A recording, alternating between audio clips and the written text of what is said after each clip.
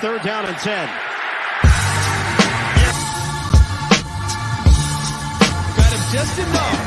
Jacobs finds a hole in the middle. Josh Jacobs into the end zone. Trips it in there. It's Wally Smith into the end zone for the touch. Drake picked up the pressure. All alone is Zay Jones, and he will prance. Keeps it downfield. Intercepted. Picked off. He will throw it. Oh, the catch and blasted. Jalen Waddle. The safety. Lost it. Touchdown. Foster Moreau. The Raiders cash in. Jacoby Brissett has to eat it. Touchdown.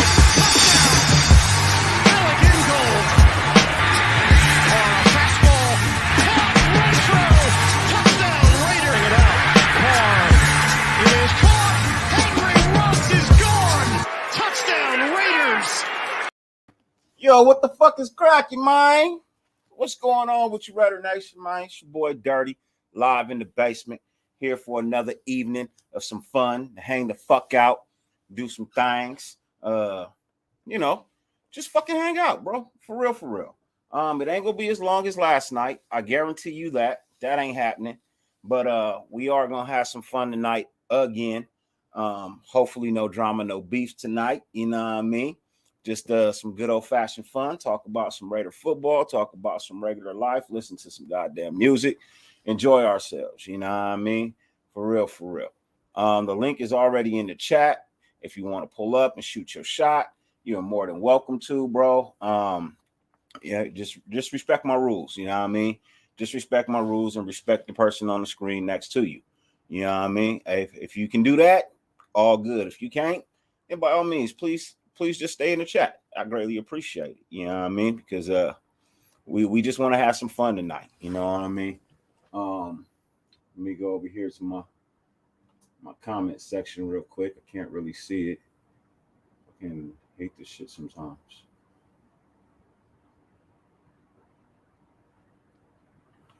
What up, Richard? First one in the building. What up, Lorenzo? Hey, you can pull up at any point in time you want to, my guy. You know what I mean? I got no issue with that. What up, TKO? What's cracking with you? What up, Sean? What's going on with you, man? Hey, man, I sure enough appreciate all the info you be sending over to me on IG, Sean, man. I greatly appreciate that shit, bro. What up, All Eyes? What's cracking with you? James Moore, how you feeling, man?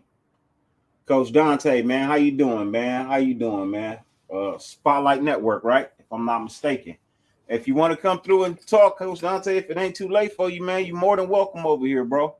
I know you're not a Raider fan, but you still more than welcome to slide through and shoot your shot, bro.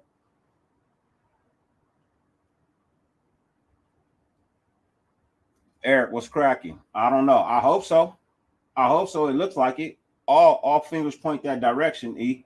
All fingers point that direction, but we got to see what's cracking. You know what I mean? If we got to wait, then we got to wait. But I'm telling you, good things come to those who wait. You know what I mean?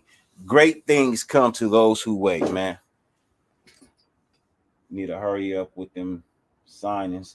Yeah, you know what I mean? Look, season's still going. We got time. We just got to get it done before the draft. You know what I mean? Before we start getting into draft mode or free agent mode, yeah, we got to get that shit done. Because it don't make no sense to go sign free agents if you ain't got no fucking front office and they don't even know who they coach gonna be.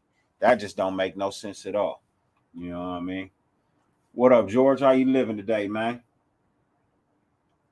What up, Sal? How you living, brother? What up, Buck? What's going on, man? You know me, man. So I got some new shit on the side. You know what I mean? For people who get out of hand these days now, man. I got some clips for some people. You know what I mean? I loaded the gun up earlier today with some clips. So if you come in here with the wrong shit, bro, you're gonna get shot with some clips tonight, man. You're gonna get shot with some clips. Multiple sources inside Michigan football told the Athletics this week that they think if Harbaugh is offered the Raiders head coaching job, he'd take it. I believe he'd take it too. You sent me something earlier. I think it was you, Sean, that sent me something. No, it was Raider Gabe that sent me something earlier that Dodds and somebody else declined their interviews with the Panthers and the Bears, I believe. So that to me feels like a good thing. You know what I mean? That just feels like a good thing. What up with you, B. Al? What's cracking, Willie Wayne? How's everybody, man? Hey, so look, I'm gonna tell you exactly how I feel about our front office right now, man. I really, this is how I feel about our front office, man. I wish everybody could be like me. For real, I wish the front office thought like me, bro. Honestly, I really wish the front office thought like me, man, because they really fucked up royally in the last couple of years, bro. They have fucked up extremely royally in the last couple of years, dude, and it makes no sense, bro. It makes no sense at all, man. I can't fathom for the life of me, bro, that if you are a professional in the NFL, you know what I mean, be it a player or an executive, how the fuck do you not know how to manage a team?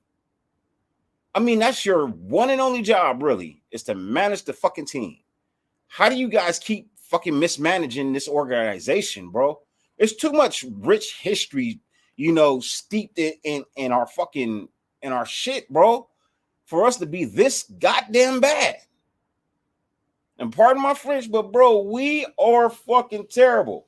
What up, Michael? Hey, Michael, I got something just for you, bro. I loaded something up just for you, Michael. This is you, Michael, right here. This is all you. I'm gonna tell you something about me, Joe Rogan, that you might not know. I smoke rocks. That's just for you, Michael. I loaded that one up just for you, bro. But yeah,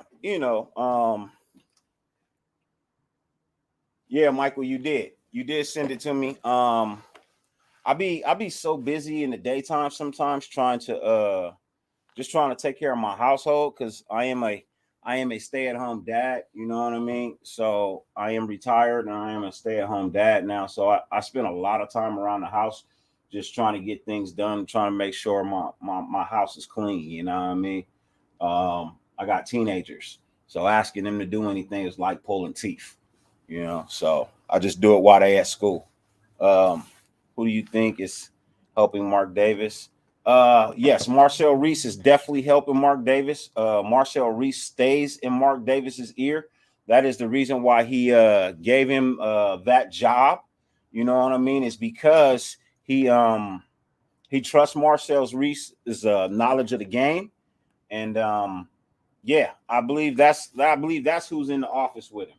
I know it's not him by himself. There's no way. Mark Davis himself, he's self-admitted that he doesn't really know a lot about football. So I think he created that job for Marcel Reese to be his right-hand man.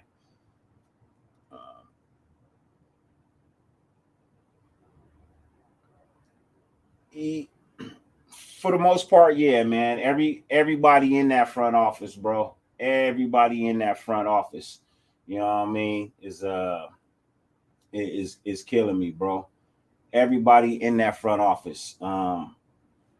Sometimes, you just want to be like,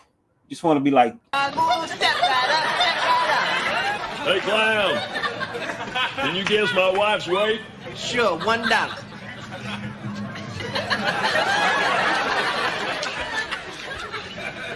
Okay, she's about, I'd say, one fat bitch.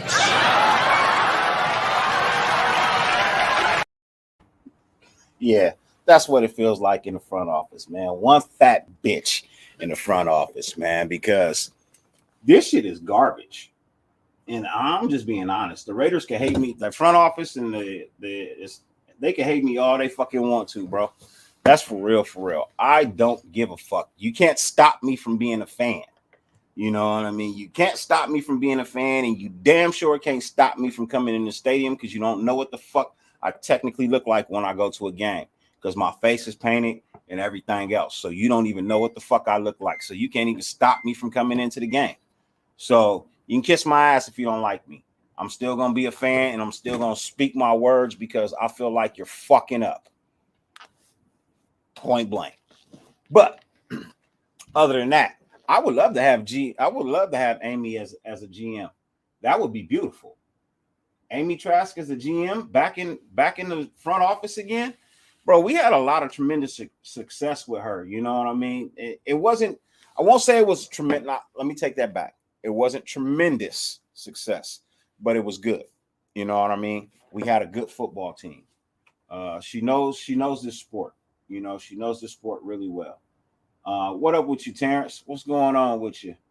Like I said, man, I'm any and everybody that want to pull up, man. The comment is the link is in the chat. I'll repost it again. You're more than welcome to come out here and fucks with your boy. You know what I mean? Fuck with the nation. And you know, give us your thoughts, give us your views. I'd rather have people on screen. Somebody told me to get a phone line so people could call. Look, you don't have to show your face on screen if you don't want to. You have an option of blocking out your camera and just using your voice. And on my show, that is perfectly 100% acceptable. It don't really matter if you want to show your face or not, man. It really don't matter. But I'm just here having some fun, doing what I want to do because it's my show, and just trying to get ready for the Friday night show. I'll be on after Docs goes off of his 15-hour. I got to give my boy some love. 15 hours, man. That's a long time. That's a damn long time to be up on on screen. But hopefully I can go over there and fuck with him for a couple of hours. You know what I mean? While he's live, man. Go over there and show my brother some love and shoot the shits for a little bit. Got a few people backstage that I want to bring out. First person I'm going to bring out is one of my partners, my business partner. We got a channel together, DNS React and Review. He also has his own channel, and he was just live. So hopefully you guys were over there showing my brother some love. And they were over there talking about, if I'm not wrong, I believe they was talking about wrestling. Reason why I didn't go over there to be on the panel, because I don't know shit about fucking wrestling. So ladies and gentlemen, my boy Sultan Mir. What up, Salt? Yo, what's good, y'all? What's good? How you feeling, brother?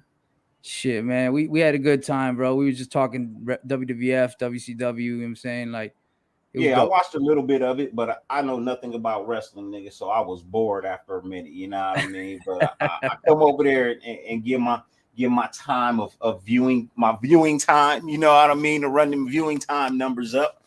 But yeah, I was like, look, if it ain't Junkyard Dog, Ted DiBiase, the $1 million Man, if it ain't none of them, bro, I don't know what the fuck you talking about, bro. I'll be honest. But I got somebody else backstage that I want to bring out real quick. This man is my partner, my Ace Boone Coon. He showed up for me, and he showed his face on my channel for the first time to anybody. The king of moderators, my pimp player. What up, C? What's up, everyone? How you doing? You like that? I got one more person backstage. I brought the crow. I'll be honest, I've never seen this cat before, but I'm not going to disrespect him. He showed up on my show. That means he's a fan, and my fans get love and respect because it's the nation. So, my friend, how you doing, man? I'm doing all right. And you, man? I'm good. What's your name, brother? My name is John, man. Nice to meet you, John, man. John? Welcome to the show. I watch your show every night. I watch everyone else's show. I've been on OG show before. Okay, for sure, man. Well, I appreciate you stopping in, brother. I appreciate you stopping in. What's on your mind tonight? Not much, man. I'm just chilling, drinking, and trying to get over this off season, trying to figure out what the hell this team's about to do. I can dig it. Hey, Right? T, don't he sound like Hammer a little bit? A little bit. A Yeah, little he bit. sound Yeah, like yeah, Hammer. yeah. I'm honestly, man, I'm from Salt Lake City, Utah. Unfortunately, I hate this fucking place. Hey, you know what I do like about your city, though, bro? Philly Is the sports. fact that if I'm looking for an old school car, that is where I want to come to fucking get it. Really? Yeah, We can find old school cars out here. I don't really look for. I'll be honest with you, man. I don't drive. It's my old lady that drives. I never actually ended up getting my license because I'm too scared to get behind the wheel. Hey, look, I got my little brother is like that, and I got a cousin that's like that too, bro. They don't want to drive. You know what I mean? So, hey, much respect. Look, it's better to not do it than to do it and get behind the wheel and kill somebody when you uncomfortable. Oh yeah. You know what I mean? I mean, yourself. You know, I'm probably not going to be on here too long because I got to get ready for bed and go spend some time with the lady. But I wanted to come on and shoot the breeze. For sure. It does sound like Hammer. I got one more person backstage. I'm assuming this is off night. Michael, because he's available. So this is my other boy from the East Coast. You know what I mean? He like to troll sometimes, but he still spit facts even when he trolling. You know what I mean? My boy, Cool Kev. What up, Cool Kev? Salute. How you doing, Dirty? 6'10". No, I'm not. Cool Kev. By the way, I've been meaning to ask: is it okay to smoke on here or no? Yes, it is. Yes, Go it ahead, is, my friend. This is an 18 and over show. You know what I mean? My show is 18 and over. I don't care what you do, just no lines. That's all I ask. No, man. I only smoke bud and drink. I got you, but yeah, but I'm just making it known for anybody that wants to come on the show. You can do whatever you want. Just no needles, no lines. That's all I ask. Although the rule is shit, we had somebody in the chat yesterday talking about sprinkling that shit on the blunt. Like, what the fuck? that might have been what you want in the chat. You just can't put it on video on my channel. Oh wait, no, that wasn't Michael. Salute, high five. What the hell happened there? Nah, it ain't Hammer. I can tell you that's not Hammer in disguise. No, I'm not Hammer, man. My name is John. I just need to shave my beard. I got a long ass beard. Honestly, without my beard, I look like a kid. Hey, I said the same thing too. I really did. But I will be honest with you. I do got family from the East Coast. Most of my family is from New York. What part of New York? I didn't do it. Most of my family's from Buffalo. Oh shit! I definitely did not do it. Terrence country right there. It's not my. What do you mean? Well, yeah, I'm closer to Buffalo. So Mr. Took Your Soul. Yes, you're right, but there are a lot of old school cars. I'm not no Mormon. Trust and believe. Fuck that religion. There are some cars. There are some classic cars that you will find in Salt Lake City that have no rust and have been garage kept, bro. I bullshit you not. My homeboy was over here looking for a 63 Impala here in California. He found it. No rust, needed some work, but the people wanted 16 grand for the fucking car. Wow. You know what I mean? 16 grand for the car. He got an identical car in Salt Lake City for 8 grand, for half the fucking price. Wow, nice. So it's doable. I'm not saying everything there is that, but I'm just saying when you do find one over there, they don't really know what they have, so they'll give you a deal for that shit. You know what I mean? Everything in Cali is way more expensive, especially when you're looking for Impalas and Mustangs. Honestly, I'm starting to notice because I live here in Salt Lake that a lot of people from California keep coming here. Yeah, well, it's the price of living here is fucking high as shit, bro. Oh, it ain't getting any better out here, man. Texas, Florida, they're moving in heavy too. I got one more person backstage. I'm not gonna try to guess. Anyway, gentlemen, thank you for having me on. I just wanted to come say my piece and then. Hey, Sinister, right? Oh, now Yes, I know sir. who. Yeah, now I know. Oh, who you Sinister, are, what's bro. good, big dog? You always in the chat on my streams Oh, too. you're Sid. Yeah, I'm always in your guys' chat. Oh shit! Bro, now I know who you are for sure. Oh, When you said Sinister. Okay. John, I'm like, Oh, okay. Yeah. John's my real name, but I go by Sinister. Sinister. Alright, Okay. what's up, I bro? understand. See, if you would have came on with the bucket low, I would have, or the hooter, Yeah. I would have recognized you automatically, bro. Yeah, much But love. anyway, thank you for having me on, gentlemen. I gotta Anytime, get bro. ready to go to bed. Hey, All right. thanks for being Take it around. easy, brother. I'll probably be on another night. I appreciate you, man. For real. All right, thank you, gentlemen. Yes, sir. All right. Ladies and gentlemen, I got somebody else backstage that's never been on my show before, but I always greatly appreciate new people coming in. I believe I have seen him before on a couple of other channels. I don't think I'm wrong, but ladies and gentlemen, please welcome Philly Sports to the What's channel. going on, everybody? What's How up, you doing, Philly? brother? Good, brother. How you doing, sir? All right. Honestly, don't feel like Bud like sleeping. So, I mean, 1 a.m. on the East Coast. I mean, but yeah. Yeah, I'm in New York. I get it. Well, actually, I live in South Jersey. Actually, I'm like literally outside of Philly. So I'm Okay. really super close to Philly. Yeah. Now, I saw you on somebody's show last week, and you made slight mention of my name because I guess you said Hammer had mentioned me to you or something like that. Yeah, I think you're the very first person because at the one because at the one point in time I didn't know who you were. Okay. Because the only like the other Raiders fans that I know was Raider Joe, Ern, Eric, D, or Coach Spotlight, and Hammer. And for those who don't know, even though I'm an outsider, there's a video on my channel dedicated to the entire Raider Nation. Thank you. I shouted out.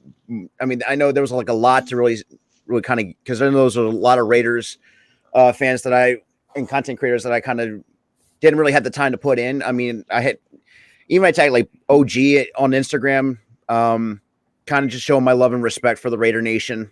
You know, I'm just impressed with the stupid shit that the Raiders have dealt with and really overcome that adversity. It kind of reminds me how, even how actually despite my Eagles shit in the bed against the Tampa Bay Buccaneers, but just I think that for me, I feel like the Raider Nation. There's something really special about the Raider Nation. I don't know what it is about the Raider Nation that it's just so special. That, yeah, we definitely appreciate that, brother. We definitely appreciate that, man. We try, bro. Look. I try to tell people, man, all Raider fans ain't assholes, bro. But we do have a code of conduct and a rule that we ask people to abide by. As Raider fans, do not get within 5 feet talking your shit. Say what you want to say from over there. Just stay the fuck out our face. You know what I mean? We'll be respectful like that, but you get a lot of people that want to be here, yip, you know. That's how it is over here. Yeah, a lot of Philly sports fans love to talk their shit, and we've seen there's a lot of times fights break out all the time over here. This is the reason why most of us Philly sports get all the hate that we get. It's just how it is over here. Yeah, Eagles fans is definitely wild though. We are wild. I'll admit that. I got a few friends that are Eagles fans. They're definitely wild. Definitely wild. Yeah, the Eagles fans are very wild. They're just like the wildest bunch out of the Big Four. Well, technically Big Five, but I still don't count the Union as the Philly because they play in Chester. But yeah. Hey, Jack Kenna, no. My answer to that is no. What did he ask? He asked Andy and Mac on their shows, would they trade Carr for Tomlin? My answer is no, because I don't have a quarterback at that point. Yeah, I mean, why would you trade a quarterback for a coach? Doesn't make any sense. Right. Look, a lot of shit we do don't make sense. Right, but we're soon going to have a new president and a new GM. That's not the same as before. Before, when we traded a coach, it was L. Davis, and obviously L. Davis is the GM himself. Yeah. I would look. I'm not trading any players for a coach. I'm not trading any players for a Yeah, coach. I would trade. God.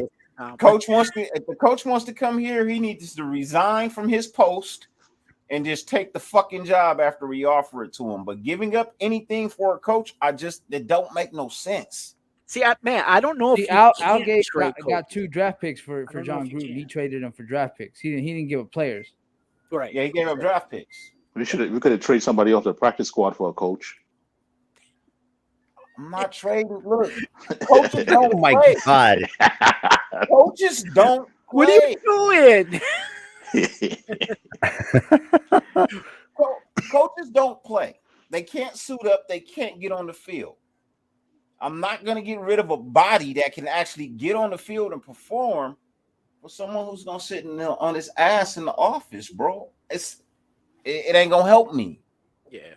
It just ain't going to help me. That don't make no sense. You know what I mean?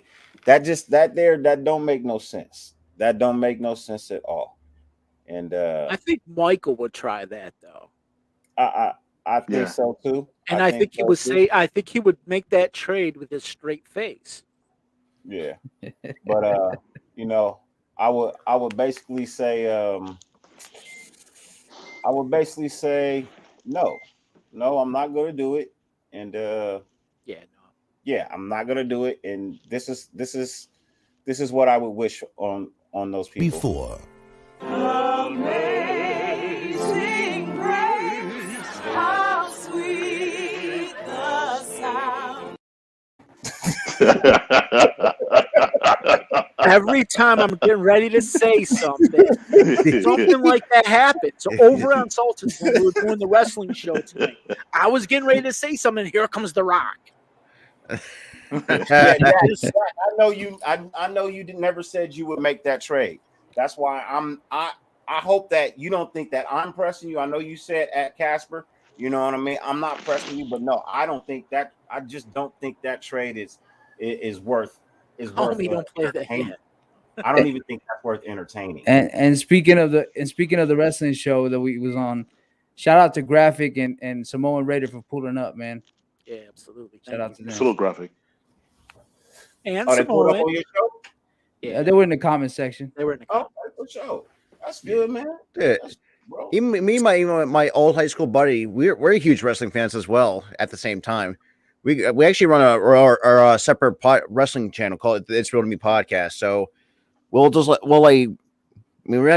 uploaded much, but we have like a handful of podcast episodes. We did a few recollection series from like Lucha Underground, some of these others like WCW, Nitro. That's mine.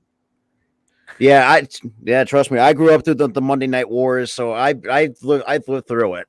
So yeah, I mean, if you like watching Raider content creators, I got every Wednesday I do a show for wrestling on there too. So look up Soul Amir on YouTube, and definitely if you want to go check it out. Hefe, Raiders should not trade for Watson. Stop. Hey, I got something for you too, Sultan. What's good?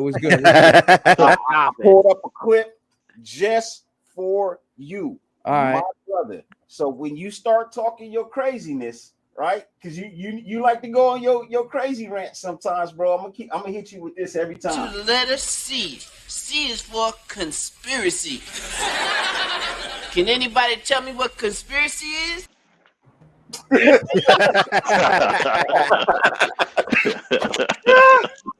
Can anybody tell me what conspiracy is? am I like the fucking Alex Jones of football now or something? Yes. No, hey, there's nothing wrong with Alex Jones. There's nothing wrong with Alex Jones. Oh man, that's funny. Hey, that's a good one, Dirty. That was a good one. Man, I've been in the lab all day, bro. Like I said, I'm for real about the bombard fucking YouTube all year long, bro. I wouldn't say that out loud. Y'all loud. get tired of me, I'm sorry. Just hit me on the IG and say, hey, bro, not today. And I won't fucking do anything that I think day. you might want to clear what that means because 2022 is gonna be dirty and salt. the YouTube police will be coming every at day. Every day, we just gonna be moving. We're just gonna be moving every day, man. Every single day. I'm not taking no days off, really. Oh, what BL wants to know: would you test the market with Waller and Littleton? I test the market with Littleton. Waller, I don't really want to let go of unless you can tell me what I'm going to. If you can for sure tell me I'm going to get something of value in return, then I might do it. But I cannot. I cannot. I don't see. I just don't see getting rid of Waller. Yeah, Like, maybe from like the another role, keep a superstar role? wrestler or Yeah, superstar no. football player. Foster Huh? this year proved that we don't have Maybe like that. another superstar football player. It has to be a superstar. I'll send him to Baltimore for Mark Andrews. Or we can give you. I mean, we're considering. Actually, we're even here with my Eagles. We're kind of really considering getting our getting a younger defense. That especially our defensive coordinators getting. I shit you not, getting like 3 teams are wanting him for as a head coach. The Texans, the Vikings, and the Broncos. All 3 of those want Jonathan Gannon to be one of their head coach. Man, I want Harbaugh. I want Harbaugh. That's why I said Harbaugh could be going to be a great fit. And for GM wise, I said go get Ed Dobbs. Yeah. Look, if we can get Harbaugh and Dobbs, So holy. So holy. We love you long time. Perfect. This guy. This guy. I hope And Louis Riddick is the president too. Louis Riddick is the president. Let me Yeah, ask you I'll guys: take does he still Riddick. want to go back and get a coach again? Wait, what? You still want to spend money on another coach, another high-profile coach? I mean, Well, Harbaugh has. sure.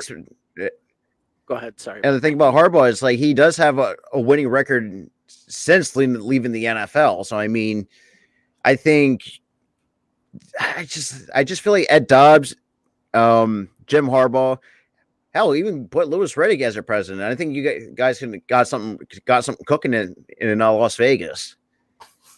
Yeah, because if you got Louis Riddick as president, Ed Dodds is GM, Jim Harbaugh is head coach, and what's that motherfucker's name for OC?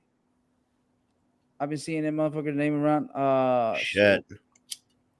What's his name? Hamilton? Pep Hamilton. Pep Hamilton is OC, and then keep Gus Bradley as defensive coordinator. That's what I want this year. What about Leslie Frazier? You don't like Leslie Frazier from the Bills? Is he from the Bills? Yeah. I don't know. Pep Hamilton. But here's the thing: number one. as the head coach, cool. Are you talking about Leslie for a head coaching job? Yes. You talking about Leslie? Yeah, for head coach. Yeah, that's what I think about that. That's what I think about that. Why did I knew that was coming? I just had that feeling that he got them motherfucker. He got them clips all for days, man. He got them for days, bro. Yeah, I do. I got something for you, Derek Carr haters too. Oh boy. Something for you, Derek Carr haters too. You know, Joe Rogan, this is not the first time I've tasted peanuts. I've had several in my line of work. you filthy animals. Was that Terrence with the guns? Yeah, I'm playing too. You gotta tell me where you get that soundboard at, dog. Because I already heard you say It's the few of VA them Plus. motherfuckers. It's the VA Plus. Okay. I'm just playing, man. I'm just playing. I love everybody, bro. Regardless if you like Carr, if you don't, bro. Dude, I think Carr's super underappreciated. Yeah. Not gonna lie. Look, I respect everybody's opinion, man, because it's yours. You're entitled to think the way you. For me, I've always respected Derek Carr. I've never hated on him. Knock it off, FA. Hey, I got a question for Philly. So, do you think I'm just asking, just out of curiosity. Do you think you say that because your quarterback is Jalen Hurts, or would you rather you would rather have Carr? The thing it is with us, like we had, because obviously we are sticking with Hurts from 1 more year. If it doesn't work out, then we're gonna go for searching for a quarterback. So at the time, I'm just seeing what other options in case of Jalen Hurts doesn't work out going into year 3. Well, technically his second full season. so to speak. But it's over here. It's just crazy over here. I mean, we've been stuck with Howie for the last 2 decades. We spent a decade with him as a GM. It's kind of getting ridiculous at this point. It's frustrating over here. It is truly frustrating. Like, who's that? Frozen? Not to mention too, we're stuck with Rager and Umbrella Man over here too at the same goddamn time. Like, we could have had Terry McLaurin, we could have had Devontae Adams. We passed up all these goddamn receivers, and we got stuck with Rager and Umbrella Man. Man, you ain't been stuck with nothing worse than us when we got stuck with Jamarcus Russell. Oh, I remember that. I remember that. Dirty. I was like, sheesh. You know what I realized though when we talk about car and stuff, is that I just like to keep the conversation going, because if we're all in agreement and we all shake kumbaya, it's all good. You like to keep the conversation going. You like to, you know what I mean, keep everything fresh. You don't want nothing to be stale. You know what I mean? So it's just conversation. You know what I mean? Yeah. No, I would. That's too many people for Adams. That's too many people for Adams. That's a high price tag. That's a high price tag right there. Maybe 2 of those, but not all 3. You know what I mean? I'd give him a Foster and a Farrell, or a Foster and an Abram, or a Farrell and an Abram, maybe. I might not even give him Abram at all. Just because I don't know what I got coming in. Until I know what I got coming in, that's my whole thing right now. I just want to know what's coming in. Once we get free agency and everything, of what's coming in and what we're going to be able to run with, then we can start talking about letting key players go. You know what I mean? But if you're a starter, I'm not trying to let any starters go. Backups, I don't give a fuck. You're a backup. You know? Yeah, I would say Farrell. I would say Farrell and Abrams, because I think we're short on tight ends. I just don't want to get rid of, even though he's not the greatest tight end, I just don't want to get rid of another tight end. Yeah, I would give them Drake and take AJ Dillon in return. Well, according to what I heard last night when I was on Dirty, Drake might not even play next year. I don't think Drake's not playing next year. That I know for sure. Drake's not playing next year. Yeah, I was on the same boat too. I thought he would be back, but when you said the type of injury and it's his second one, it's the second one. So yeah, I highly doubt that Drake's back next year. Yeah. What do you all give Levitt as a grade for the season? We gave him hell of shit last year. Look, I give him if I'm being honest, if I'm being 100% honest, bro, I would give Levitt B- C+. B- C+. Simply because, yeah, he wasn't always there, but man, did he lay some motherfucking hat this year. And he played with heart, he played with passion. You know, so you just gotta, you know, I B- C+. You know, yeah, what I mean? I'm around the C+. I'm around the C for him. I'll give him an E for effort. So we got somebody else backstage. We got somebody else backstage. I'm gonna bring him on. You just gotta lighten up the mood a little bit. Oh, he left. He had to go. He had to go. He might come back. He may not. Let me see. Back into these. No, I like Levitt though. He made some good plays. For me, I feel like the surprise was Phylon on the defensive line. For me, I thought he was a surprise. He's a beast. Yeah. So it sucks that he went down with that. What was it, an ACL injury, if I'm not mistaken, a sprained ACL? Mm-hmm. No, it wasn't an ACL. It was another one of those knee injuries. I forgot what it was called. Because I mean, we got 3. I mean, you got the MCL. I don't know. Let me see. You got a PCL, MCL injury? Let me see. Yeah. Hey Soto, but it has to be an upgrade, bro. It has to be an upgrade. And right now, there are no upgrades available, you know, for this car right now. You know what I mean? It's like a brand new car coming off the line. They don't have any aftermarket parts for it right now. You know what I mean? And there's just no aftermarket parts for this car. So you gotta kind of ride with it. You know what I mean? So he has a torn patellar tendon. Jesus Christ. Yeah, that's a year. That's a year. God damn. And that happened in the last game. Right? Yeah. Or No, not the game before. That was the Chargers. Yeah, that was the Chargers game that he suffered that. So that was the last game of the regular season. Phylon. No, that was the Bengals. Or another. Was it the Charger or Bengals? No, he went. He got carted off against the Chargers. Yeah, he got carted off against the Chargers. Yeah, that was the last regular season game. Yeah. Let me see. We're not trading Carr unless Mark Davis gets cold feet or something. That's a possibility. I was hyped too, Casper. He was the best free agent linebacker. I believe he played in the 3-4. Yeah, look, Littleton came over with all the hype in the world, man. He came over with all the hype in the world, but I think he's playing out of his scheme. You know what I mean? And you can't really hold that against him. You know, you can't really hold that against him. So he played under Gunther. Gunther fucked him up. I don't know about that.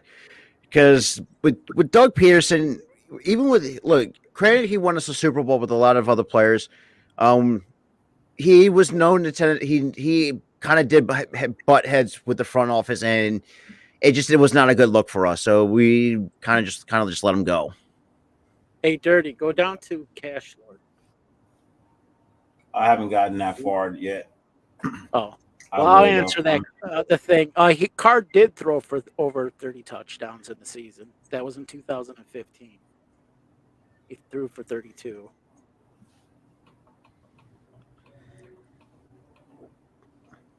I think Burrow's a little bit better than Sherbert. Yeah, Arkham. Look, I understand he's getting tagged by Green Bay. I get that, but you still do not have to play on the tag. You know what I mean? You don't have to play, but they still got to pay you. That's the fucked up thing. You don't have to play, but no, they it was still 32. Huh? No, Cash Lord said no. That was 27. No, if he looked in 2015, he threw for 32 touchdowns.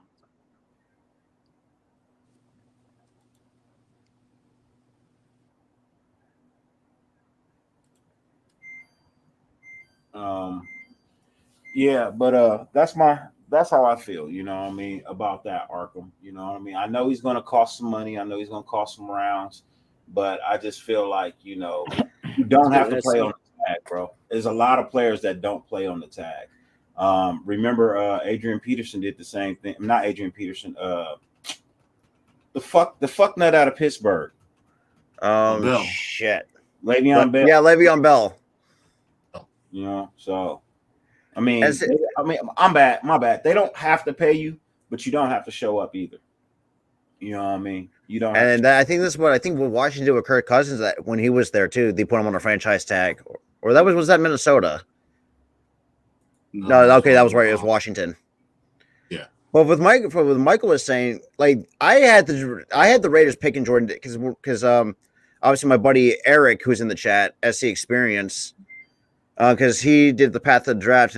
I was part of it, and we got to the Raiders picks. Like, oh shit! So I'm thinking to myself, shit. Why don't I take the best defensive lineman, and that's Jordan Davis.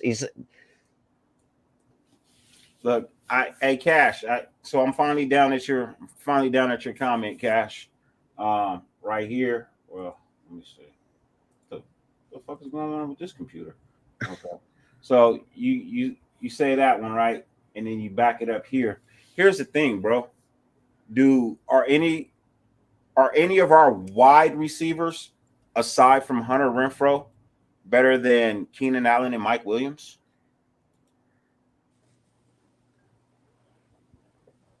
Just a question, Cash. You count Wallace as a receiver tight end? He's a tight end. Does he play under tight end? He doesn't play under wide receiver. He plays under tight end. So I mean, and if we're adding extra threats, then you got Austin Eckler too, who can catch out the backfield. You got Jared Cook, and you got a better offensive line. No one's making excuses for Carr. I'm not making any excuses for him. What I'm saying is, when you don't have the targets that some of these other quarterbacks have, you cannot expect to have the same type of numbers. but he has great numbers with lesser talent. Oh, I agree, Cash. Yeah, we got to improve in the red zone. I totally. We got it. That's a mandatory, bro. That's mandatory. And I really I get what you're saying. That's a lot on Carr. I don't think a lot of that is on Carr. I don't. I think it's terrible play calling in the red zone. But here's the thing. My question to the people that want Carr gone, who do you trade him for? And who's going to come here?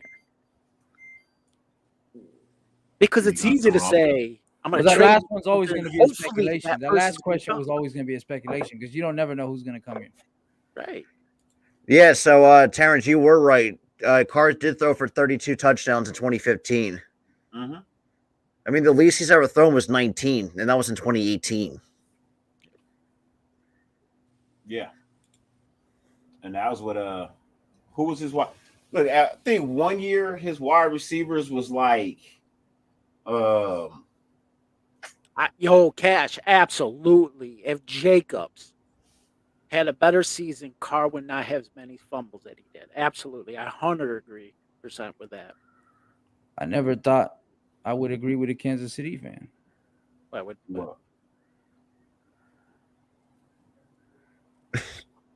Hefe, knock it off.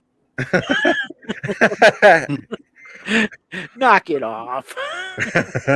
Hey, man. Get up on here. Hey, Hefe, this for you. I'm going to tell you something about me, Joe Rogan, that you might not know. I smoke rocks. Yeah, we the people, I totally agree. He, as the captain, as the quarterback, needs to find a way to fully make it happen. But the thing is that a lot of people were going on is he could never get us to the playoffs. Well, he got us to the playoffs again. Because this is his first playoff appearance, he still got us there twice. So that argument now is he never got us to the playoffs is gone. Now he has to take that next level. I totally agree. He has to take the next step. I'm with you. Look, the reason why good wide receivers didn't want to come to Vegas, bro, was John Gruden. Point blank. Right. His offense does not fit wide receivers, bro. Not the ones in the NFL that want to catch pass, not the top-notch wide receivers. It does not fit them. That's why he had to draft a rookie speed wide receiver to have any speed on the outside. As a rookie, you don't have no say-so where you go. I mean, you do, but you don't. You're just happy to be in the NFL.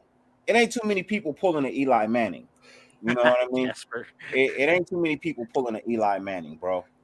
Most people just want their foot in the door, you know? Right. So I just think, you know, a different offensive coordinator, you know what I mean? I feel like, somebody that wants to take some shots down the field, that'll work out well for us. It'll work out for DC. On a terrible O-line, he still almost threw for 5,000 yards. What a terrible O-line. They got to fix that offensive line ASAP. Look, you know, can you tell me any other quarterbacks that's doing that? It's very rare. I mean, you could probably be Joe Burrow. I'm thinking because I think he was almost close to a little bit over almost 5,000 this year, if I'm not mistaken. Oh, I got an even better question. Oh shit! Name me a quarterback that loses his number one wide receiver, right? Early in the season, loses his number one wide receiver, then loses his number one target later on in the season. Both of them gone, but still almost throws for 5,000 yards and gets a team to the playoffs. Can you name another quarterback doing that? No, I don't think nothing comes to mind. Nothing comes to mind. Nothing at all. Then I'm just saying that's not the sign of a shit quarterback, bro. That's a sign of a shit surrounding. And it's just an unfortunate situation that Carr was put in. I mean, it's just the way I'm just seeing for what it is. You know, obviously, what happened to Ruggs? Yes, I know it was unfortunate, but he's already paying the consequences. And obviously, the same with Arnett being the jackass that he should have just needs to start paying attention to what he does outside the football field. But damn it, hey, look what you did, bro. What? What I do? No, I'm saying what he was saying earlier. I said, look what you did, bro. Hey, you know what? You want to know? You guys want to know a secret? I actually don't hate Carr. I don't. I don't really do not understand. I like playing the devil's advocate because I like people to hate me. Seriously. I'm not lying. I'm not lying. It gets views. It's funny. Hefe, what do you mean good quarterbacks don't lose to Bears and Giants, bro? I mean, I know you're trolling. I know you're trolling right now, Hefe. You know what I mean? Because I know you think better than this. I know for a fact you think better than this, bro. I think we've been going back and forth for a very long time. I think Hefe needs to come on here. Yeah, come on the show, bro. He needs to explain himself again. Actually, was good, Chaz. Was good. Yeah. What's cracking with you, Chaz? Bro, look. It's called football for a reason, bro.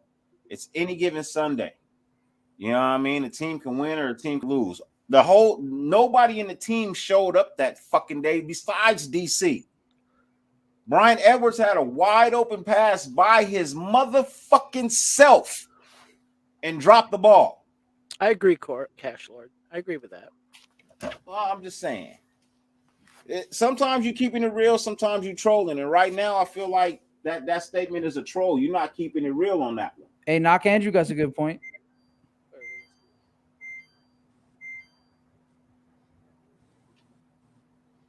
Ryan Tannehill. Yeah. He lost his number one, right? Who is his number one, by the way?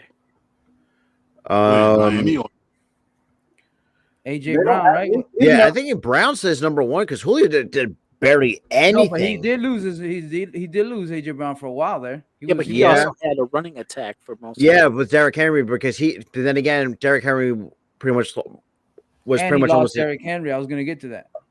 So my question was, name me a quarterback that lost his number one wide receiver and his number one overall target, which is two different people. You're bringing up Tennessee that is a predominantly running fucking game when Henry is here. They are a running team. They don't throw the ball that much. They ride on the back of Henry, and that's why he's fucking hurt now. They ride on him. Slew Alex. So what week did Henry get hurt? You gotta understand. That was I'm thinking Lamar Jackson. What did Lamar Jackson do? I see Lamar Jackson. It was like mid-season, right? At least mid-season, like I think like week 6 or something like that. What? Didn't we beat Lamar Jackson? Derrick Henry got out. What week was it? I think we did. Yeah, we did. Week 6 or 7. We did beat Lamar. Yeah, so he lost Derrick Henry. He lost AJ Brown for several weeks. What's several weeks? I forget how many weeks. I don't even remember what week. Yeah, Tannehill also has a good offensive line too. So no, So the better argument is he got a better defense than we do. Them people came back though, right? Them people came back, right? Tennessee is a better defensive, except for Henry. AJ Brown did come back, yeah. AJ Brown, right? Is Henry Ruggs coming back? Nope. No. But I don't think what's his face. Julio Jones didn't come back. I'm sorry. When did Waller come back? Last game. The very last game of the year? Did he do anything? He didn't do shit. No. So he was super quiet. My point is this, and I'm not even just talking about this season. I'm talking about in general. Derek Carr has overperformed with the fucking talent that he has had around him his whole goddamn career. He has over fucking performed. And a lot of you motherfuckers can't see that. And I don't understand why you don't. He has not a one Hall of Fame wide receiver he's ever fucking thrown the ball to. Not one. Crabtree's not a fucking Hall of Famer. Cooper's not a Hall of Famer. Hunter Renfrow will be. Hunter Renfrow will be, but that's just after this year. Nobody thought he was going to be that coming in the draft. Nobody gave Hunter. Everybody thought Hunter Renfrow shouldn't have been drafted. If I'm not mistaken, didn't people be like, oh shit, Hunter Renfrow, why? When we yeah, I think I remember the reactions. Like it's like they kind of cringed at it. It's like exactly really see, and I love. And the thing is, for me, like I think Clemson has great players coming out of that program. I mean, we're seeing Andrew Booth kind of probably going to make a name for himself. But Hefe, Waller didn't play the whole season. He missed a lot of games. So yeah, is Waller a top 3 tight end? Yes. Did he show it this year? No. He didn't. Only the first game of the season he showed that he was the top dog or one of the top tight ends. The rest was But hey, listen, Matt Marinovich, I gotta agree with Dirty on everything he said. He shut me up. But that comment you made right there is actually inaccurate. Aguilar had a hell of a season when they went to the Super Bowl, so Carr did not make Aguilar. Aguilar was already a receiver before he came here, a top receiver.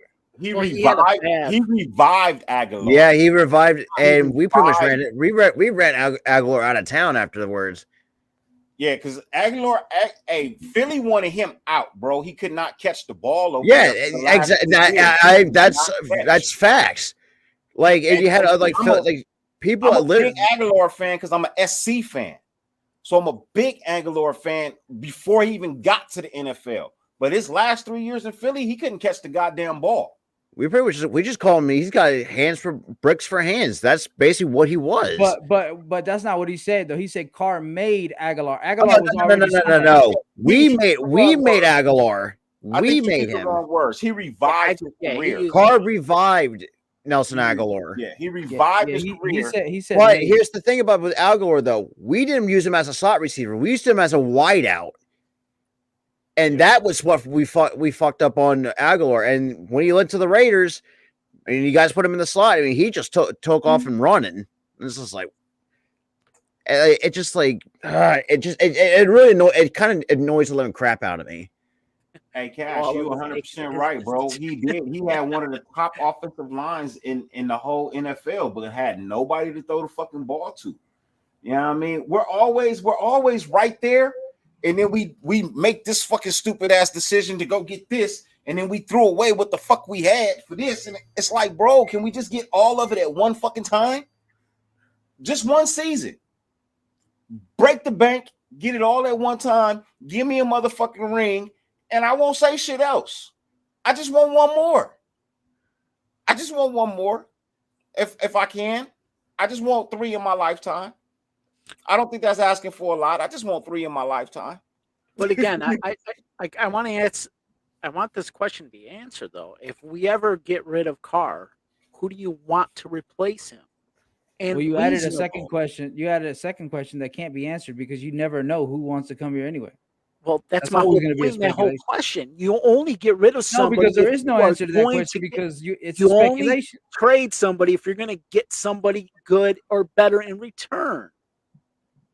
You don't trade somebody. Yeah, obviously you're trading player for player, but I'm saying if you could trade for Russell Wilson, you're going to tell me that's not an upgrade? Right, but is Russell Wilson want to come? But I'm saying if you can trade Derek Carr for Russell Wilson, is that not an upgrade? Oh, yeah. Yeah, but Russell Wilson will block the trade. That's the problem. And Derek Carr would block the trade. That's true. And we got to think, too, Russell Wilson's also getting up there in age, so who knows how much longer he's going to be lasting in the league. Hey, Carr got Crabtree paid, he got Aguilar paid, he got Cooper paid, he got what was that trash ass wide receiver that we had that we took over fucking we took him over fucking Crabtree and he was fucking garbage. What was his name? He was terrible. He was fast as fuck, but couldn't catch a goddamn ball to save his life. Nigga couldn't catch cold. Huh? Seth Roberts? Kobe Ford?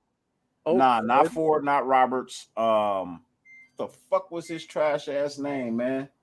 What year was this? What was Crabtree drafted? Hayward Bay. Darius Hayward fucking Bay. And Hoodie. Bro, that was one of Carr's. Wait, he came back though? He came back though? Because Hayward Bay came before Carr.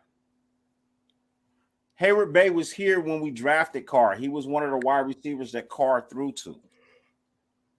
I like 2011. No. Listen to the wide receivers. 2011, when Al passed away, Hayward Bay caught caught a touchdown for the memorial for Al Davis. That when we had the last play when we had 11, that during that game he caught a touchdown. So he was with us that time because Al Davis drafted him. Yes, he was with us. That's what I'm saying. He was here. He must have came back then. No, he never came back. He got here before Carr. Okay, that's what I'm saying. He got here before Carr. He was Al Davis' last pick, I think. Yeah, he got here before Carr. No, he wasn't. He wasn't Al Davis's last pick. He wasn't, because DC was alive when Al Davis was the coach, was the owner. DC and Rashard are the last two players to be on our roster that were here when Al Davis was alive. Okay. No, Al Davis passed away in 2011. DC was drafted in 2014. Yeah, and the last year that Bay played was in 2000. Oh, that's right. He wasn't here. Yeah. No. It was Mark We Davis. don't have nobody on the team that was from then. Well, I wouldn't expect to either. 10 years later? Nah. Yeah, I'm wrong. Hey, look, I'm a grown ass man. I can. No, you good, bro. We all make mistakes, dog. I say some stupid shit sometimes. Yeah, I'm wrong. You good? Yeah, because Howard Bay, the last game he played was in 2018 with the Pittsburgh Steelers, and that was about it. He wasn't Still, listen to the wide receivers that DC did have though. Phil. Was Seth Roberts here? I don't think he was here.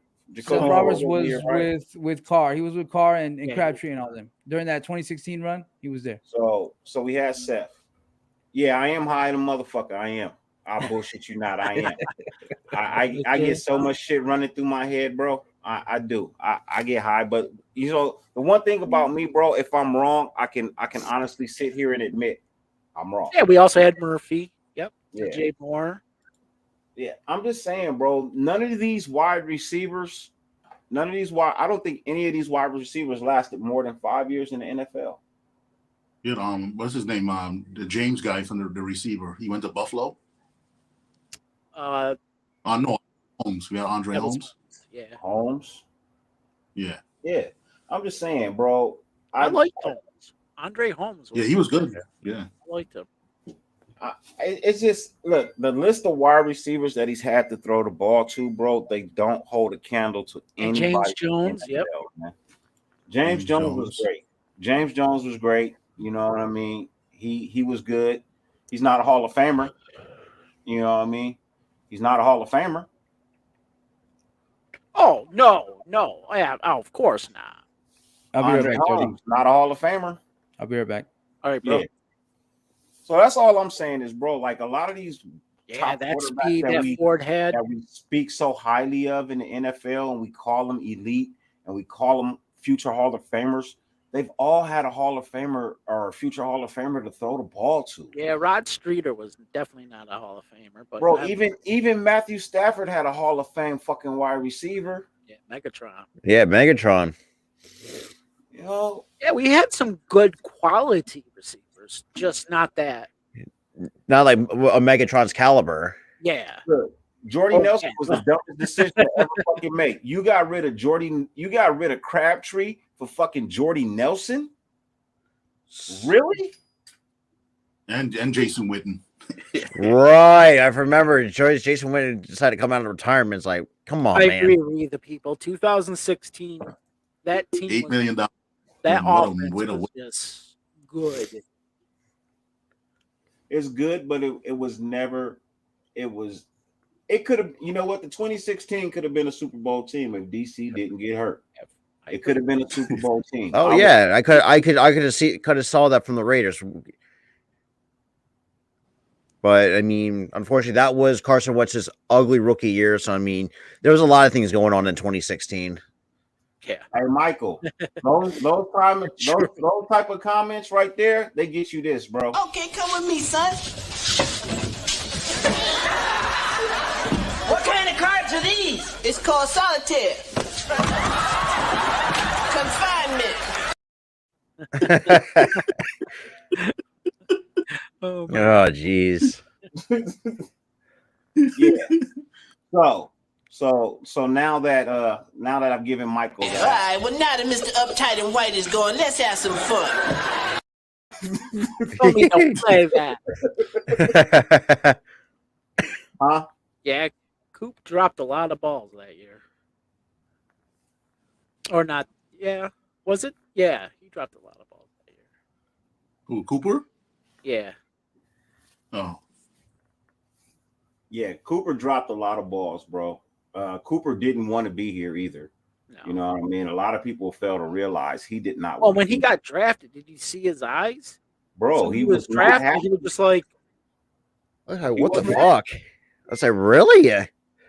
Like his eyes said, did I really I'm going to be stuck with the Raiders? And it's just like, I don't know. I think Cooper is still a decent wide receiver, but just, I don't think he's not the same wide receiver as he used to be. No. I honestly believe he played, talked, and acted his way out of being a Raider. Yep, Cowboy You know fans what I are mean? saying the same shit. Absolutely. They're super classless. Yep. God, Of course you're gonna say does anybody see Shannon that's a Sharp going rival. off?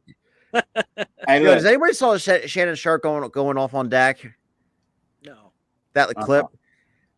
I Like don't he really, called it, I like don't he said it watch- was like a bush league and all this stuff, like kind of like calling Dak out for his comments.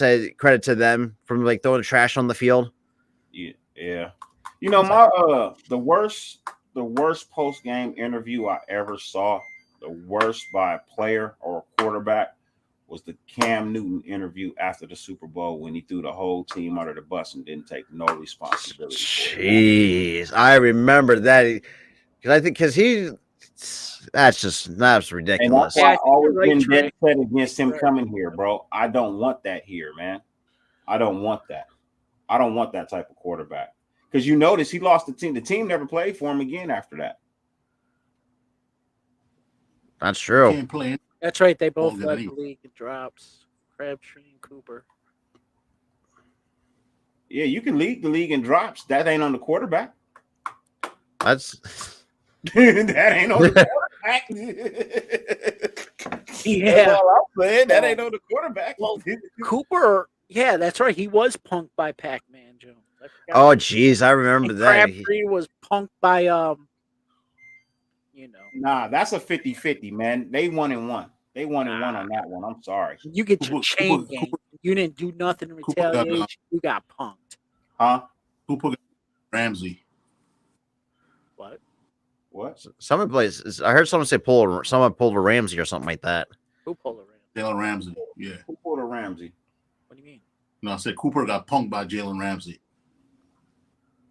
Oh, It wasn't Pac-Man Jones? Cooper got punked by Ramsey? When?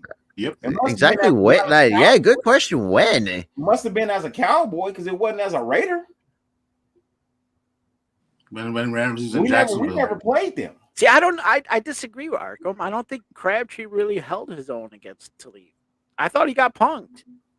He got punked. Yeah, and there was a couple fights between the two. He got punked once when his chain got snatched.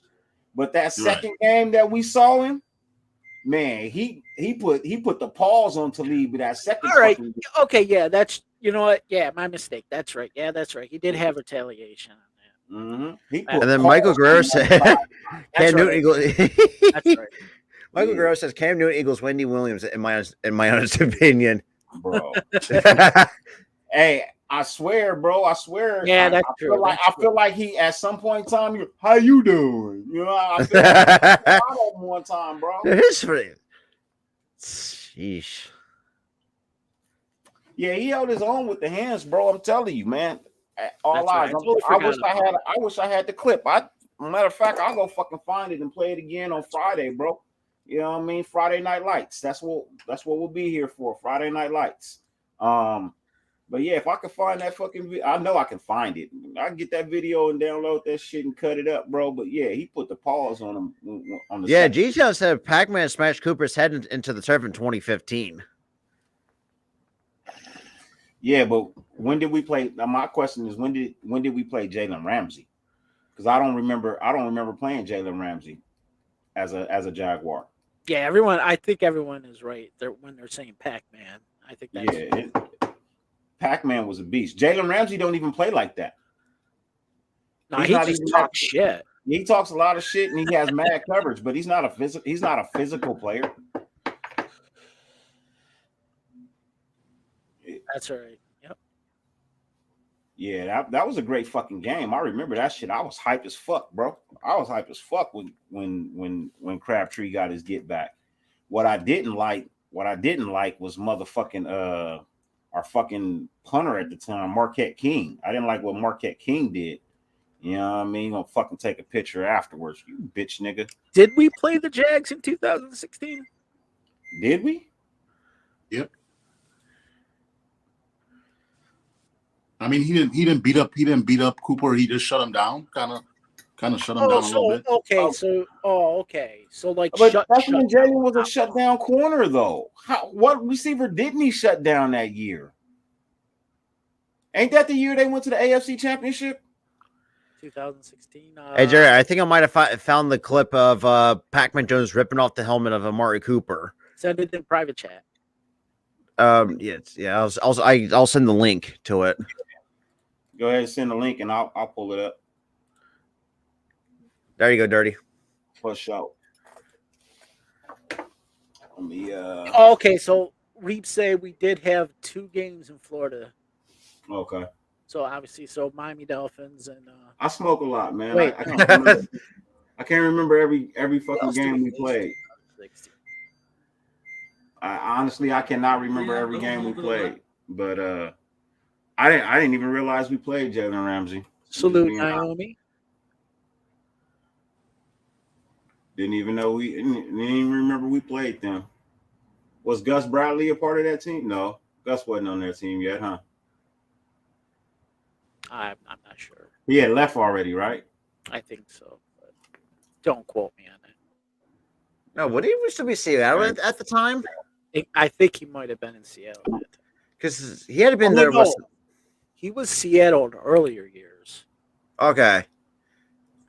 I think, yeah. Yeah, because he had his hand in the Legion of Boom. Yeah. Yeah. Oh, it was Doug Maroon.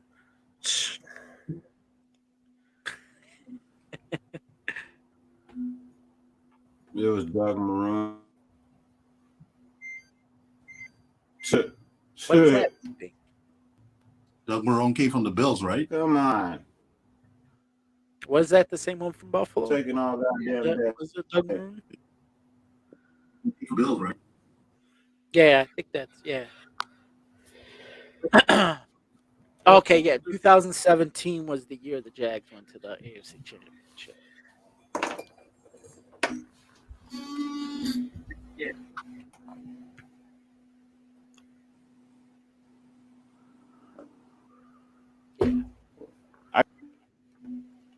My stats on the side over here.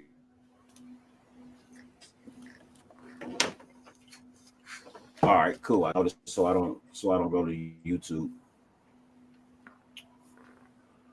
How you go to YouTube? They want to flag some shit every single time.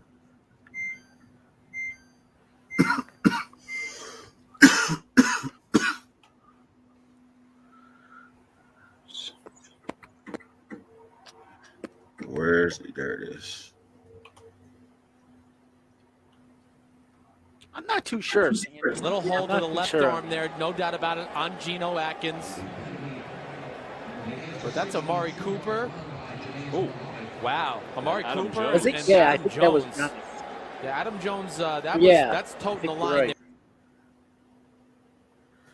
Yeah, he pumped the shit out of him, but the referees caught that.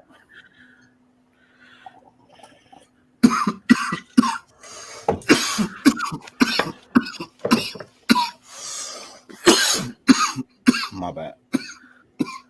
That means you got a good hit. It was fabulous. Trey, to really answer your question about Coach Peterson not getting a coaching job, I think there's a lot of teams that are still looking. I think he's already had an interview with the Bears. I mean, he's known the McCaskey family, and my buddy Gooley, who loves Chicago sports, but he does not like them, not one bit, over in Chicago. Yeah. Didn't Bradley draft Yannick? I thought he did. I thought he did too. Yeah, I thought he drafted Yannick too. It was Yannick, Miles Jack, who's on Ramsey, and who's the other one? I'll say those were all Gus's picks.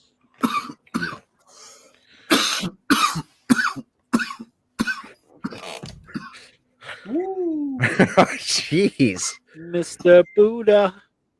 Yeah. Give me a drink. And that's what happens. Like your shit stays fire when you don't fucking touch it. What's my thoughts on Doug Peterson as a head coach? I think he's still a decent head coach, but he's got to really needs to change his play calling because during his time here, his play calling got very stagnant, and we've been getting beat left and right because of it.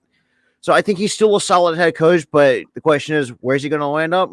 Who knows? At this, yeah, I think what helped you guys too was Frank Reich. Frank, and this is another thing too. Like we screwed over Frank Reich, we screwed over Deuce Staley at the same time. Like it's ridiculous over here. What of just the kind of people that we screwed over, and now we're seeing just like. See, to me, I wouldn't have in mind Deuce Staley as a head coach because number one, he's already had a playing career with us, and he spent majority of his career here in the city of Philadelphia. But does Laurie want that? Absolutely not. Because for me, I hate Laurie with a passion. I truly do. Anytime, Trey. Anytime. Yeah, we definitely need a team president. Hey, we the people. Who do you want as team president?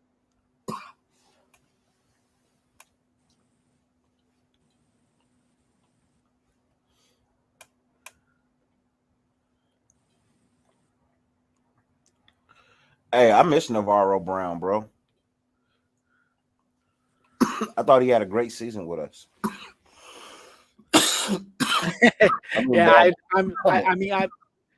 The team president one is I'm looking into more of a Charles Woodson, some guy that is familiar with the Raiders and who's a good business guy. I want a business mind first. I don't give a fuck. Which Charles Woodson is a business mind. He's got too much on his plate right now.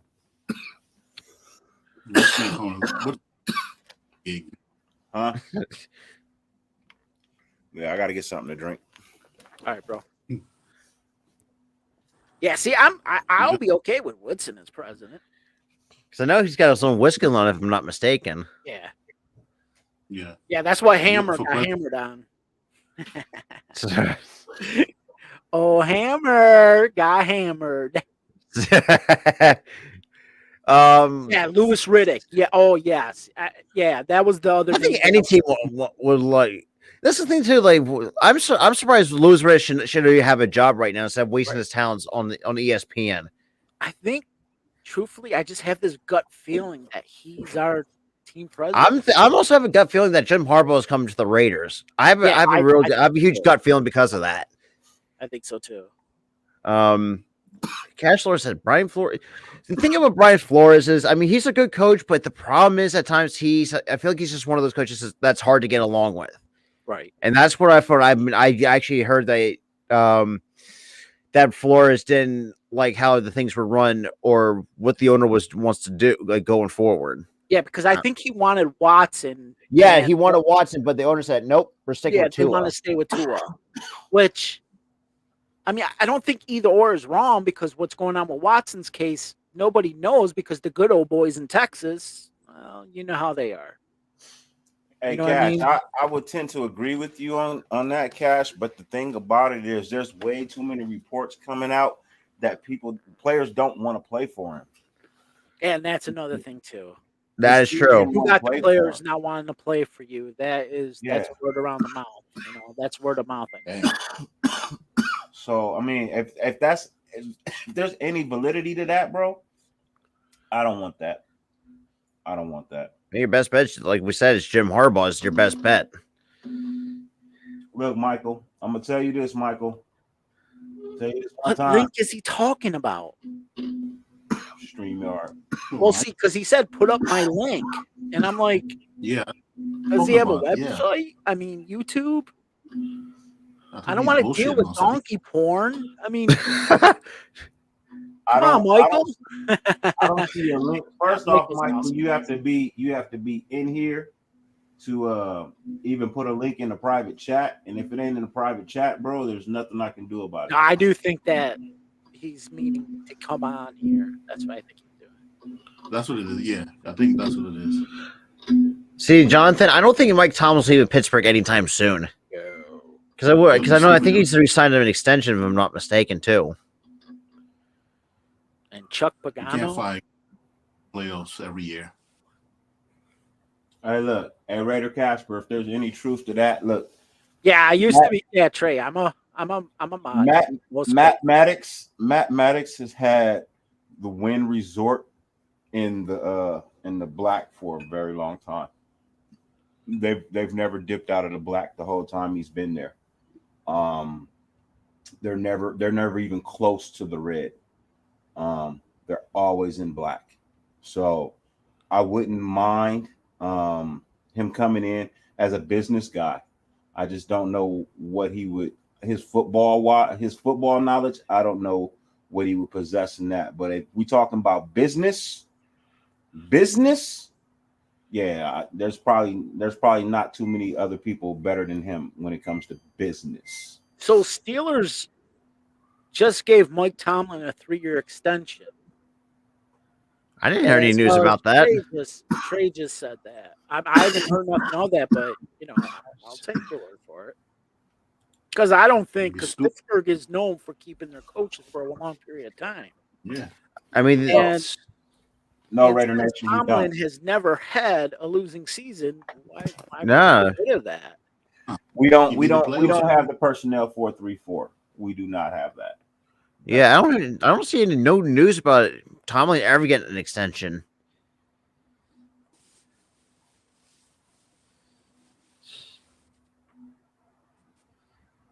Thanks, Anthony, man. I appreciate that, bro. I appreciate that. I take the kind words, and I didn't see the last part of your comments. It kind of blurred out, but I take the kind words that I read in the beginning. FA, you just finally got good again. You just got good with Andy Reid. Well, Actually, I shouldn't say that because you also have Marty Schottenheimer or however you pronounce his name. And God, I hate the Chiefs. I can honestly tell you, Cash, I don't think Harbaugh will even keep Mariota. I don't even think Harbaugh keeps Mariota. Yeah, because one of the things Harbaugh likes to do is throw the ball further than 10 yards. Oh, so Wi-Fi Willie was talking about the extension for Mike Tomlin? Yeah, see, I haven't read anything of that, so I don't really know. But I wouldn't be surprised if he was extended. Because his extension's up to after 2024. So when?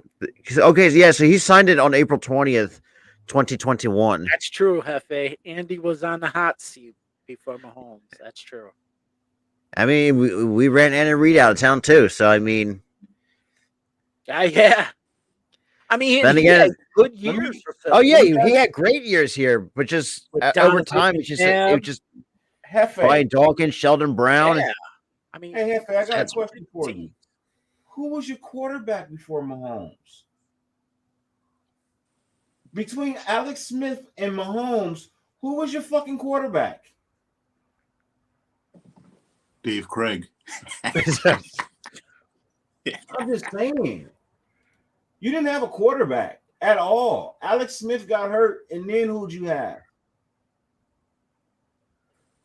Jesus Christ, bro.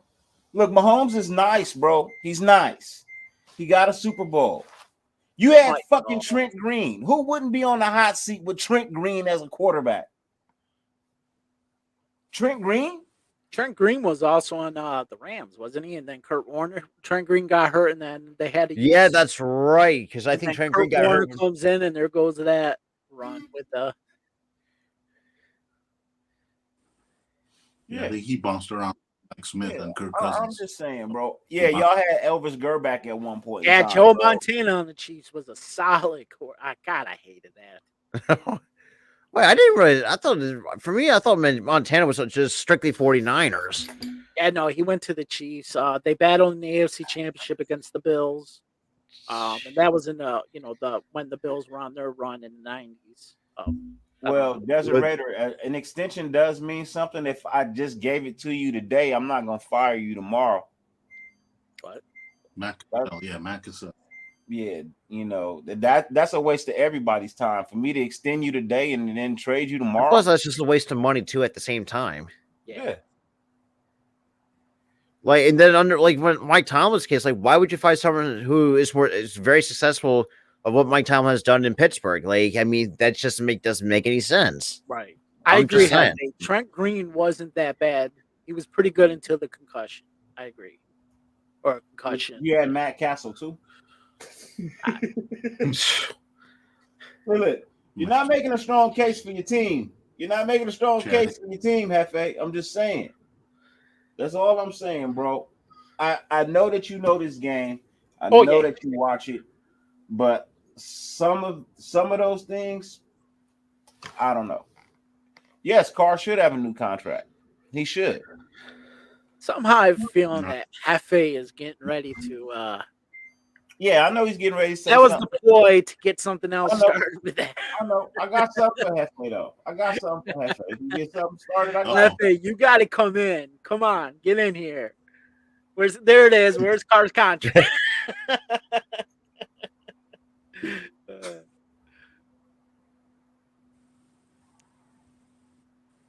It's coming. Actually, I think I would just let this contract run out and then see where it stands after. Nah, he'll get an extension before the season starts. They'll just get a 1-year extension. Stop it with that, Kev. Stop it. What that one? What was it? 50 mil that you said 1 year? No, I never said that.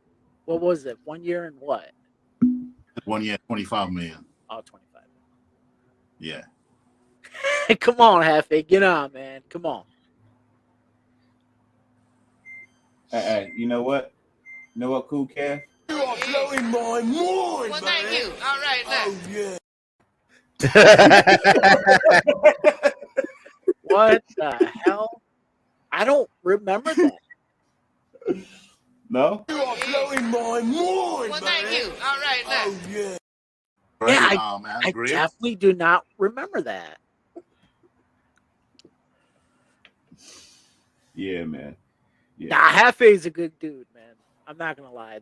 That's not the same Hefe, guys, that goes around and talks shit. Not the same guy. We already know who that is. This Hefe is the real Hefe that talks football. He'll clown around, but he's a good dude. Yeah, it's not the same Hefe. Hey, Raider Earns in the chat. What's good? Earns. What up with you, West Side? Knock Andrew said, damn, someone's refrigerator's still open. That's right. Yeah. Murray had a good.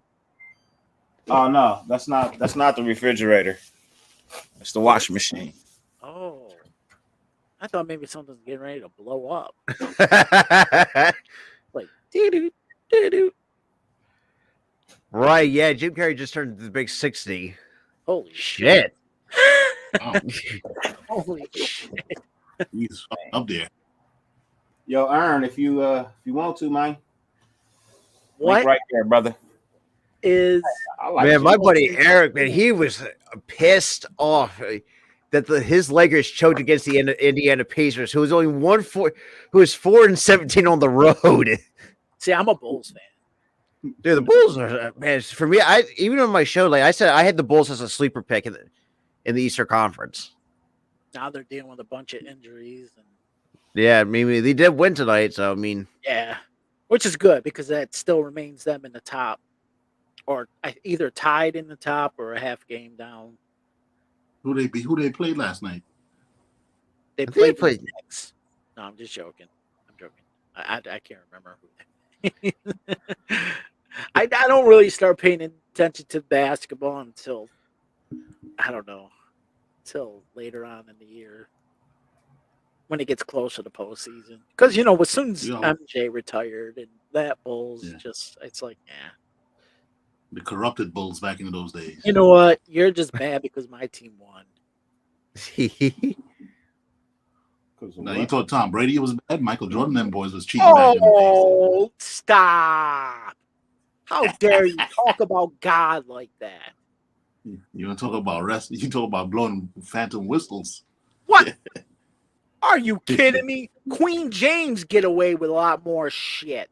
At least they played defense back then. Now it's just like, guys, you can't touch me. Queen. Or like you get a high ankle sprain, you're going to be out indefinitely. Like, come on. You talking about LeBron James? Yeah, the Queen James. See, that takes us to the letter D. And D is for your dumbass daddy. Oh. Oh, shit. I think we just, La Floppa. Yeah, the flop, James. Yep. I think we just, Laker fans are getting mad now. LeBron James? Really? This is for you. And that's for your dumbass daddy.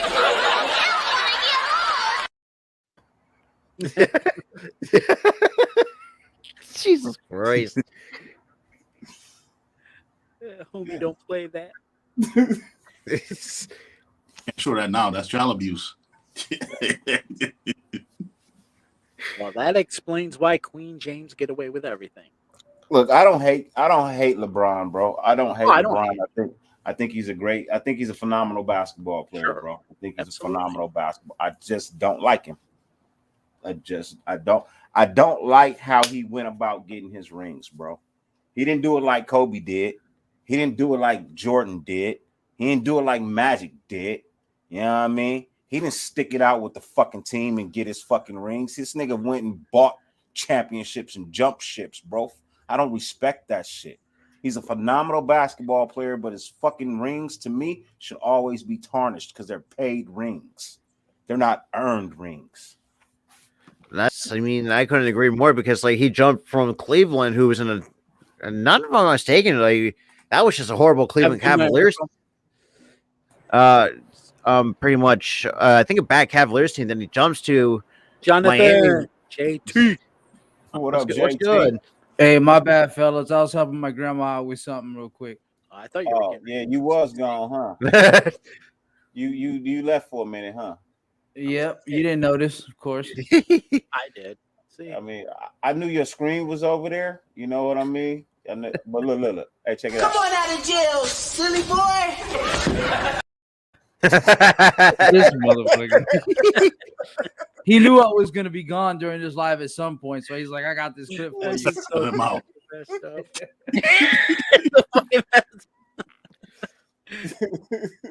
That was good.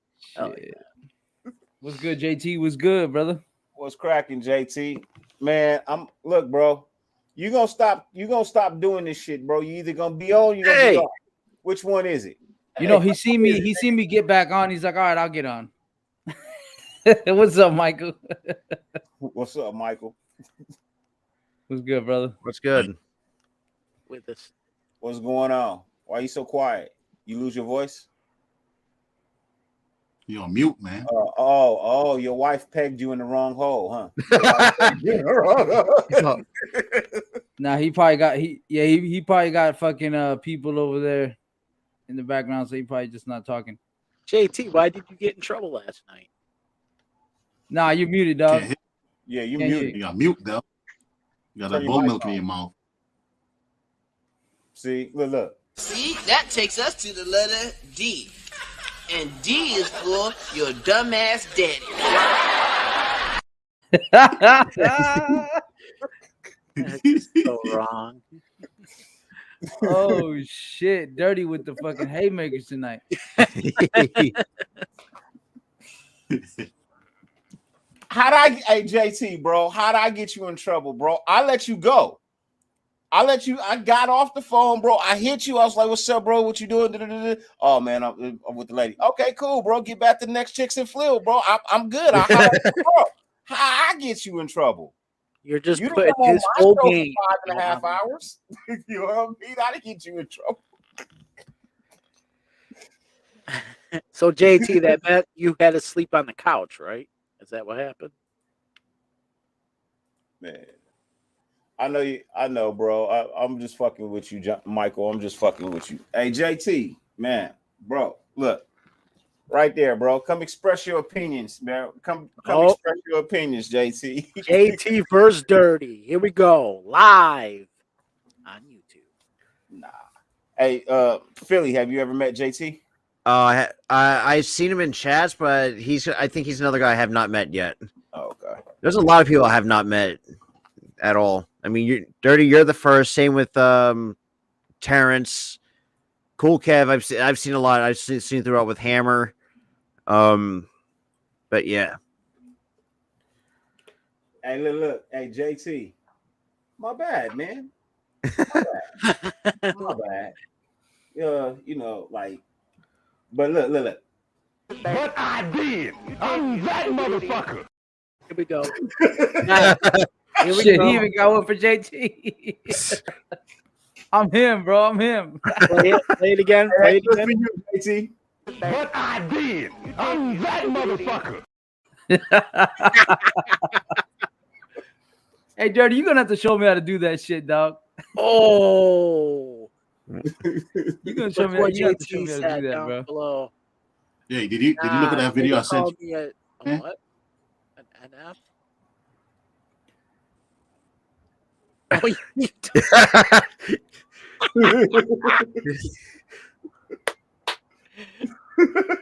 Yo. My bad, bro. My bad. Hey, that's your fault for putting my name in there like that, bro. You should have put Dirty Raider. You should have put Dirty Raider.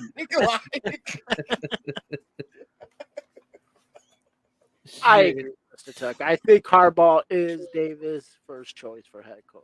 I agree. Hey, you should have turned on YouTube and been like, that's the nigga right there that just called me, man. You would have got out of trouble real quick. You'd be like, that nigga right there is who called me. Look, I'll call him for you right now. I'll call him for you right now. What's good, Justin, man? How you doing, bro? Justin. What's good? Yeah, no, women don't ever read the whole thing, JT. They what? Scan and then yell. Yeah. Scan and yell. Oh yeah, tomorrow's and all Thursday. You have to do is smile and nod.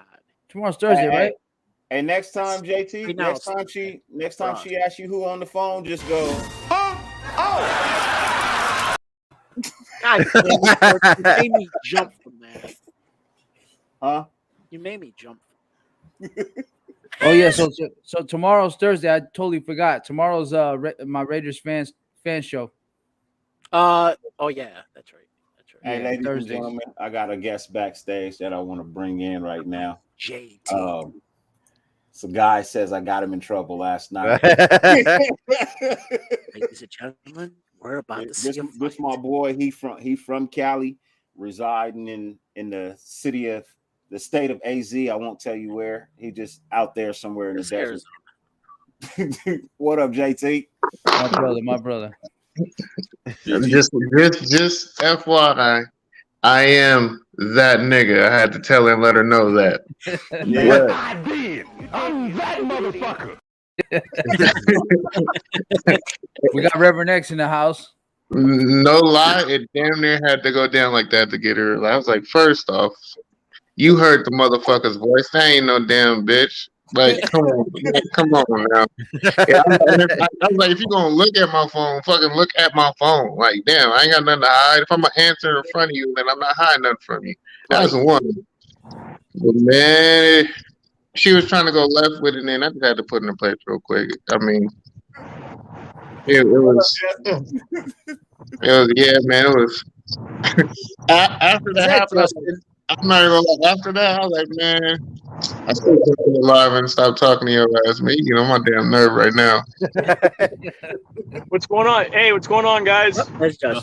Yeah, what's good? What's going on? Dirty causing drama. Hey, next time, JT. Next time, This is for you, and that's for your dumbass dad. And then my dumb ass will be in the back of the paddy wagon getting my ass beat out here. That's what's gonna happen next. and I got the nosy ass neighbors that will definitely be listening. Oh, she Caucasian. Never mind. Damn. Neighbors. We're neighbors of Karen. Nah. Right? A sister won't call the police, bro. She'll call her cousins. She ain't calling the police. She gonna call her cousins first. she gonna call. Yeah. And then that they get some paws put on them. He hit me. But no, I don't advocate putting your hands on a woman either. Obviously, No, everybody know it's just jokes. But I slapped the shit out of you with a sock, though. Hey, like Sugar Free. And they come to the door. Did he put his hands on you? He hit me with a sock. Like Sugar Free said though. I never hit a woman, no, but I slapped the shit out of a bitch while you bullshit. Oh shit! You guys are fucked up. I'm telling you, if we get Hardball on Monday, bro, we get Hardball on Monday. She's so horny. She's so horny. We love you long time. Love you long time. Fair use. Long time. Fair use. Hey, if you guys are going to be on in about a half an hour, I'll be home. I'll pop in. Yeah, drive safe, man, and pull up when you get to the house. Cool. Love you guys. I'll see you guys soon. Right, you guys are fucking up. I love you guys.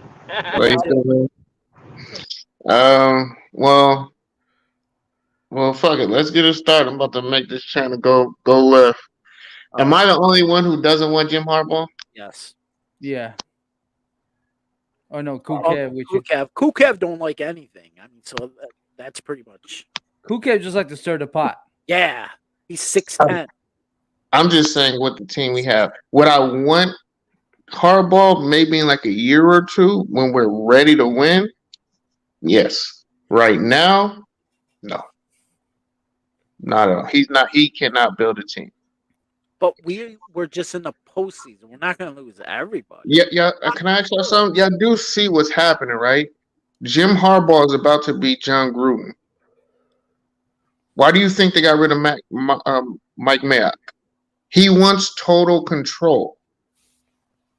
He wants full control. No one can go against him. This is what's going to happen. We're literally going to have John Gruden. And I'm gonna be honest, I don't think he has the eye that Gruden has. He's a better coach. He's gonna bring in coaches who can coach guys up, but the eye for talent to bring it in, he doesn't have it. But that's what you want in a head coach. You want your other coaches to do their job. When you have the players, he doesn't know how to get the players. But that's why you let the GM do that. He is the GM. We just fired. We're not hiring a GM. You really if you get Harbaugh, he's getting full control. He doesn't want a GM. He's going to be GM coach. Like I'm not seeing that. He's going to be that. I mean, look, I'll hold my hand up to that because my Eagles, we paid for that with Chip Kelly. We gave him full control, and that fucked us up. Yeah, it doesn't work. It doesn't work. He's going to have too much power. No one's going to be able to get rid of him. It's going to be like almost a mutiny at one point. It's going to be the same shit with John Gruden. And none of y'all like that. So it's like, I don't want that because, I mean, if we were ready to win, yes, I would want, he would put us over the top. He literally would do what John Gruden did in Tampa Bay. He literally can do that. So he would be better fit in Dallas. He would be better fit in Cleveland. He would be better fit in San Diego. Teams that are ready to win now. They have all their pieces set. They're just missing coaching. You send them to one of those teams, they Super Bowl bound. But for our team, we're missing pieces. We're not Super Bowl bound yet. I don't know that Jim Harbaugh wants to have full control of everything, GM position and everything. Okay. I don't know about all that. Why do you think he went back to the college ranks? San Francisco hired a GM. They had John Lynch. He didn't want to get rid of his power. That's why he went back to college. You gonna leave a Super Bowl bound possible team to go to college? But they were 8-8. They were 8-8. Have a GM. Yeah, they were 8-8 because of him. They were 8-8 because of him. He couldn't retain the talent that he had received, and he couldn't draft talent. And he seen the writing on the wall. We're about to get bad really fast. As soon as he left, what happened to that team? They were trash. Everything he got, he inherited. What he left was not what he got. Jim Harbaugh is not the answer for the Raiders. It's not going to show in year 1 or year 2. We'll find out if you're correct when we hire a GM. When we hire a GM, you'll know for sure whether Jim Harbaugh is going to be doing that or not. Because if we get a GM that really wants to do his job, I don't think that Mark Davis will be like, okay, Jim Harbaugh, you can just forget about the GM. I'm going to give a total reins to you. You know what I mean? Because then what's the point? If we hire a GM, we're not getting Harbaugh. Like if we get Ed Dodds like Monday or some shit, if we get Ed Dodds on Monday, I doubt that Jim Harbaugh is going to be running the show. Well, thank you. All right, now. Oh, yeah. This motherfucker. Because you know it's true, man. They're not. If we hire a GM, Jim Harbaugh will not be the guy. He won't. Well, when that time gets here, we'll all know. I'm just saying, man. Right now, people are speaking hypotheticals because nobody knows what's going on right now. Yeah, because it ain't got here yet. We don't got a GM yet. We don't got a head coach yet. But I'm saying if Jim Harbaugh comes, he's not gonna have someone to answer to. There's gonna be another. It's gonna be Raider podcasts are about. It's speculation because it hasn't happened yet. Which is why I'm saying no to Jim Harbaugh.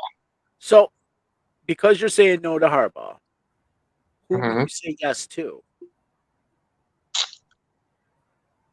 Brian Flores. I knew it. He hates Gus Bradley. I don't hate Gus Bradley. Like I said, I'd rather see Gus Bradley in an upper management position because he still has an eye for talent. The guy knows how to get people. He's good with the personnel. He's a people person. People like he knows how to talk to men and respect men, and men respect him. He can get players in. He just doesn't know how to coach them. It's past his prime. He coaches like it's still the 90s. He's talking about Gus Bradley.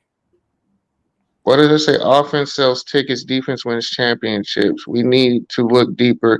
Well, I'm gonna be honest, then I started looking it up. Majority of the coaches who won Super Bowls lately have all been offensive coordinators. A lot of defensive coordinators are not winning Super Bowls.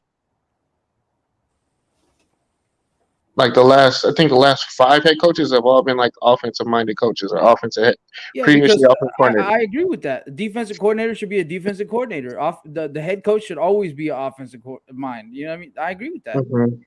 But Brian Flores is not an offensive mind. He's a defensive mind. So he's not. I mean, I'm saying for the options or. So you're saying he's not? My thing is like this. I would want Brian Leftwich. I just don't see him coming here. I don't think he wants to come to the Raiders. I really don't. He would be my number one because he definitely would change a lot of things that Carr has that I don't like. He would help Carr out a lot. Buffalo. What guy from Buffalo? The offensive coordinator for Buffalo. That's my pick. I'm not a big fan of Buffalo's offense. Notice this, right? What did Miami's strengths was last year? What was Miami's strengths? Defense and special teams, right? Mm-hmm. They just didn't have a quarterback. So what did Brian Flores do throughout his career? He was a special teams coach. He was a defensive coach. He did both of those. So he was not an offensive mind. What do the Raiders need the most? Offense. As a head coach? Oh, well, as a head coach, they need an offensive mind to help Derek Carr. If we had Miami's defense, how many more wins do we have? But that's why you just get a defensive coordinator. You need a head coach that can help Derek Carr. You need an offensive mind as a head coach. I mean, you even said that 5 minutes ago. No, I said he would help out Carr with his deficiencies. No, you said that we need a head coach as an offensive mind. But Brian Flores is not. No, what I said was majority of the Super Bowl winners have been offensive-minded head coaches. Not that I want an offensive-minded head coach outside of Brian Leftwich, because outside of that, there's not too many that I'm too fond of. I would have to look into the guy from Buffalo, Terrence. I'm like I said, I wasn't really a big fan of Buffalo's offense. I'm a fan of the players and skill set players they have, not really the offense that they run. Yeah, and I think what helps Buffalo more is they got a top 5 defense. So with that Super Bowl thing you were talking about, the offensive minded head coaches are the ones that are winning. Brian Flores is being a defensive and a special teams mind coach because he's not an offensive mind coach. He doesn't fit under that category. Yeah, they've been more progressive, and defense has kind of been stagnant because it's hard to gauge and run defenses. It's like with the way the NFL has made it, they're so offensive minded. It's made offense super easy. Like there's a lot of things that quarterbacks can do to manipulate calls if they get, like Tom Brady and Aaron Rodgers manipulate calls all the time. I wish DC was better at it. He just doesn't sell calls. When he gets touched or hit, motherfucker, fall, grab your head. And he started doing it recently, but that shit would help. It would continue dry. Everything he tries to do that though, but they just shake their head back at him. You know why they do that for Rodgers and Brady is because they're superstar quarterbacks that the NFL backs. So they'll give them those. DC's not DC. I'm not even talking about his talent. I'm saying DC as a personality does not really sell, you know what I'm saying, as far as NFL is concerned, like Tom Brady, Aaron Rodgers. So that's why they give these guys these flags. Derek Carr asked for these flags, and the referees shake their head at it. Like, I see him all the time. He's like, what's up with that call? And the referee's like, no. Shakes his head, no. So he does try to get those flags. They just give them to Brady and Rodgers because they're superstar quarterbacks. Like Mahomes, the same thing with Mahomes. I agree, but disagree with how you're putting it. DC is not a superstar outside the NFL on TV. Yeah, that's what on the field, he is. But that's what I meant. On the field, the NFL wants DC to win because he would be the poster boy. They need a new face. They don't want it to be Tom Brady, too much baggage. Aaron Rodgers, too much baggage. He's beefing. DC is the poster boy face, the guy, the church guy, clean cut guy, one wife, White House picket fence. He's the guy that they want to look in there. But so you have to look at though. Now this ties into the direction of popular culture. Popular culture is all about fucking promoting degeneracy and all that. So Derek Carr is the opposite of that. Huh? I'm not getting what you're saying. You lost me. You're telling me that you don't see all throughout TV and pop culture that they're not promoting degeneracy and all that. No, because DC don't give a fuck about that. DC is not about the bag. No. DC is about what you need to understand. There's a different mindset outside of football. DC doesn't have a brand. DC doesn't market himself like Aaron Rodgers. DC doesn't market himself like Pat Mahomes. DC doesn't market himself like Tom Brady. That's why he's not a superstar as far as like TV is concerned, because outside the NFL, yes, outside commercials and inside the NFL on the field, he is. But that's not why they give them the calls, though, bro. Yeah, because he doesn't sell it. He'll stand up. They just tell him no whenever he tries to ask for a flag. They tell him no. Nah, bro. Like if you want to see someone sell a call, look at Tom Brady. That man will give the dead eye look at a ref. If you don't call this shit on the next time I get touched, there gonna be problems. DC needs to start doing that. Pat Mahomes started doing it. He's getting calls. Okay, but Tom Brady's a celebrity type quarterback. Just like Josh Allen does it. Just like Mahomes, just like Aaron Rodgers. Every top tier quarterback has that in their bag. That's something that I'm talking about their celebrity type status. That has nothing to do with getting a call on the field. No, it doesn't. It sells tickets, my G. It sells tickets. Fellas. It sells. Hey. You all right? Thank you very much. Thank you very much. No one even knows what he says. It sells tickets. I mean, football sells tickets. You don't really need to market football, man. It's just football sells itself. No, but that's not what the fucking owners and Roger Goodell think. They're trying to do the commercials. They're trying to do the commercials. They're trying to do this. They're trying to do that. DC's not that kind of guy that jump on commercials. You know what I mean? He's a straight shooter. They don't market Carr like they market Mahomes and Brady. But he don't want to do those commercials, bro. Like Bugsy just said, he's a good man. He's not with the wicked agenda. That's real facts. No, DC doesn't have that type of agent. DC has a football agent, guys. Like that's all networking connections outside of football. DC doesn't have a network like that, man. His network isn't about that. DC is more. He's a Christian man, dude. He's not about all that outside noise. But all that is noise. No. I'm telling you from a football. I don't want my quarterback doing commercials. I agree. I want. But from their standpoint, that's why he's never going to be at that status as far as celebrity type quarterback. Because I guess we will disagree. I think DC focuses more on football than his brand. That's a good thing, and I agree with you. That's a good thing. But as far as the NFL is concerned, they want to make money, so they want to promote fucking State Farm commercials. They want to get as much money as they can. So they want these guys to go on TV and do all that stupid shit, but DC won't do it. And I agree, DC shouldn't do it. That has nothing to do. Letter C. C is for conspiracy. Can anybody tell me what conspiracy is? Yes, I'll tell you what conspiracy is. What you're saying, Sultan, is no. What I'm saying is, I got my eyes wide open. No, and I'm explaining to you what you're saying. The NFL gets their money in ad revenue. State Farm pays NFL directly. The commercials the players do is their money. The NFL sees none of that. No. So you see when there's an NFL game and that commercial comes on, NFL already got their money. They're just running that because State Farm paid for the time. All right, but so that has nothing to do with Pat Mahomes. It has nothing to do with Aaron Rodgers and his discount double check. It has nothing to do with them. I'll make a point real quick, and this is Go ahead, Dirty. Go ahead, Dirty. Just real quick. So just the football guys that are not really a fan of a particular team, like Go House, they got their teams, but they cover all football, right? A lot of the people that are just football guys that are not necessarily rooting for a team, they just like what's good and what's hot. These teams are looking at these quarterbacks that are out there in the spotlight. Carr doesn't put himself out there because I agree he shouldn't do that. But because he doesn't do that, they're not really looking at Carr like that. They're looking at Mahomes like that. They're looking at Brady like that. They're looking at Rodgers like that. And that's what helps the NFL. You see my viewpoint? It's not a conspiracy. It's just, they're not really their Carr. He's not putting himself out there to be like a celebrity or nothing like that.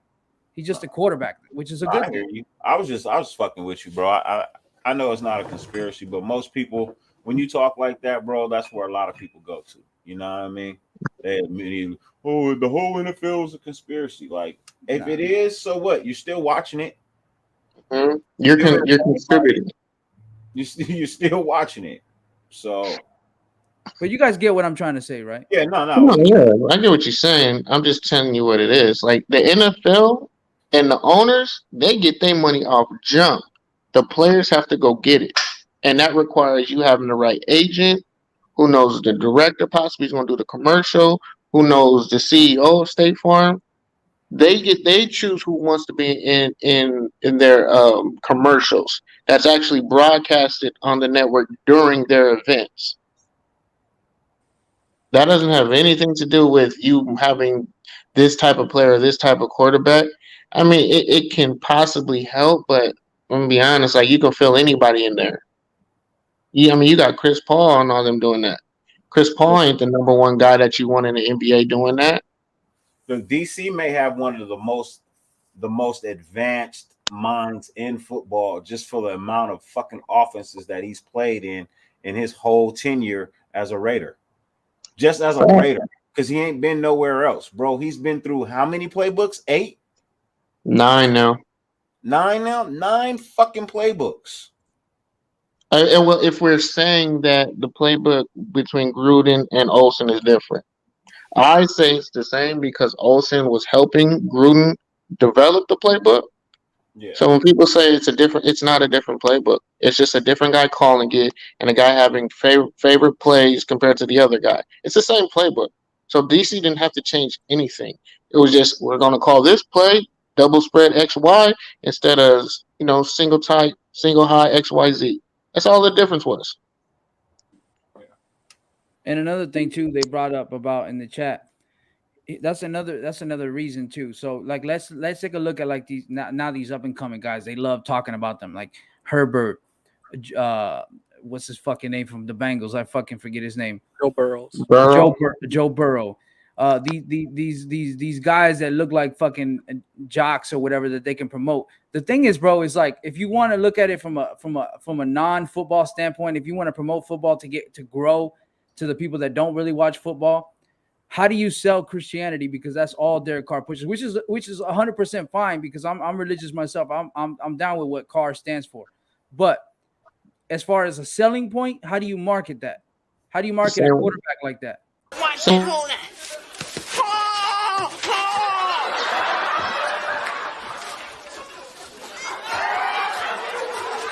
This is incredible stuff. Mr.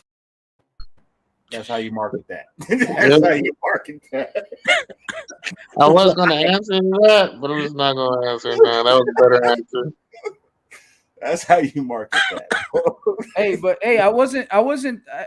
I wasn't throwing shade. I'm religious too, but I'm saying it's hard to market that. No. How do you, I mean, the answer is real simple. The same way they did for Tim Tebow. Oh yeah, Same way they marketed Tim Tebow. They promoted. You don't really have to push it. It's going to push itself. Yeah, but that was like 10 years ago when they actually. It don't matter. But you asked me. Now they attack Christianity like everywhere. But okay, you asked me a question. I answered it. I get it. But my reply to that, my rebuttal to that is that was 10 years ago when Christianity was still accepted. Now they're attacking religion on TV blatantly. Popular culture is heading into that direction. It's not going to change, man. People didn't like it back then. It's just people will voice their opinion whether they like it or not. People are going to say, I don't want to see that while I'm watching a football game. Other people are going to say, I really don't care. And some people will be like, I'm glad someone's speaking up. That's what you're going to get.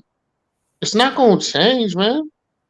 It's just because people have a bigger voice now. We can have platforms like this where people can speak up about it. You can see more faces. It just means it's more vocal. It doesn't mean these conversations weren't happening behind closed doors. They're just more upfront about it. That's true too. So the point of this debate between me and JT is, I see what you're saying, but you're wrong. I mean, what was wrong about? No, but I'm saying that's what you're saying about me. That's what I'm saying about you. So no, I just answered your question. Just move on to the next question. Well, I'm not agreeing because that doesn't make sense what you just said. I didn't say you were wrong. You asked me a question on how to market someone who wants to push the Christianity thing. I said the same way they pushed it with Tim Tebow. It's not going to be a super loud push that the NFL does. It's going to be some outside third party. They're going to put it. They're going to, if he takes a knee, kneels and prays, that will be on highlights. That will be on little clips from ESPN or YouTube. That's how it's going to be. It's not going to be no super loud broadcast. I'm sorry. You want me to prove how it was a different time? When Tim Tebow was doing that, the Kansas City Chiefs had a Muslim player. I forget his name, but he did. And the Raiders have a openly gay player. I'm gonna make a good point. During that time. It was just a few years after 9/11, 2010 era, around there, whatever, right?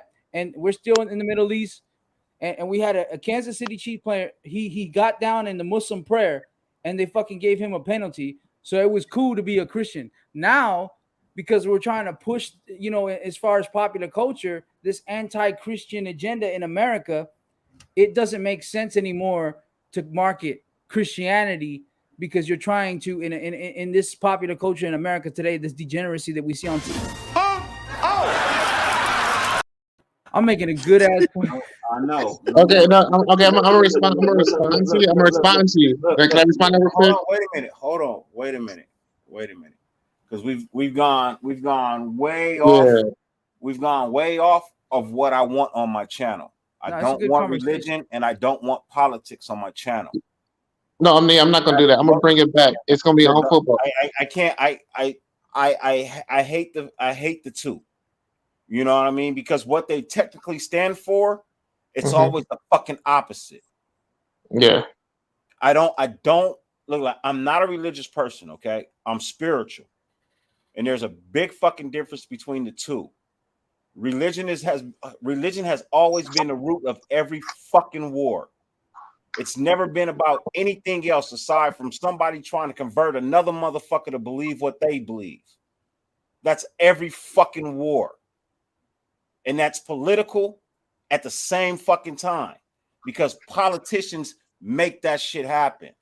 Mm-hmm. So I don't want religion and I don't want politics on my channel, man, because that shit's a fucking bad and negative vibe. People don't see eye to eye and they don't agree on it. Yeah. You know what I mean? They just don't. And I fucking hate it because you put In God We Trust on the money, but you take them out of the fucking schools. You take them off the television. You know what I mean? You don't let other people practice their religion. You want to give them shit, but you tell the motherfucker that the country is free, and you bring them over here because they're going through persecution of where they're at. But then you come over here and you persecute them even more. So that's why I don't want politics and I don't want religion on my channel, man. It don't work for nobody. Yeah. No, but the only way I'm not gonna say nothing else. But the only way I was able to make that point was to bring that up as far as marketing. But I won't say nothing else. We can talk about whatever, just not politics and religion, man. Yeah. Those are two touchy ass subjects that I don't want here. Yeah. No, and so to answer that, the NFL. We'll continue this conversation tomorrow at my show. Politics. No, yeah, I'm going to answer right now. It's with the NFL. Like the NFL apologized when they found out what the message was about, and they stopped finding him for that. They didn't flag him for it after that. The first time he did it is because the NFL had a rule about that. Remember when they changed the celebration rule where you couldn't go down to your knee or go down on the ground and do all that? They had a rule in place because they didn't know what it was about until he had to explain himself. Then they stopped calling that. But that's all that was about. But hold on, wait a minute, bro. This is how you get yourself put in time out, bro. Don't tell me that what I just said is not true. There's not a war that you cannot go back and look at and didn't understand that it was somebody trying to convert somebody else into their fucking beliefs. That's what every fucking war is about. It's about coming over, taking your land, and making you my fucking slave. You're going to believe what the fuck I want you to believe. That's religion and politics. Don't fucking start with me, bro. Favorite communists were atheists. No, that was a belief. Yeah. I went to school for this shit. So don't fucking start with me with that shit. That's why I don't want it here. Because people don't understand it. Christianity ain't even a real fucking religion, if you want to be honest. It ain't even a real religion. Facts.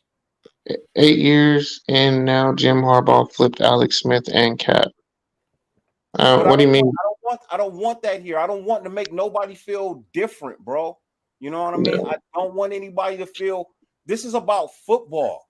It's about a team that we love. It ain't about what we fucking believe within ourselves. That's why I don't push my beliefs on nobody. But the reality of the situation is most people are blind to the fact they don't know the full story, only what you are taught. Here's something what people don't understand, and we're done with religion after that. The Holy Bible and the Quran both say the same fucking thing. And if you don't believe me, go pick up a Quran, and it'll tell you in the Quran. If you don't understand, go read the Bible. The only thing that's different are the names. That's Stories it. are the same. The same fucking message. Peace, love. That's what the fucking messages are. Honor and respect, peace and love. Put your best foot forward. Why we just can't do that? But to answer what somebody said, gang, 8 years in now, Jim Harbaugh flipped Alex Smith and Cap. I don't think he flipped any of them, really. You tripping, bro. You tripping. Okay, man, if you want to have that conversation with Kev, I'm a history guy myself, and I'll explain it to you, man, on how what Dirty is saying. But anyways, back on the Raider topic, because I'm like I said, my thing is I'm against Jim Harbaugh at all costs. I don't want to see him in the silver and black in the next 2 years. You know, you know what? Even 1 year, because I think Hefe, bro, you know, I respect you, bro, and all of that, bro. But look. How can you talk about somebody? How can you talk about somebody when you don't know what the fuck I've done and what I haven't done, bro? Get the fuck out of here, bro. And if you don't never come back, it's fine with me, bro. Don't fucking get into religion and politics with me, bro. See, Dirty was right. Religion and politics. Let Dirty. No, let me apologize to Dirty because I was making a point, and that's the thing is when you take the red pill, dog, the world is whole different. Every explanation you make is through a different lens, bro. I'm telling you, that's my explanation, but I won't talk about it. But there's a time and place for everything, and Hefe didn't understand that. You can't speak out of pocket. It's like me telling Hefe that. No, but Hefe and me were talking about two different things. Yeah, you have no control over what a man says. At the end of the day, he said what he did, and he's responsible for his repercussions. He did something, Dirty reacted. Before you leave, Hefe, do me a favor, hit that like or dislike button. I appreciate you, Playboy. Like I said, we the people, nobody can see his shit. It's been blocked. For real, bro. I don't play that shit, bro. Don't come on here and telling me about my life, bro. Especially when you don't fucking know me as a person. You don't know me. You know me as a YouTube content creator, bro. You don't know me personally. You do not know the education that I have. I don't come over here sounding like an ignorant ass fool. Michael, I speak very intelligently. So don't tell me how I'm not educated, bro. I don't like that shit. I study hard, especially with ADHD, bro. And I have fucking dyslexia. And I still graduated fucking high school. And I still fucking finished fucking 3 years of college. So don't fucking play with me, bro. At all. I have a for real learning disability. And I still learn more than a fucking nigga who don't have one.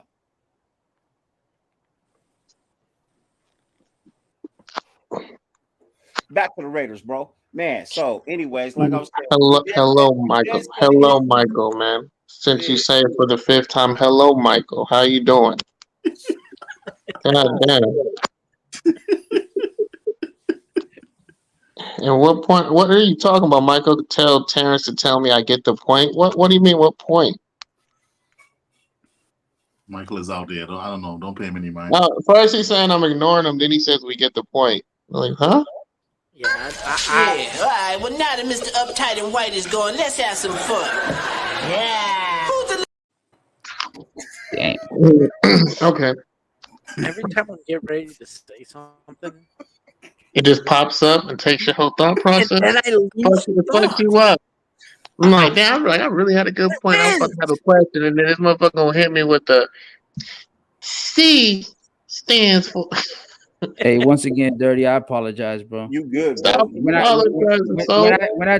I debate with people, it always ends like that because if I don't use like the whole all the details, then it's like I'm just a deer in the headlights then at that point. Hey, you know what? Hefe, look. Since you want to come back on, bro, after I blocked you, bro, you know what? I'm gonna put the link up and I'm gonna give you a chance. I'm gonna give you 3 minutes to come on here and shoot your shit, bro. And then after that, I don't never want you back on my fucking channel ever again, nigga. Not in the comments, not on the screen, nothing, cuz. You're fucking totally disrespecting me, bro. You do not know me. Oh, man, come on. You don't know anything. Don't do this now. Hey, Hefe, how about this, bro? If you want to debate something, we can debate it. But I'm not going to do it here. Like, what I want to debate right now is our coaching and all that. If you really want to debate, Dirty ain't gonna give you the time. I'll leave it alone. Leave it alone, JT. Don't leave it alone. Just leave it alone. Because the nigga's a pussy. I put a fucking bet on live, nigga, and you didn't fucking take it. You're a pussy, homie. Straight up. You're a pussy, and you can get the fuck off my channel, and you can report me if you want to, you bitch nigga. I'm not the one to play with, homie. That's for real. I'm not the one to play with. I don't play about my beliefs. I don't play about my education. I don't play about my family, bro. And I don't play about my motherfucking name. And you putting dirt on my goddamn name, homeboy. So you can call me scum, you can call me whatever. But I guarantee you this. If I come to KC or if you come to motherfucking Vegas, You won't fucking see me, homie. And I'll stand in your face and you won't see me. You'll back like a bitch. You fucking asshole. Now get the fuck off my channel. You fucking fag bag. I think it's true what they say about Kansas City fans. And that's an instrument of a musical instrument that he just said, everybody. So,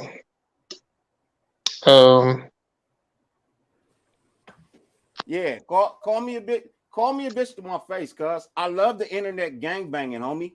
Call me a bitch to my face, homie, and see what happens. I guarantee you that, bro. Say it to my face and see what happens, bro. Bro, it'll be the last fucking words you ever mutter in your life, homie. We'll be in Vegas, man. I got gloves. I will be at the draft, homeboy. We'll be at Vegas. We could talk about it and debate it at that time. Other than that, miss me, bro. Like, you know, ask a question about the team. Okay, so I got a question for y'all. If we don't get Jim Harbaugh, if we don't sign him, who do y'all want to see? Because I know Harbaugh's the favorite. You know what I'm saying? I can sit here and say my things about it. Can I be totally mad about it? I'm not totally mad about it. I'm being objective because I see things. I won't be absolutely mad about it, but I just don't see it going well for his track record. Right. In You developing weren't team. saying nothing bad about him. You were just saying that if we were more of a complete team ready to compete now in the Super Bowl, you would I want him. I think he'd be the best option. I just don't see him building a team. We still have pieces that we need to build. And his eye sucks for talent. But with his X's and O's, it's hard to beat him. See, I would want somebody that was Hold a on head second. coach. Let me address this real quick. You know what I mean? Because they already have that. T, hold on 1 second. Cash, this is what I live by, bro. I don't give a fuck what the next man believes. Because the next man is entitled to his own beliefs and his own opinion. Take care of yourself. Take care of your family, bro. Put your best foot forward in life. Fuck what the next man thinks, because you can't live that next man's life. When you get to the gates of whatever God you pray to, he's not going to ask you what you did. He's not going to ask you what you did for the next man like that. He ain't going to ask you about the next man's life. He's only going to ask you about yours. And that's all I'm ever concerned about. You don't bring no harm to me. I don't bring no harm to you. Live and let live. And that's how I feel like everybody should be, bro. I'm not a Democrat. I'm not a Republican. I'm neither one. I'm independent. I'm in the middle. I believe they both say some good things and they both say some fucking bad things, bro. I think for myself. I don't think what you put on the TV. I think for myself. So I appreciate them kind words, Cash. Go ahead, T. Yeah, but like I was saying, I wanted that established head coach. I want somebody that knows how to be the head coach. And taking a flyer on an offensive coordinator, defensive coordinator, just something I don't want to build up. Now, I'm not saying that there's not no, I mean, you know what I mean? I don't know if there's an offensive coordinator or defensive coordinator that knows how to build up as a head coach and bring in people that is going to do the job that they used to do. You know what I mean? That's why I think a Harbaugh would be better, because he can bring people in to do their job. But I mean, I get your point. I understand your point, and that put it in a different perspective. Like, I mean, I get it. You know what I mean? But the only reason why I want Harbaugh was the simple fact is he knows how to bring people in of coaching to do their job. And that's the reason where I'm going. Plus, he has a head coaching pedigree. Okay. No, can't argue it. I can argue results though. Yeah. That's just my thing. I get that. I get that too. I couldn't give you a name. That's the only guy I'm looking at right now. I couldn't give you a name. Gilbert, to answer your question, I'm gonna say this. Basashi is not gonna be on the Raider staff next year. If I'm gonna say, as from my standpoint, if I'm a head coach, that man has too much power in my locker room. In fact, he might have more power than me. And he would possibly be a threat, and he could be undermined at any point, really. Not saying it would happen, but most likely no one's going to want to keep him on the staff because of that. Even if he is just on special teams, he has the locker room. Guys will go to him if they have an issue with certain people, and a lot of people are going to have issues with Jim. They're going to have an issue with the way he talks, his authority, how he rules with an iron fist. A lot of players ain't going to like that. And if you have him on, you have the previous head coach who everyone was batting for, who everyone said they want as their coach still, they're all going to go to him. And you just can't have that on your staff. Yo, this motherfucker Michael sent me a fucking email about Cool Kev. You the one who put up your email address in the last live, so he has it now. I fucked up. He said, Sultan, can you help me set up a baby oil match between me and Cool Kev in Vegas for the draft? Michael, man. I'm glad he sent that to you, man. I'm glad he sent that to you. That's Tron's boy. That's my. And this is why I don't put my social media out there like that. Hey, look, I'm telling y'all, bro, I am going to fucking open up a studio in the background, bro, and I'm only going to invite this nigga Michael, and we are going to fucking record hours of this nigga just being stupid, bro. For real. Please. You, bro. There is a market for it because there's a bunch of stupid people out there who love that. I got somebody backstage that I'm gonna bring in. He is funny, ladies though. and gentlemen. It's a friend of mine, you know what I mean, West Coast Cat, you know what I mean. You can find him on Spotlight Sports Network, from West Side Radio. Tonight he's got a funny ass name, but you know, y'all know him as Raider Earn. What's cracking with you, brother? What's heady? It's West Side. You know what I'm saying? What's going on, yo? What's up? I see Dirty having a Raider Earn type of night today, huh? We got a Kansas City fan in here fucking going crazy. I heard, bro. I was listening to y'all while I was taking a shower. I paused. I know that might sound a little weird. You know what I'm saying? That's what I was doing, bro. You know what I'm saying? Nah, bro. You know Hefe KC. You know Hefe KC. You know what I mean? I heard that bullshit, bro. Yeah, I didn't see what he was saying in the chat though. Yeah, but he confirmed what I believed about KC fans. I've been hearing a lot of these motherfuckers is racist as fuck. You know what I mean? Like the shit that he was saying was great great. Out of pocket with me, bro. It ain't gonna work. It ain't gonna end well for you if you get out of pocket with me, bro. It's just not. That shit goes south quick for sure. With a YouTube thing, you never go after the person who owns the channel. You just. Bro. Just don't do that. Like, yo. FA is Jackson Mahomes. Gilbert. What's up, G-Town? It can, but the problem is he's not someone you brought on. And that will always be in the back of your mind. Like, you know, it's like saying you're going to delegate certain situations with your homie, with your girl. Would you ever do that? Hell no, I'm not going to give my man that much power over my girl. Hell no. So it just won't Jackson happen. Mahomes, shit. Yeah, I think Versace is not going to be on the Raider staff, man. I just don't see it. And I don't. Versace is not coming back, bro. Yeah. But Versace is a great special teams coach. He's not coming back, bro. That's not the way this shit works. You don't promote somebody to fucking interim head coach, and then when you get a real head coach, then you demote him back to the special teams. That's not the way this shit works, bro. Unless you he promoted interim head coach, then you're pretty much gone like the next year when a new regime comes in. Name a head coach. Name somebody that's been promoted to interim head coach, and then when they brought in a new regime, that person stayed on or went back to his previous role. If there is one, I sure the hell can't think of one. In college or pros? Either. Well, particularly I don't know pros. if That's what we're talking about right now. Heck, I think the guy from LSU, he's gonna keep his position. Pros, I can't think of anything off the top of my head. Hefe in here. Hold on. Hefe in here. I'm gonna tell you something about me, Joe Rogan, that you might not know. I smoke rocks.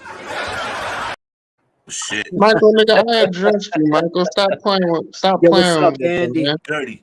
You know which one you got to clip? Is the one from Half Baked where it says, "You in here for marijuana?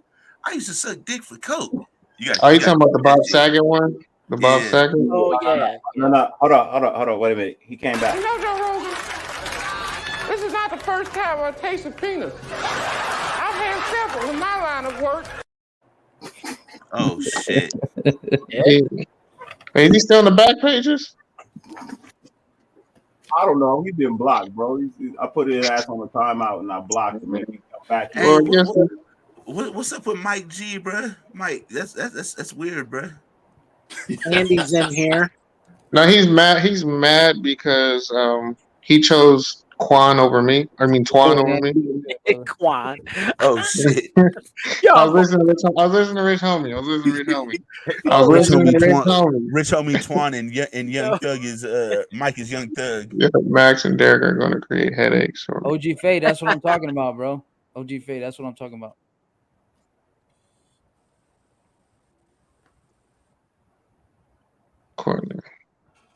I mean, you got to remember where Kansas City is too. That's in Middle America. That's where they do that shit, bro. They don't like nothing but Middle America type of shit there. Yep. See what he don't I mean, understand, bro. Max and Derek are going to create headaches for Mark when it comes to hiring a head coach. I don't think they are, man. They're not those type of guys, man. They're not. They're going to voice their opinion if they're asked. They're going to want to be asked. We already know DC has been asked to voice an opinion. Andy. I'm not sure how much of an opinion they're asking of Max, because I mean, let's be honest, Max is going to act for something totally different than DC. They're not going to be on the same page. Max is going to want a defensive-minded coach. DC is going to want an offensive-minded coach. I mean, DC can ask for a defensive-minded coach if he thinks he has enough. But let's be honest, he knows we don't have enough. Tom Cable. Gilbert, I will slap you, man, if you say Tom Cable for head coach. No. I think he's saying that because he was an intern before, and then I think they're saying that. Well, he was let go. Well, he was and he let went go, somewhere else, but we brought him back. No, yeah, he went to Seattle. What we were saying is name somebody that was promoted to interim head coach, right? And then when the new regime came in, then they were retained. Right. You know what I'm saying? I can't think of one. Was not it. And the NFL is gonna be hard. I mean, you can look it up. There might be one or two, but I know it does. I know it happens in college football a lot. Yeah. Then Joe Bugle came back as an assistant head coach. Who? Joe Bugle. Joe Bugle was our head coach at one time. Yeah, but for my time, I think interim though. Now, interim means like somebody got fired or you lost your coach in the middle of the season. He's a promoted. Yeah, the replacement entitled like just like for the time being. He was official head coach. He wasn't in that. He was under Mike White. Right. He was under Mike White. Joe Bugle, they had a press conference and everything. Al Davis had a press conference, like an hour-long press conference to introduce him. I remember that. No, then he was a real coach, so he's not an intern. He was a real coach. All right. He was the one that went up there and said that he's had a lifetime love affair with the Raiders and all this and that for like an hour. Hey, Michael says something to you about your OnlyFans. Nigga, do you want me to give you the link so you can subscribe to the motherfucker or something? Make sure you pay the $59.99, bro. Yeah, $59.99. What you got on your pages? Most if I'm start OnlyFans, I'm gonna get paid, bro. I ain't starting no OnlyFans for 99 cents. They got me nigga, bitches are making six figures off of $4.99 subscriptions. Why you got a $59.99 subscription? What you got on your OnlyFans, bro? I'm just saying. You ever seen a man make love to an alligator? I'm saying, I'm about to say, he got the African scammer type prices. $59.99, nigga. How much do they charge on OnlyFans? I don't know nothing about it. Yeah, some girls I got a homegirl does it. I remember she had a sale for like $2.99. $2.99. Yeah, man, it was like a 48-hour sale. She's like, you can sign up for $2.99. I was like, bitch, I already seen this with you. Hey, is she not even a $5 $2.99 though? Hold on 1 second. Can we please get a few moments of silence to pray for Pyrotechnics Pops real quick? You know what I mean? Just a couple moments of silence to pray for his Pops real quick.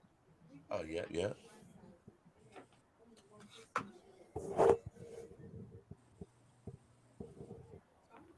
Prayers to your Pops and you, bro. We hope he pulled through and everything is good, man. You know what I mean? For sure. Mm-hmm. Yeah, what's up before we get out of here? I'll say one before I get out of here. But you are in your my prayers, man. You and your family and everybody. And everyone who has it, not just Pyrotech, but I know multiple people have it. Yeah. Wish you a speedy recovery. Yep. Got over it. My daughter just got over it. So. And I hope you return back 100%, because I know a lot of people still struggling with their taste and their smell after getting it sometimes. Yep. And their sleep patterns get screwed up. Sometimes it don't come back. Sometimes they shit don't disappear. Everything come back and then it'll disappear 6 months later and they don't get it back. Yeah, hey, we the people said monoclonal antibody treatment. My grandma did that. She just recently had COVID too. Hey, real quick, I just seen my man in the comment section. That's my baby bro on the Spotlight Sports Network. That's the SC Experience. I just want to let him know, nigga, it's 12:30. Don't you got school in the morning with your 7th grade? Let's go to bed, motherfucker. Hey, you see this? That's what I think of that. You got to change that name. Like, man, my hands is. I'm going the wrong way. What's that? It's the upside down. He knows what this is. Dirty know what this is. It's all about Faux Clap Brewing Gang, baby. We don't do FC stuff in here. It's that UCLA life. Oh, you guys in your powder blue and gold, huh? And you would rock those colors too. Stop fronting. You got me all the way fucked up, bro. You never catch me in that baby powder blue. Hey, you know what? My local team got dark blue and gold, bro. Our shit look fresh. University of California, baby. As soon as this interview is over, Dirty, I'm sending you a care package. Hey, I told you, I'll rock when I come to fuck with you at the game, but that's it, bro. Wait, y'all heard him? Y'all heard him, right? Y'all heard him just a minute ago. He said I'd never rock it. As soon as that care package, y'all niggas got Charger colors, bro. What up, bro? Yo, hey, what's up, man? I'm gonna let you get me. Hold on. I gotta address Aaron real quick. Nah, he didn't come on to cook you, Jonathan. Eric came on to cook me. Watch. No, he definitely. Go ahead. He'll cook both. First off, our colors look nothing like the Chargers. Close enough. Niggas We're the not same color. powder blue. No, they're not. They're yellow. Chargers are powder blue and yellow and white. That's what their throwbacks are. Ours. And what's UCLA? Ours are ruined blue and gold. It's changed. Blue is powder blue, bro. That's not powder blue, brother. Powder blue is what they be rocking in San Diego, and that is an ugly jersey. That is an ugly jersey. Hey, is that a Minnesota Gophers jersey? UCLA. That looks like a Minnesota Gophers. That looks like a Minnesota's Gophers jersey. That's what it looked like. No. What kind of? Y'all have the exact same colors, literally. I can't read that. That is fire. Baby, ready to smoke? I don't got my glasses on. Fuck it. I'll take it off and show it to you, nigga. But I just want to say what's up to everybody in the panel, man. What's up? Y'all probably don't know me. What's good? Go to bed, Eric. We see a little bit of you. I'm Eric, the one Ern just called me out. Ern's talking out of his ass. I'm not in the 7th grade, y'all. I am 20 fucking years old. No, just so you motherfuckers know, I'm the only one that can cap on Eric, bro. I'll beat your ass if you fuck my little homeboy. You know I'm gonna fuck with him.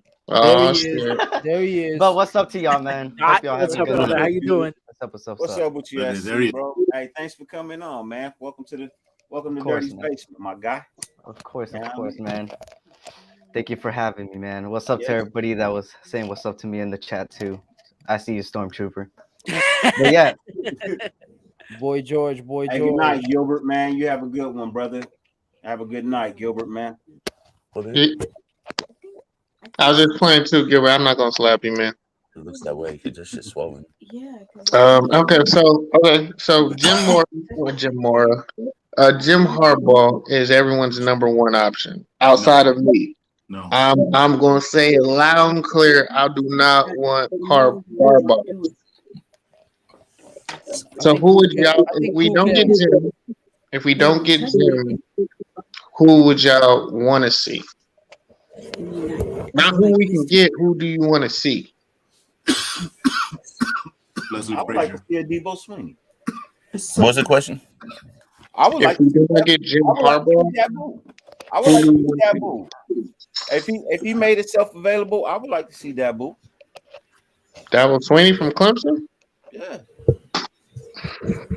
Man, I know I don't want to see Kellen Moore dickhead looking ass on our fucking side. And I told y'all that weeks ago. This guy's a bum. I've been saying no to him. Yeah. I've been It saying just no. looks funny to me. Hey, when it was brought up on other shows, bro, I was like, nah, that's just not a good fit, bro. Like, it's just not a good fit. I don't think it worked for us. All right, G-Town I says guess Brian Flores. I guess I'll go. I don't know if it's impossible, but because Jim Harbaugh is really the only guy that I'm looking at, but probably Mike Tomlin, if that's possible. He ain't going nowhere, man. He solidified his spot by getting to the playoffs. Yeah, but that's why. I said And we helped that out, which is why I'm kind of mad. I wish I was going for a tie because if he didn't make the playoffs, there was a possibility he would have left with bid. Hey, man, y'all can save lives in the hospital, but you can't get good Wi-Fi. I mean, he's under all that steel and metal, man. And that's not the stuff that's coming out of his ass. I came to represent Team Merrick, my Salvador brother. What's up, bro? Man, take your ass back to work, bro. Nah, bro, you look just like one of my homeboys, one of my Ace Boone Coons minor. And he looked like Junior. He looked like Creeper. He looked like Little Joker. He looked like Baby Joker. He looked like Toker. Down here, Captain. He looked like Payaso. Payaso. Let me start saying them in Spanish. What are the names they got? Muñeco. Shout out to We the People for calling me a weirdo. Shout out, brother. But now cocaine comes in a delicious shape. Red balls. There's McDonald's every 15 goes minutes. again with a straight face. Hey, Eric, my wife just said if you don't clap back, she gonna clap back for you. You know what? I'm silent. Sorry for asking for the shower scene, Raider Earn. Yeah, that's weird, bro. That's weird, bro. Dude, this came out of left field. Like, what's your name what? tonight? What's your name tonight? It's after no, we just not gonna gloss. Like, we're not just gonna gloss over that. Like, he really just didn't say that.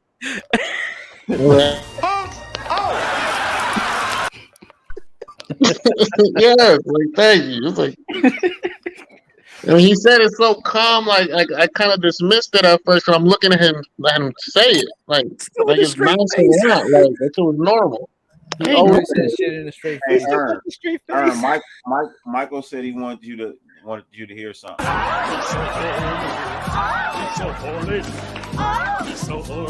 We love you long time. Fair use. Oh Fair God. use. Oh God. And no lie, I'm about to watch this whole season when I go to bed tonight. I'm not even gonna lie. And just. Yeah, and happy belated birthday to Jim Carrey's birthday was like 2 days ago. And you know he's 60? He's 60. Yeah, I just that. Yo, when I went to LA on this last trip, bro, it's the weirdest coincidence. I got video of this motherfucker's house, bro. This nigga has a fucking estate that tapes up the whole fucking block in Brentwood. Man, that's crazy. So, Dabo Sweeney. No, that was dirty. What did you say, Tom? We already baby Clemson. Why not get Dabo Sweeney? Fuck it. Well, I mean, no. Okay, we're getting rid of one of them. We're not baby Clemson. Only one of them is really producing. No, I changed my Mike Tomlin. I changed my name. I'm gonna go with Ice Cube. As head coach. Hey, dirty. Huh? Oh. Apparently, I'm not that funny. Hell no. He's worried about his big three right now. They about to drop. more. Well, thank you. All right, now. Wrote a song about it. Like to here he go. Sultan, in my heart, you're funny. Appreciate you, brother. There's always one out there. Yo, who you want, Terrence? I don't know anymore. Oh man. What you got, Ern? Who you want? Man, all my fucking eggs are in one basket, bro. That's what I'm saying. Fuck Ice Cube. I'm sorry. Nah, not fuck Ice Cube. No Tomlin. No Tomlin. No Ice Cube. I want Jim Harbaugh.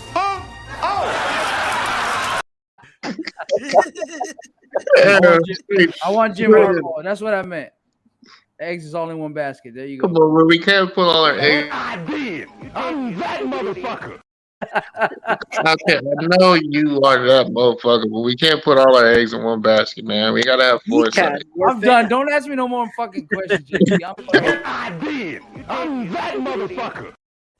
There you go. Somebody write that number down. If you guys want me to come with an alternate though, besides Harbaugh, I We like got the him, man. Ryan. I like the Ryan idea, bro. I like that. Wait, both of them or one? Which one? Man, give me both, bro. 2 Ryans is always better than 1, bro. Yeah, man, just give me Jim Moore. Just give me Jim Harbaugh, man. Just give me Jim Harbaugh, man. Jim Moore. Just give me Jim Harbaugh. Anyway, this is Rob Bryant. No, leave Rob Bryant, Rex Ryan's ass on fucking NFL Live. I do not want to see his ass walking on my sideline. No. Yeah, you put both of them on the same side. They're going to be boxing. Dude, they're going to be boxing on the same sideline. No Rex Ryan. Well, that's Rex and fine. Rob?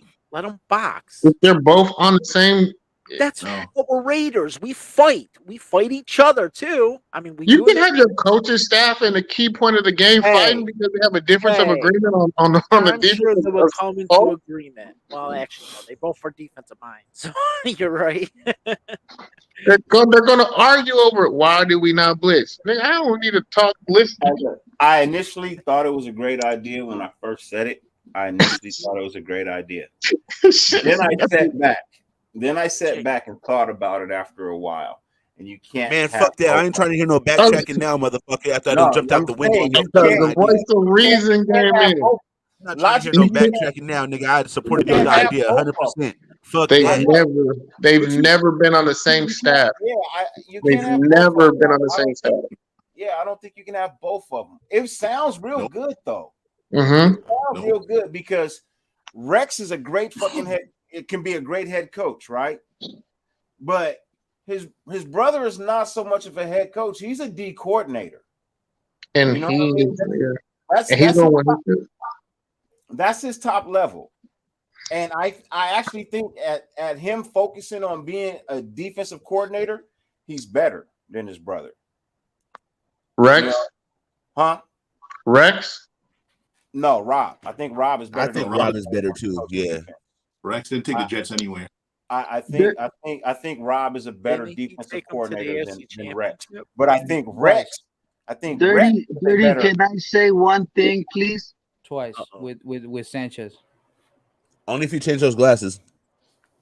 I want to say it's snowing outside right now in North Carolina, and I want to say thank you. See, that takes us to the letter D. And D is for your dumbass daddy. D is for your dumbass daddy. Bro, you just ruined the perfect fucking Raphael skit. Raphael. Bruh. No, bro. No. I am El Capitan. Oh, no. Once again, Dirty, thank you for letting me in your platform. Oh. Much love for you. Yeah. I was Panthers, but now I'm Raiders. Stop. And I have black belt in Jiu-Jitsu. This is for you, and that's for your dumbass daddy. Thank you for saying it. I'm waiting for that. He held the dude was coming. You a goat, dirty, because you knew it was coming. That's why you held on to that part. Oh man, Michael, man, what do you? God. Michael, you crazy. Dude, I hate to love you, Mike. Man. I hate to let I love you, bro. Hey, we all need a good laugh, man. Dirty. We all need a You good remember laugh. the time when Raphael came on Hammer shit, and then somebody said that listening to him talk makes him want to rinse out his mouth with a revolver? Bro, I almost fucking fell off the couch, bro. Oh my God. I almost died, bro. Is he in here? No, Nah, I don't Raphael's think so. asleep. If he is, he's probably Okay. running and crying. Yeah. Okay, man. Damn. Yeah, that comment hurt his feelings a lot. He dipped out right after that too. He dipped out right after that. I felt so bad. Nigga, my Hey, soul all left my y'all have body no and came empathy back either. after Y'all that like, shit, bro. y'all fucked up too, man. Y'all did it wrong, man. Cause y'all mentioned that shit. He's like, you can see it just killed the rest of his. Even his day was fucked up. His day was fucked up. I felt so bad. There was no way for me to get in contact. I mean, I waited 20 minutes, but I had a good laugh I though. agree with the people. I agree. His That shit was English hilarious. is not his first language, so it's But I was Hey, one. we all going to hell, yo. I mean, I ain't gonna lie. I was a Gerard Mayo guy, but then I started thinking, and someone said something that made sense. Name a New England guy who became a head coach in that Belichick tree that's been successful. none. There ain't none. Even in college. Now Gerard Mayo could be different. I really like him. I will know. Yeah, I will we like don't what he stay would the do with fuck the away from Canyon. goddamn Boston when it comes to this search, bro. Don't think 24 touchdowns get you extensions. He needs to throw 30 plus touchdowns. But the thing about Mayo, bro, is that he's not even a coordinator. He's a linebackers coach.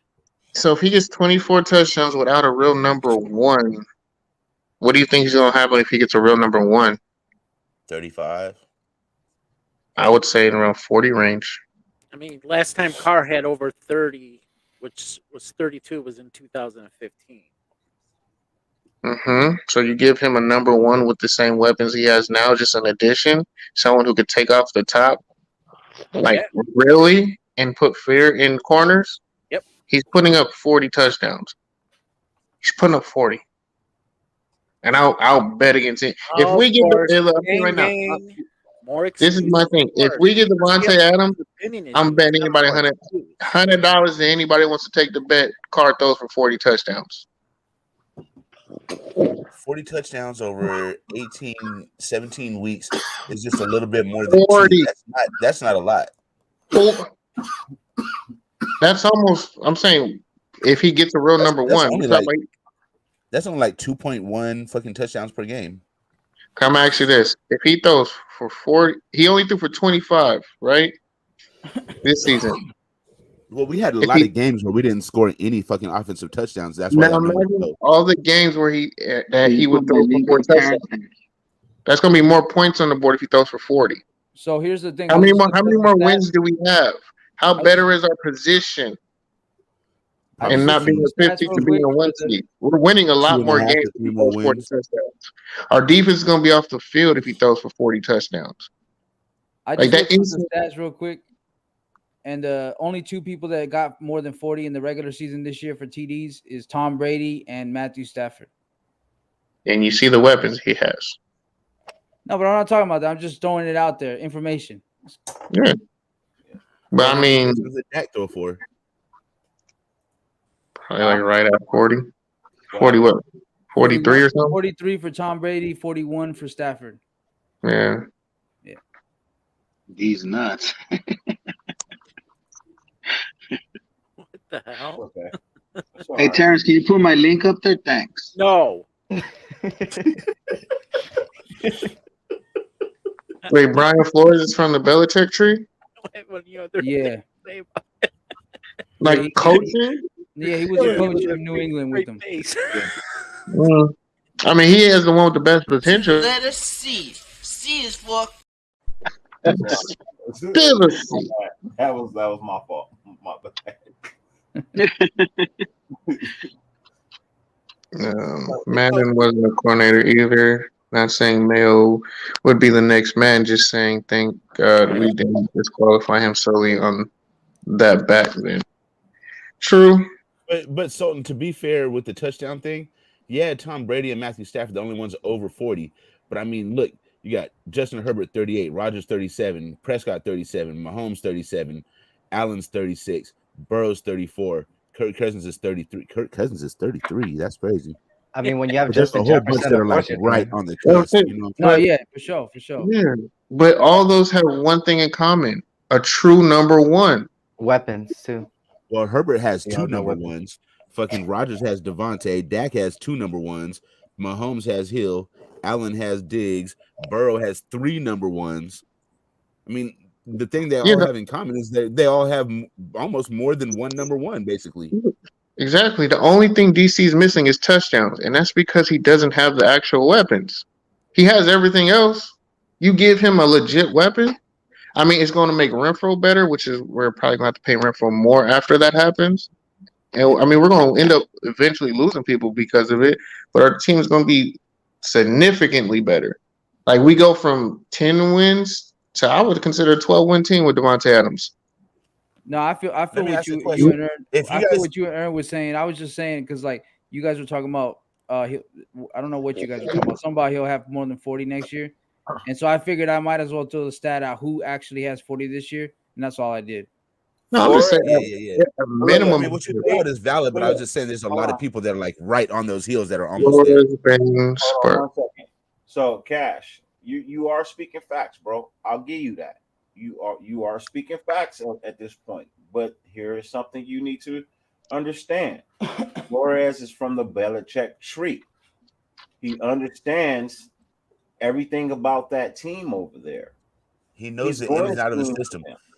Yeah, he's going to scheme for them because And he he built- play the same ball. You know, And he- Playing the same Yeah. division. Well, no, that and he built a defense to compete against him.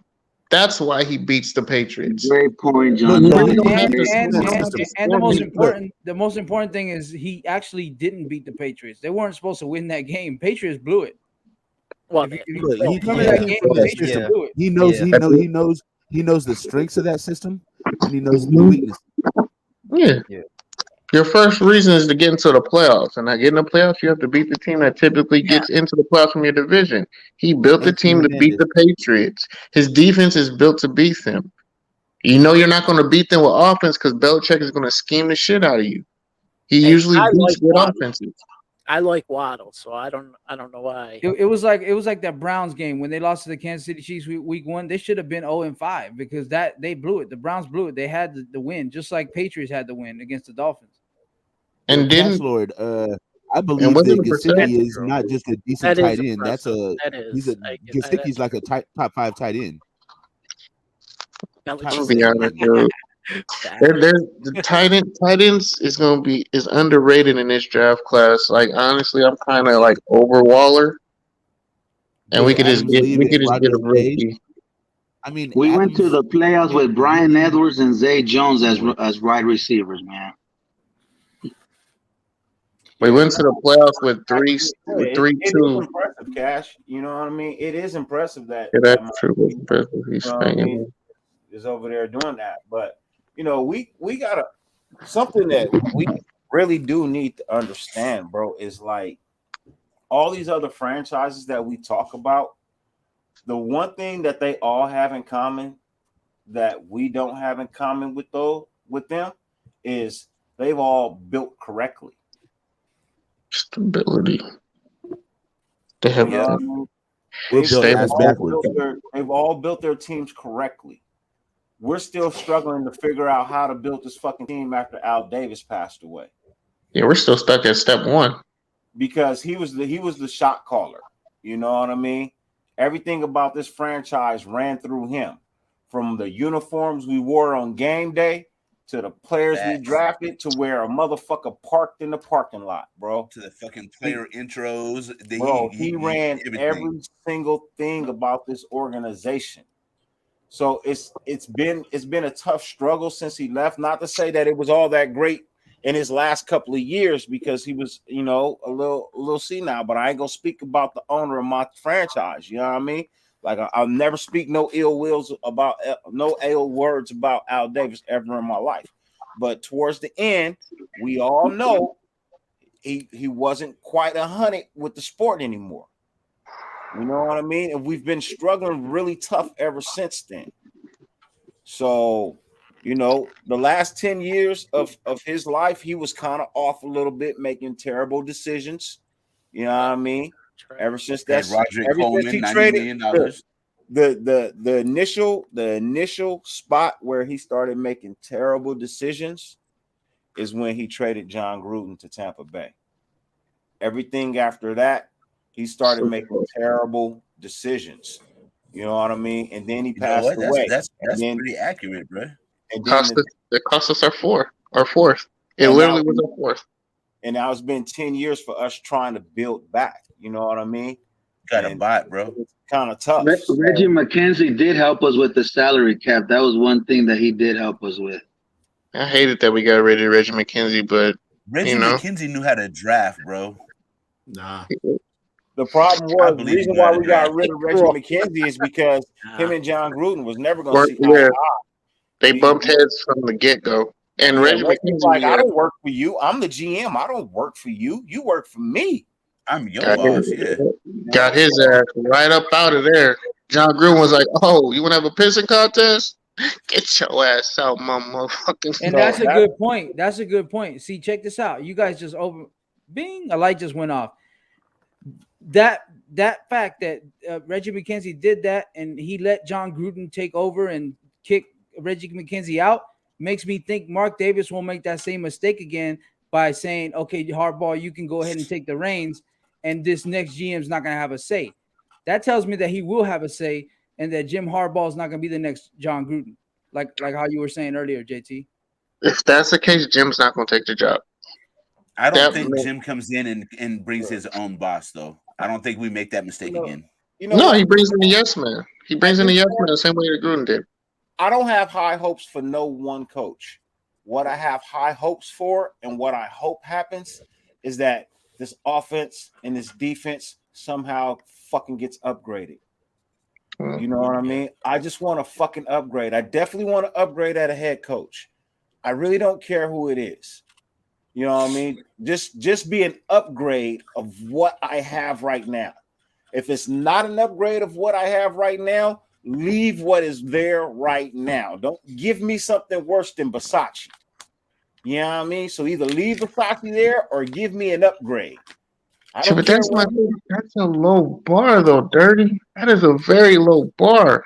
But an upgrade is an upgrade. I'm saying, but what we upgrade from? A Pinto? Bro, look. I'm just saying, like, are we? Like, I love Rich, but let's be real. I'm being real. I got a friend that owns. Nah, bro, we just trying to find something faster than Prius, bro. That's all. But it's not No. Listen.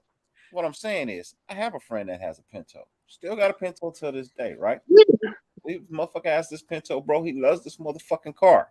Reliable shit. He spends money on it, right? He spends Dirty. money on There ain't no damn body that still got a Pinto and loves its side. Listen, I do. This nigga dropped a 5.0 motor in his shit. Oh shit. This nigga shit fucking runs. It's a Pinto body. No, we're not doing that. Hey, look. No, man. What I'm saying, look, so what I'm getting at is parts are interchangeable. Just because it looks like something doesn't necessarily mean it's gonna run like that. Parts are interchangeable. That's fact. You know what I mean? All I'm asking for is upgraded parts. Whatever those parts may be it coaching, be it player, be it whatever. It definitely needs to be an OC. It definitely needs to be an upgraded OC. We should bring a women coach. I agree, Cash. I do. I agree with that. So a women coach to do what? To be coach, Raider Hearn? What coach? Head coach? Yeah. Becky Hammond is in the NBA. She's not in the NFL. I'm with that, but you got to show me somebody that has a resume, a woman that has a resume that can warrant something like that. Because we ain't out here just playing around no more. Our time for playing around is over, bro. We ain't got no time for fucking around no more. We became a fucking laughing stock. We're just barely coming out of that. I'll look up some names later on. It's funny how your troll turned into a serious question because we just want to be sensitive to the topic. But ain't no fucking women head coaches right now to even look at. I'm gonna be honest, ain't no fucking women head coaches out there. There's only one GM.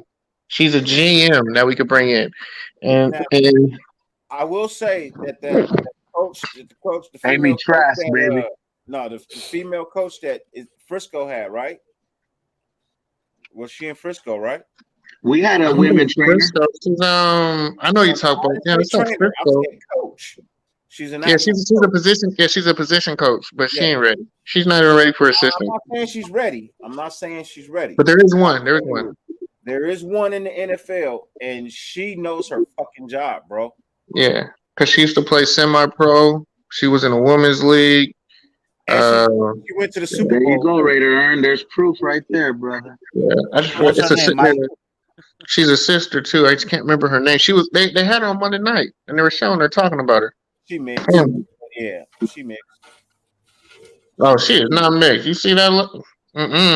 We talking about the same one? Yeah, we talking about the same. A sister. She gotta be mixed, bro. Cause she white. Oh no, you talking about the other one? No, the one they talking about recently.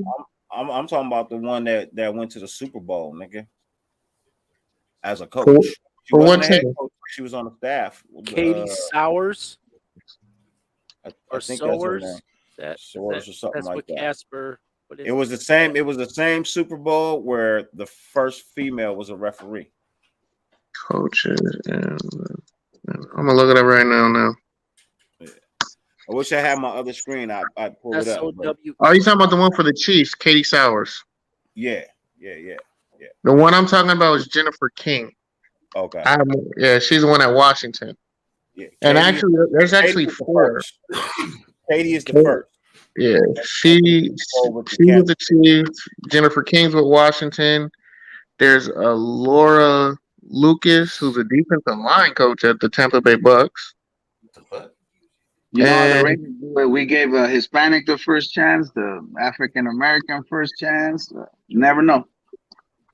Well, Katie Sowers is an assistant running back coach. Jennifer King's assistant running back coach.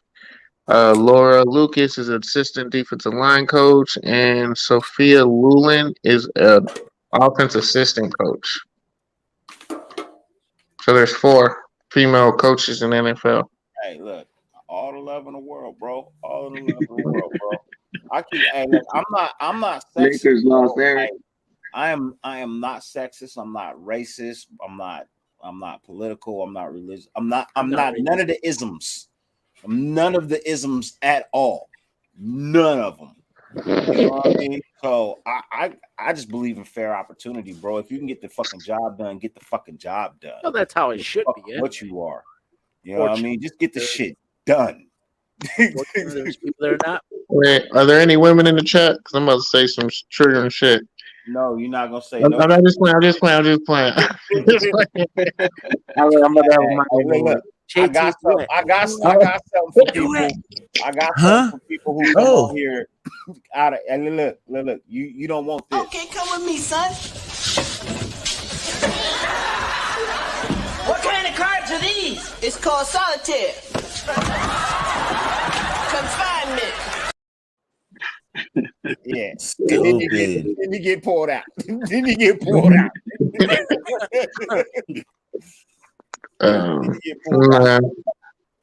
Yeah, I've been watching King. I like Jennifer King, and plus she kind of got them Washington running backs looking okay over there. Look. I believe anybody who studies their job and puts forth the effort to fucking hone their craft deserves all the fucking opportunity in the world, bro. I agree. Just because you can't play the look, it's so many coaches that we didn't had in the NFL that could never play the fucking game. Belichick. They can't John play the game. Gruden. You know what I mean? Hopefully, I soon be one of them. But you know what I mean? But Hey, they have great football minds. Have you heard back from was it UCLA, right? The scout position one was some fucking asshole who wasn't alum, was like, he's a dick who trolled me. But because I was researching and looking into it, I saw another position. So I did reach out to Chip directly about the analyst position to see if I still can jump on. But the one I did apply for is actually not a football analyst, but no, it was I have to look it up. I can't. It's like a super long name, but pretty much like digital art, working with like incoming recruits or commitments, things like that. But to get your foot in the door, though. Mm-hmm. Yeah.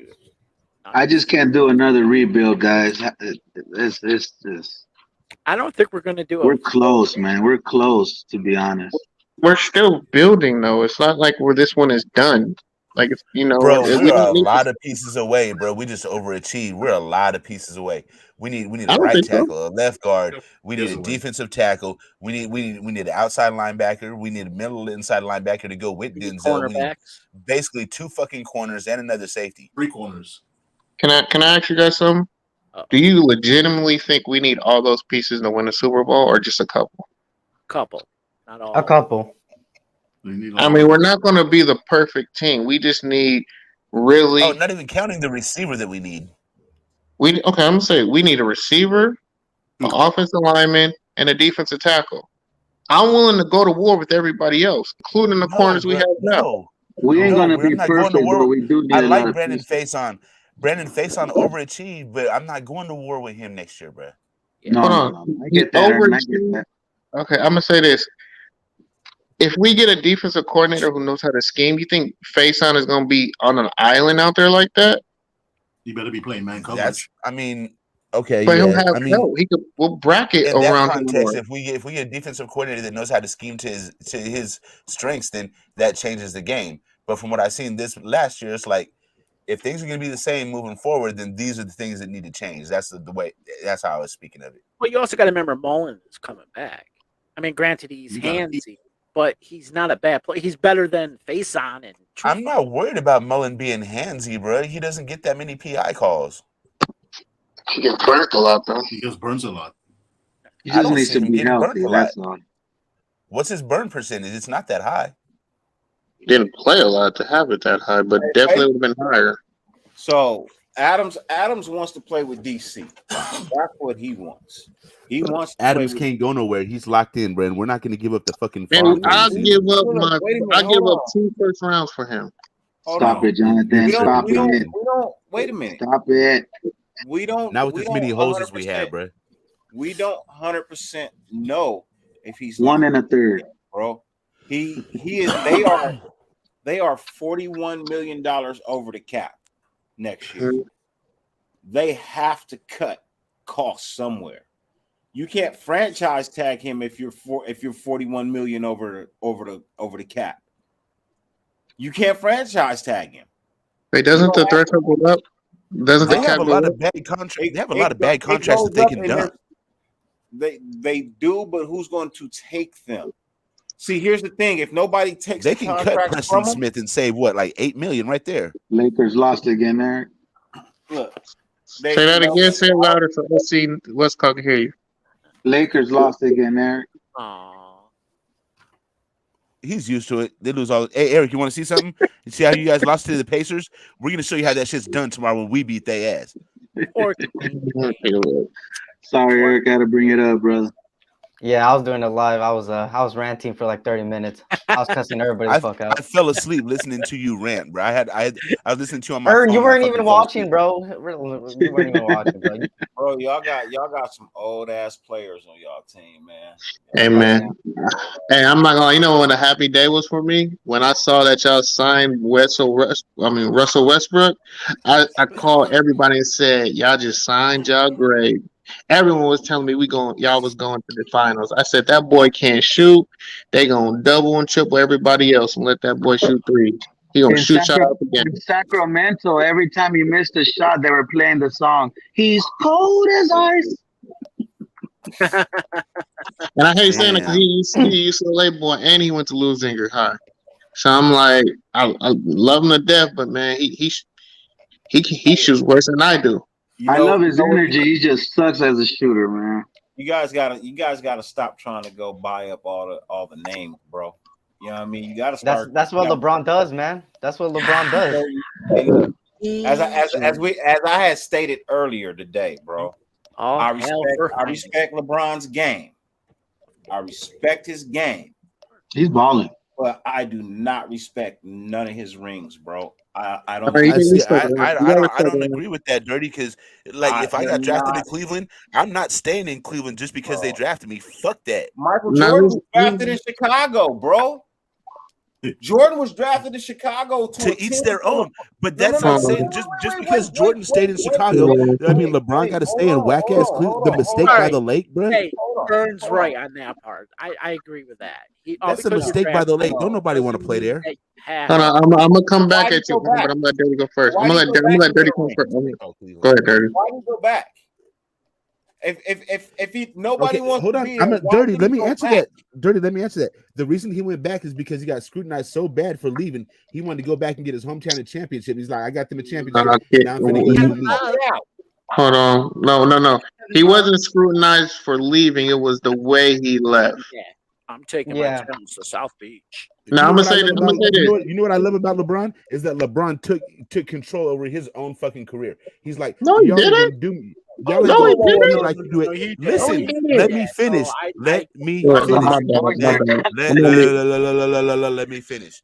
Okay, he took control over his own shit. He's like, I'm signing 1-year contracts, 2-year contracts. You motherfuckers ain't locking me into 7-year contract where I'm stuck here, and then you just get rid of everybody and just fucking get rich off of me, and I don't have a chance at winning nothing. He took control over his own legacy. He's like, fuck what y'all think. I'm trying to do me. When I got respect for LeBron James when he got that weak team and beat that 73-9 Golden State Warriors team. I got respect for that. Go back to work, motherfucker. How can a 73-9 team not win a championship? You tell me that's only no respect in NBA history. In NBA put on your Stearns and Foster glasses and go back to work. The biggest choke job in NBA history, 73-9, and cannot win a championship. I mean, tell me. That is true, though. And then turn around and win back to back. That's right. With Kevin Durant, but you can't win nothing without Kevin. Wait a minute. I'm you're moving the goalpost. That's no. Yeah, I respect that one. But that's when LeBron 1975 to 2015. That was the biggest drought in NBA history. Now they won like 2-3 championships. Now they're great. Come on now. Who? Hey man, I mean, well, yeah, I'm saying that same thing. Look, here's my thing, bro. You know how to read. You ain't got to look at it that long. You know what that says. We're in 22. 18. I'll burn that shit. Hey, so, hold on. Stop. Okay, come with me, son. What kind of cards are these? It's called solitaire. Confinement. Yeah, now get your ass in there, Michael. Who's your team? No, I'm talking to both of you, bro. Lakers, baby. Hey, shut the fuck up. You guys ain't even gonna get the fucking 8 seed. You're in the fucking play-in. Bro. We're in the 7th seed right now. What you talking about, Ern? Nigga, you in a play-in, bro. You in a We'll see you in the first round. We'll see you in the first round, Ern. So I'll mute both of you. That's the one thing you're not gonna do is overtalk me on my channel. I ask you guys to show the respect, bro. I show the respect and bring you on my channel and I let y'all talk for a lot, bro. And I don't intervene. But when I start talking on my channel, bro, don't overtalk me. It's disrespectful, bro. It's my channel. It ain't your channel. So I'm going to unmute both of y'all, bro, and then I'm going to have my conversation. And then y'all could go back to going back and forth, bro, because I like it, but I'm talking. We good? Man, you know I love both y'all, bro. Come on. Just I don't talk that much when y'all talking, bro. Just so when I start talking, don't overtalk me, please. You know what I mean? That's the one. Those one. I don't have a lot of rules here, bro. But I just ask y'all not to overtalk each other because it gets to an argument match, and then you overtalk me. That's all. You know what I mean? So I don't mean to yell at nobody, but it is my channel, and I like my channel. But I done lost my train of conversation of what I was thinking about. Y'all niggas go back and argue with me, bro.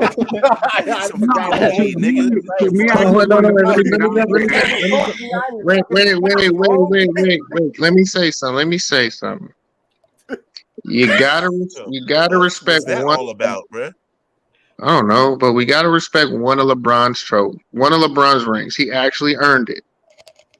Anything in Miami and anything in Lakers is debatable. You could debate it. One, he wasn't the leader of the Miami team. Yeah.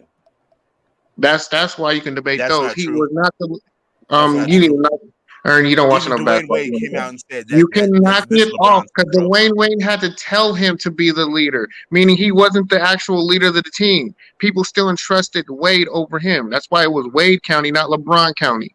That's still Dwayne Wade's team. I bring you in. You're the best player. You're going to get the ball. You're going to get the final shot because you're the best player. Don't mean that you run my team, but you run the floor. And he knew that. So are you saying that Klay Thompson's rings don't count because he's not the man in Golden State? I didn't say that they didn't count, but he wasn't the leader of the team. So who's going to get the majority of the love? You know what? Honestly, Steph is not the leader of the Warriors neither. You want if that's how we're going to look at it, Draymond is the leader. of that Draymond team. Green is. So Steph's rings don't count because he's not the leader? Then you could say that Derek Fisher was the leader of the Lakers. Come on now. Like we can argue semantics all day. You know Steph was the leader of the team. Draymond Green was the voice, but the actual leader, the one who was leading them to victories, the one who was putting up the points, Draymond is actually your point guard, John. Let me finish, bro. Let me finish, please. At the end of the day, who is taking the final shot? Steph Curry, or Draymond Green? Iguodala. That doesn't mean leader. Hey, real quick. Hey, Hefe, I know it's you, bro. Ray Allen took the final shots in Miami. You know Sorry, what I Dirty. mean? Ray Allen took the big shots in Miami. That don't mean he was the leader. Yeah. But look, real quick. Hey, Hefe, I know it's you, bro. I know it's you. You know, He made another account. You can make another hell, account man. all you want to, bro. But my wife is white, bro. What are you talking about? I hate white people, really. You can ask my mother-in-law and my father-in-law if I hate white people, bro. You can go ask my Never friend, personal, Raider I Iron. mean, I'm Hey, white Terrence. and I'm on this fucking panel. Hey, Terrence, do I not talk to you behind the scenes? Yeah. Hey, you know what? He did.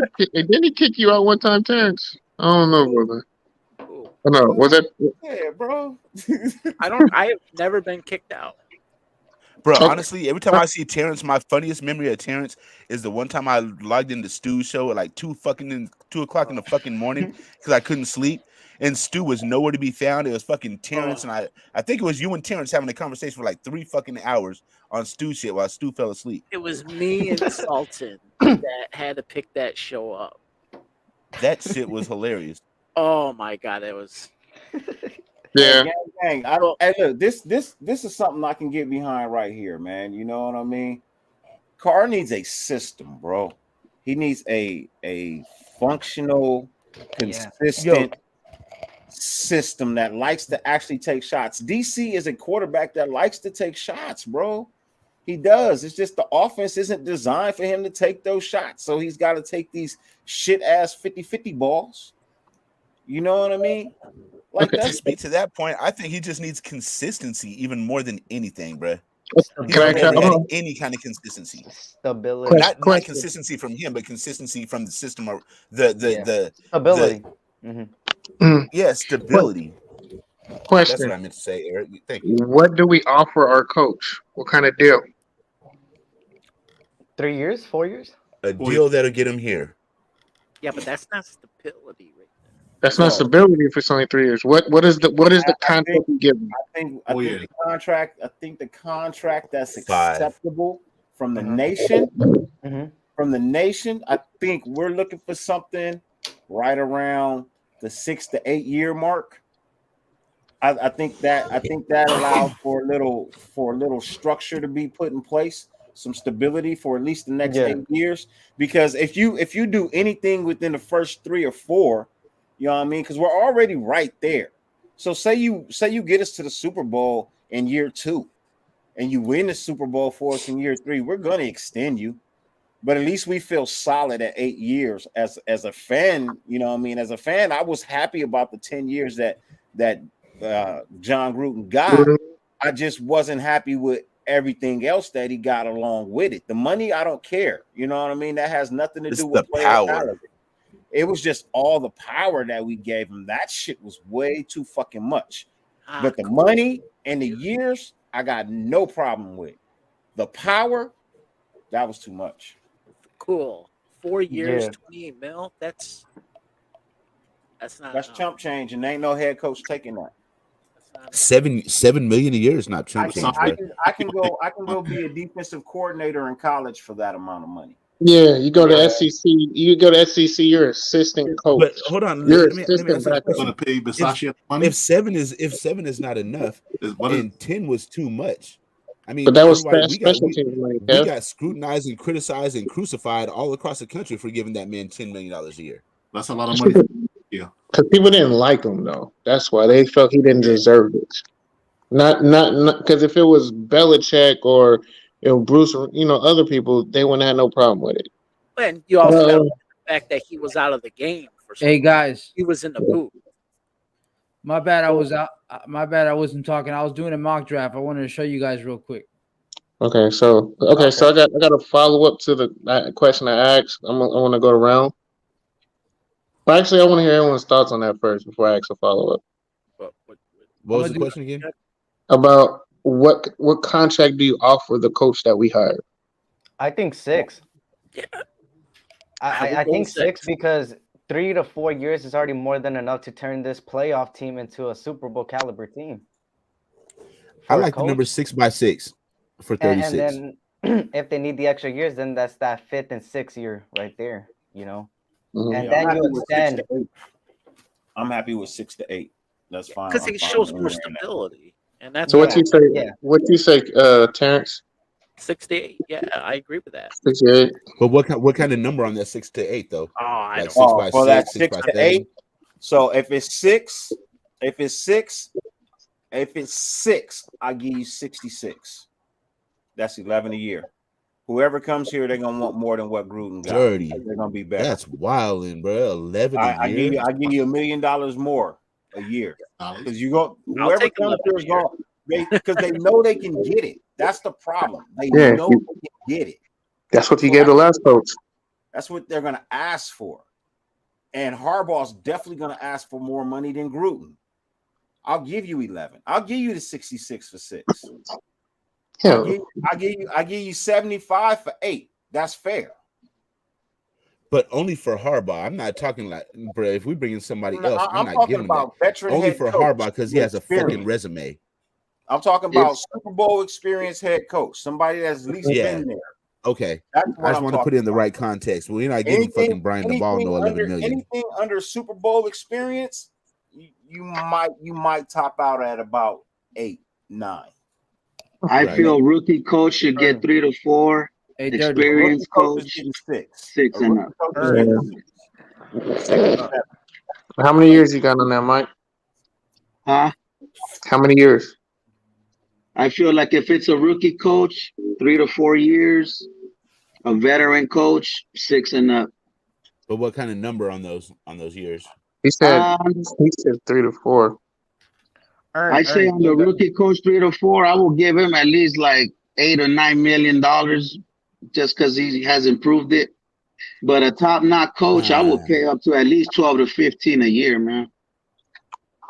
15? No. If he's proven. I'll be laughing at me. You have to have won a Super Bowl to get that from me. If he's proven. You're gonna have Mark Davis is known for paying his coaches. I mean, he just made Becky Hammond the highest paid WNBA coach in the Las Vegas Aces, and he just did that with Gruden. It's just the market. That's why I know it sounds high, but the market is kind of up there on the top-notch coaches. Hey, so I didn't say nothing what is for like what is Bill Belichick? Let's see what Bill Belichick's contract is. Hold on. Wait a minute. He's probably one of the lowest rated earned, probably. Michael, you see me say hold on? You heard me say hold on? I didn't see it. Sorry. Yeah. So Sultan brought up something about 2.5 minutes ago. He got his shit together. He want to share it now. We're gonna go ahead and share that real quick, and then we can I was gonna say I have been talking for the past 20 minutes. Because I've been doing this simulator real quick, but this is my mock draft right here. So for the 22nd pick, I got Nakobe Dean, linebacker, Georgia. For the 61st pick, I got Nehemiah Prickett, from cornerback from Auburn. For the 86th pick, I got Logan Hall, defensive tackle from Houston. For the 93rd pick, I got Calvin Austin III, wide receiver from Memphis. For the 123rd pick, I got Smoke Monday, safety from Auburn. For the 164th pick, I got Josh Jobe, cornerback from Alabama. For the 217th pick, I got Isaac Moore, right tackle from Temple. And for the 226th pick, I got Jeremiah Gemmel, linebacker from North Carolina. So, yeah. I would have to look into those. I'm not too familiar with certain people. Like only like the first two ring a bell off the top of my head. Dean, after that, I don't know none of them. Yeah. I know Smoke Monday. I like his tape. Hey, Hefe, you can be here all you want, bro. Like I said, bro, you talk all you want all in through my lives, bro. Just pull up in Vegas for the draft, bro. That's Hit the all. like button on your way in and on the way out. Hit that like button. You can run my view hours up all you want to, bro. I greatly appreciate it. But just pull up on me in Vegas, bro. Please. Pull up Dirty. on me with your motherfucking Dirty. hands up, nigga. Give him an opportunity to apologize, bro. Maybe he just had a moment, bro. Give him an opportunity to apologize. You apologize throughout the whole ass whooping. Bro. He had a chance to apologize when I told the nigga to knock the shit off. That shit don't belong on my channel. And he kept going with it, bro. That was your turn to apologize, to knock it off when I asked you to. So at this point in time, bro, it's on site when I see you. If I ever see you, my nigga, I don't care if you see me or not. If I sleep you from the back, nigga, it's still on site whenever I fucking see you. Point blank.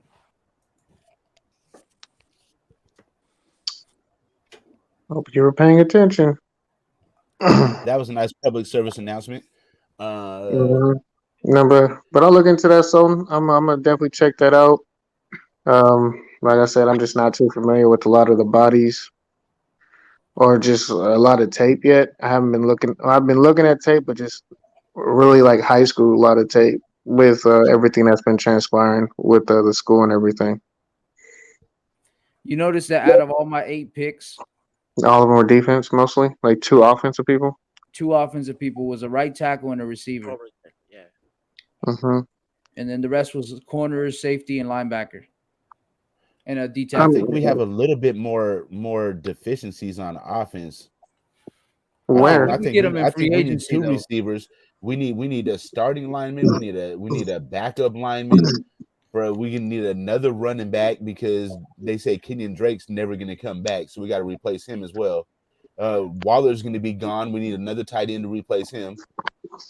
We have a lot of deficiencies on offense. OG Fade, he's not a kid. He's a grown man. I've talked to him face to face on lives before. I've seen him. That's why I'm not giving him a pass as it could be a kid. He's not a kid. He's a grown ass man. You know, ain't no kid up at like 2:30 on a Raider the Raider channel. Ain't no kid on real grown ass man. Hey, Ern, my brother. Hey, Ern. The reason why I say I did that was because I was going to address offense fully in the free agency instead. I'm gonna say this. I just don't know, bro. Like the holes that we have is like, and then what's going to be available. I'm not feeling. I know you love Jermaine Ifedi. I'm not feeling that, bro. Him Yeah, and that's Trent the Brown. sad part, though. I'm not He a feeling grown those. ass man acting like that. I'm I'm my gonna say, bad. no. I definitely hear you, Earl. I don't think we're that far off on offense. Honestly, I'm all in on Devontae Jonathan, Adams. I'm our all in offensive on line Man, is ass, see, bro. They're I'm constantly all getting no, in thrown with at our that fucking one, quarterback bro. every play. no. And what I'm saying is the guys who are starting now are the backups. All you have to do really is replace like really one guy, really one or two guys. I Yeah, mean, Pollard is not Pollard is not bad, bro. He's not bad, but I would really. I don't know if I would want it. I don't know if I would want him, bro. I'd rather draft a running back if you're gonna go that route with the Pollard. Yeah. I think Pollard is a system running back. He runs really this good in running that back fucking system. this running back draft class is deep. It's deep. yeah, it's super deep, and we already have a Kenyon replacement. Drake coming back and Josh Jacobs. Yeah. Drake's Well, not Drake's done. not coming back. He Drake's he done. won't be back until 2 years. Honestly, it'll take him 2 years to really be back. Honestly, this is Trey Riggins' opportunity now. It's Trey Riggins. Trey Riggins is going to slide up. Yeah. Jalen Richard's still going to be the third down back. Josh Jacobs is our number one. Riggins is going to take over the 2. Unless he doesn't produce, then we're going to get a kid in the draft, or we're going to get an unrestricted or undrafted kid in the draft. We're going to get a rookie. So it's either going to be Riggins or a new kid in there. I think Like running back is easy to get. I think we're just a few pieces away on offense, Yeah. though, man. I think Literally. we're about to lose Waller, wide receiver, 2 linemen, and maybe one receiver, 2 linemen, and maybe another backup running back. Maybe Mhm. I mean maybe a better tight, maybe a better second tight end. You know, I'm gonna be honest We with have you, to Aaron. address backup quarterback position as well. Maybe a backup quarterback. You know what I mean? Look, I honestly believe if Harbaugh gets the job, Mariota's out. That's for sure. Yeah. Mariota's going I to be think out Harbaugh anyway, bro. spend his He's going to money want to go somewhere somewhere he can else. actually see the field. Sorry. Yeah, Harbaugh's going to want to spend his money somewhere else. He's not going to spend that on the backup. And who you bringing as the on a backup? player, bro. I think you That's draft played one about late. 18 plays the whole season. I think you draft a quarterback late. So then we just slide Peterman as our second string. Slide Peterman is your second, and let that draft pick grow over the We next cut 4 or 5 Peterman years. yesterday. I don't know if I do that right now. We already cut Peterman's the side piece, bro. We get mad. No. Not about Peterman. We I get- was worried about Carr's decision. I think we're gonna wait on extending Carr. I think we're gonna wait on it. Yeah, I agree with We can't make a decision on Carr right now, man. You can't make a decision and give Carr money if the coach you want doesn't really look at Carr like that. You can't we'll just be. Well, I don't think we regressing. bring in a coach that's not willing to accept Carr. So I'll tell you this. I honestly got a feeling that if they do extend Carr, right?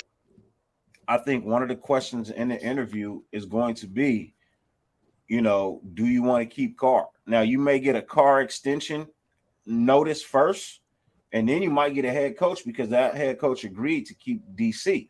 Or you might get a head coach, and then you might get the Derek Carr extension after that. You know what I mean? But either way it goes, DC's getting an extension. Yeah.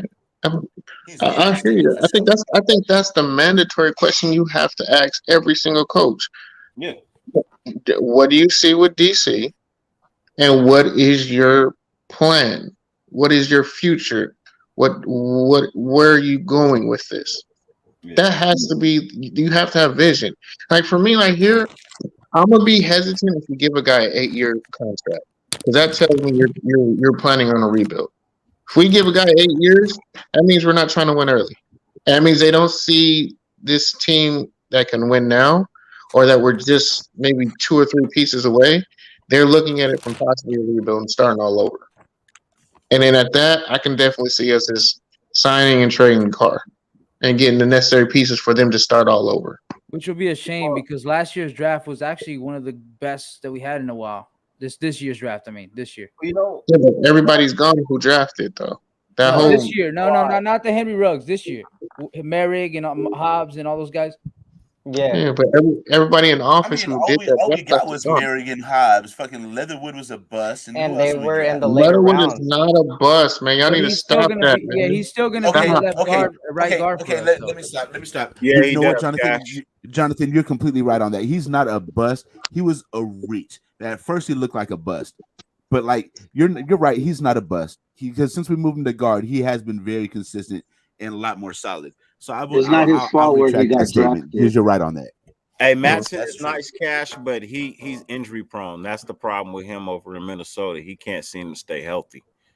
You know what I mean? If he's healthy, then the other running back is down. If the running back is down, then he's you know what I mean? So it's like, yeah, you know, he can't seem to stay healthy, bro. That's the only knock on him. I love the way he plays, but I haven't seen him complete a season yet. If Harbaugh comes, I wouldn't doubt if we draft a running back because Harbaugh in Michigan loves his running backs. If we get Miller from Texas A&M is hard. So I wouldn't imagine if he ends up bringing Hassan Haskins over here. So we got so this year we got Alice Leatherwood, Trayvon Merrick, Malcolm Coons, Divine Diablo, Nate Hobbs, and Jimmy Morrissey, which we cut. Yeah, like the draft class was legit. We also got Tyree Gillespie. Yeah. And there was another safety because I know we took like 3 or 4 safeties. No, like this draft is by far the best draft of the last 10 years, if not more.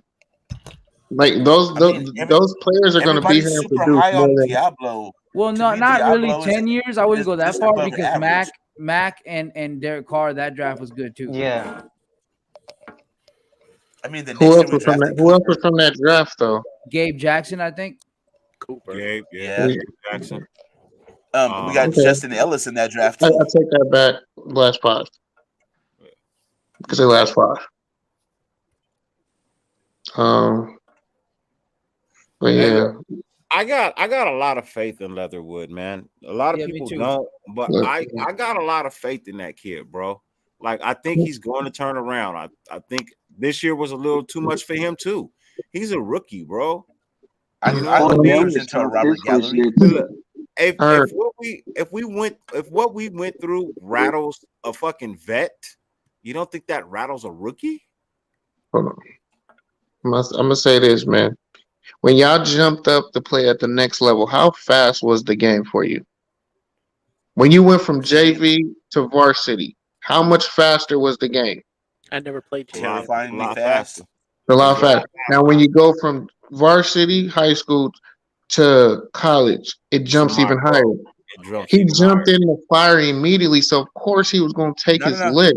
I retracted the statement because I had to think about it. I was like, you know what? I was completely wrong on that. So yeah, I retract that one. Hey, look, he's okay at best this year. Give him some time, Cash. You know what I mean? Just give him some time, bro. It's the same thing we did with Colton. You know what I mean? We ragged on him bad his rookie year, bro. You know what I mean? We said all the shit he wasn't never gonna pan out. We was calling him all types of fucking names. We thought he was because we was comparing him to McGlinchey in San Francisco, and he was having a good season. I never said that. So it's like, you know, let's little. You gotta be a little easy on some of these rookies, bro. Like it's not easy. Every rookie don't automatically have a Jamar Chase year. You know what I mean? Or Michael Parsons. Or a Michael Parsons year. Or they don't come out and have an Ezekiel Elliott first year. You know what I mean? Not every player does that. You know, so let's be, and I get that he was drafted in the first round, our first overall pick. You can't, but that's pressure that we put on him. That's not nothing that he did. That's true. Hey, but that's a positive thing right here. But they're not the ones that took themselves at that position. You know what I mean? So you can't hold that to them. They're only going to be as good as they can fucking be. And it may not be, look, so many first round draft picks never pan out. Just never fucking pan out, bro. And Cleveland was a mass production of that, drafting all these fucking quarterbacks in the first round, and they didn't last a year. You know what I mean? Not every pick is going to pan out. But when you see that there's a little bit of talent and you can work with it, that's what Leatherwood has right now. He has the talent and it can be molded. We just need to put a little something on the outside of him, and then we need to put a little something over there between the center and Colton Miller. And I think this line will be fine, bro. Like, I honestly believe he can hold his own with somebody next to him that can fucking hold they own. Hey, Dirty, will you keep him at guard or will you give him a chance at right tackle again? No. Keep him at guard. He's fine at guard. Yeah, I was gonna say that's good that we got it out the way that first year, because I think, like Dirty was saying, not everybody pans out right away, but I think during his second year, I think that he's gonna be definitely a lot better.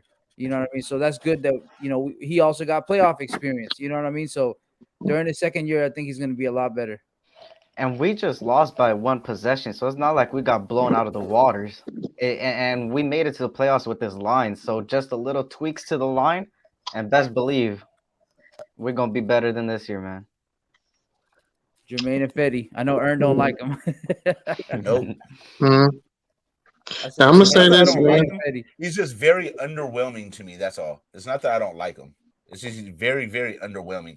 That when I hear that name, I'm like, pass, like a hard pass as soon as I hear it. But he's a lot better than Parker, though. I mean, shit, you might be better than Parker. I ain't that big, dog. No, I'm gonna say, watch next year. He knows the speed of the game. He's gonna add on weight. Leatherwood's gonna be one of our better linemen next year, and to go forward. I hope so. Now, what I'm gonna say is this though: we need to move Andre James to his natural position at right tackle, and we need to go get the center who was with the Tennessee Titans, who will be a free agent. What's his Nick name? Actually, he can play left tackle because he played on the side of Colton Miller in college. You talking about Nah, Nick we- Martin? Colton's a left James? tackle. Yeah, Andre James was a right tackle at UCLA. He played on the side of Colton Miller. They played side by side for UCLA. He's a left guard? No, I mean, yeah, they moved him, but when he first came in, he was the right tackle. But then they had to move because of They injuries. moved him, and yeah, so his Yeah. whole junior and senior year, he played left guard on the side of Colton Miller. Mhm. Yeah, so Andre James can play the whole line now. Like he solidified his position. I'm saying we get someone who can call blocking assignments, who has done it and proved it throughout the year, especially with the Titans. He'll be worth the money. He'll be the leader of the line because we have honestly we have a young line honestly with people that are on, and he'll easily replace Incognito with the voice in the locker room. Wait, did you say Titans or Texans? Because if you mean like Nick Martin as center, we already had him.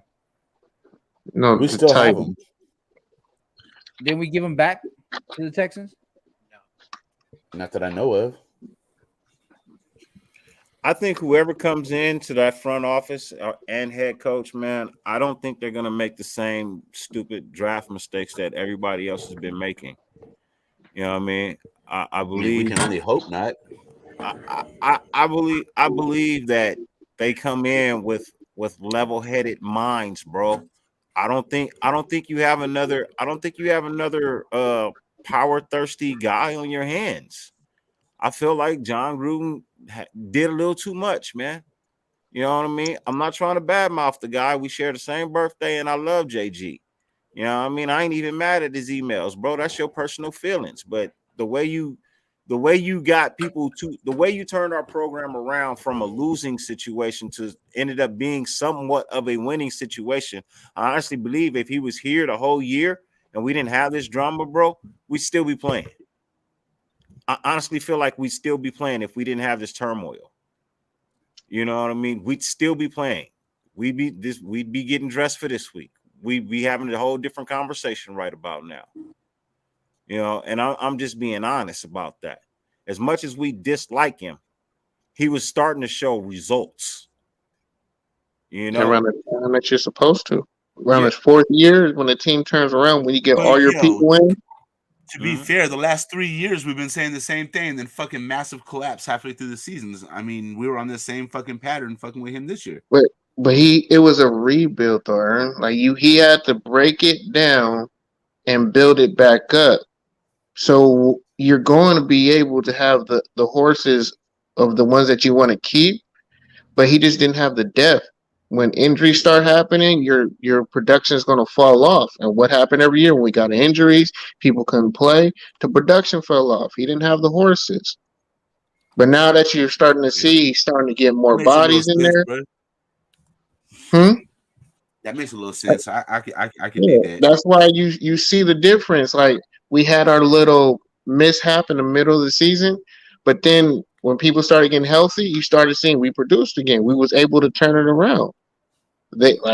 I'm like typically around the fourth year, or if you like really weren't that far off, the third year teams turn around under new coaching when you're doing a rebuild. It takes the third or fourth year.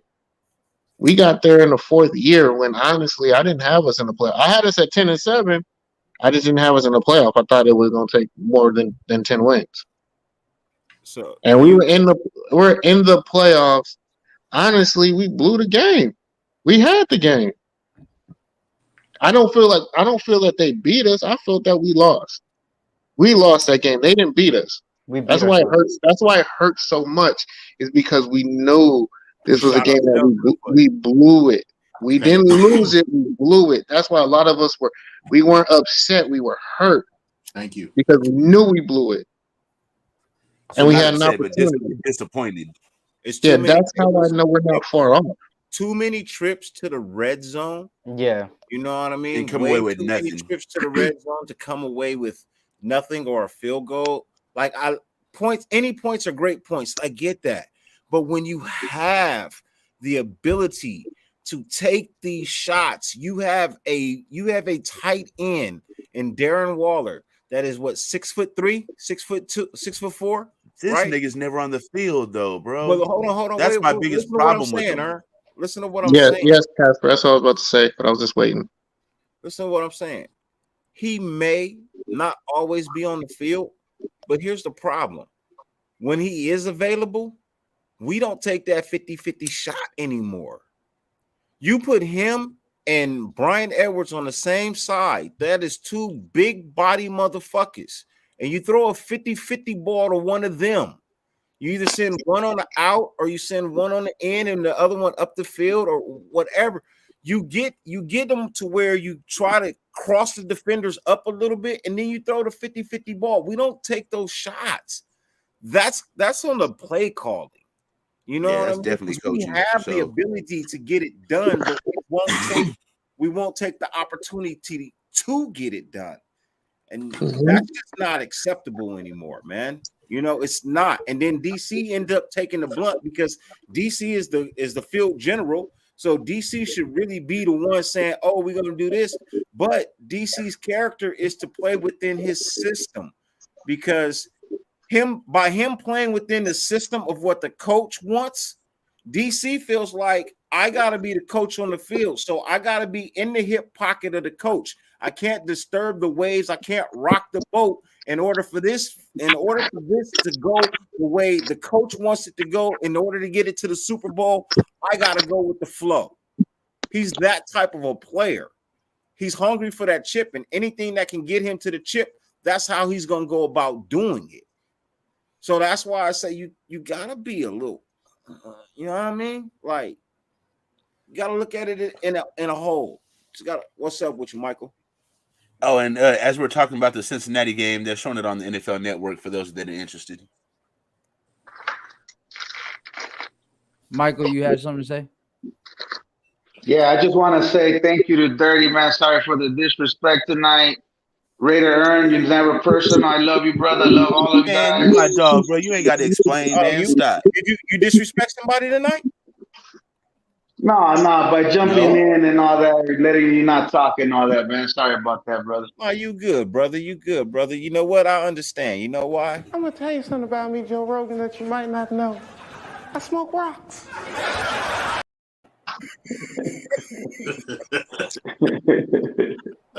Love you, brother. Hey, love this panel, man. Love you guys, man, for real. You too, Michael, man. Take it easy, bro. Have a good night.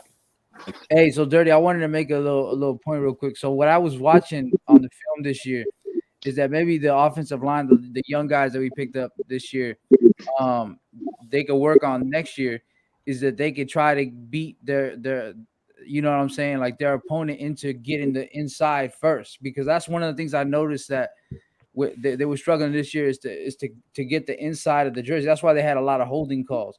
You know what I mean? Because when the snap is called, they don't beat the opponent into getting the inside first. You know what I'm saying? So they definitely could work on that and decrease some of that holding calls they got.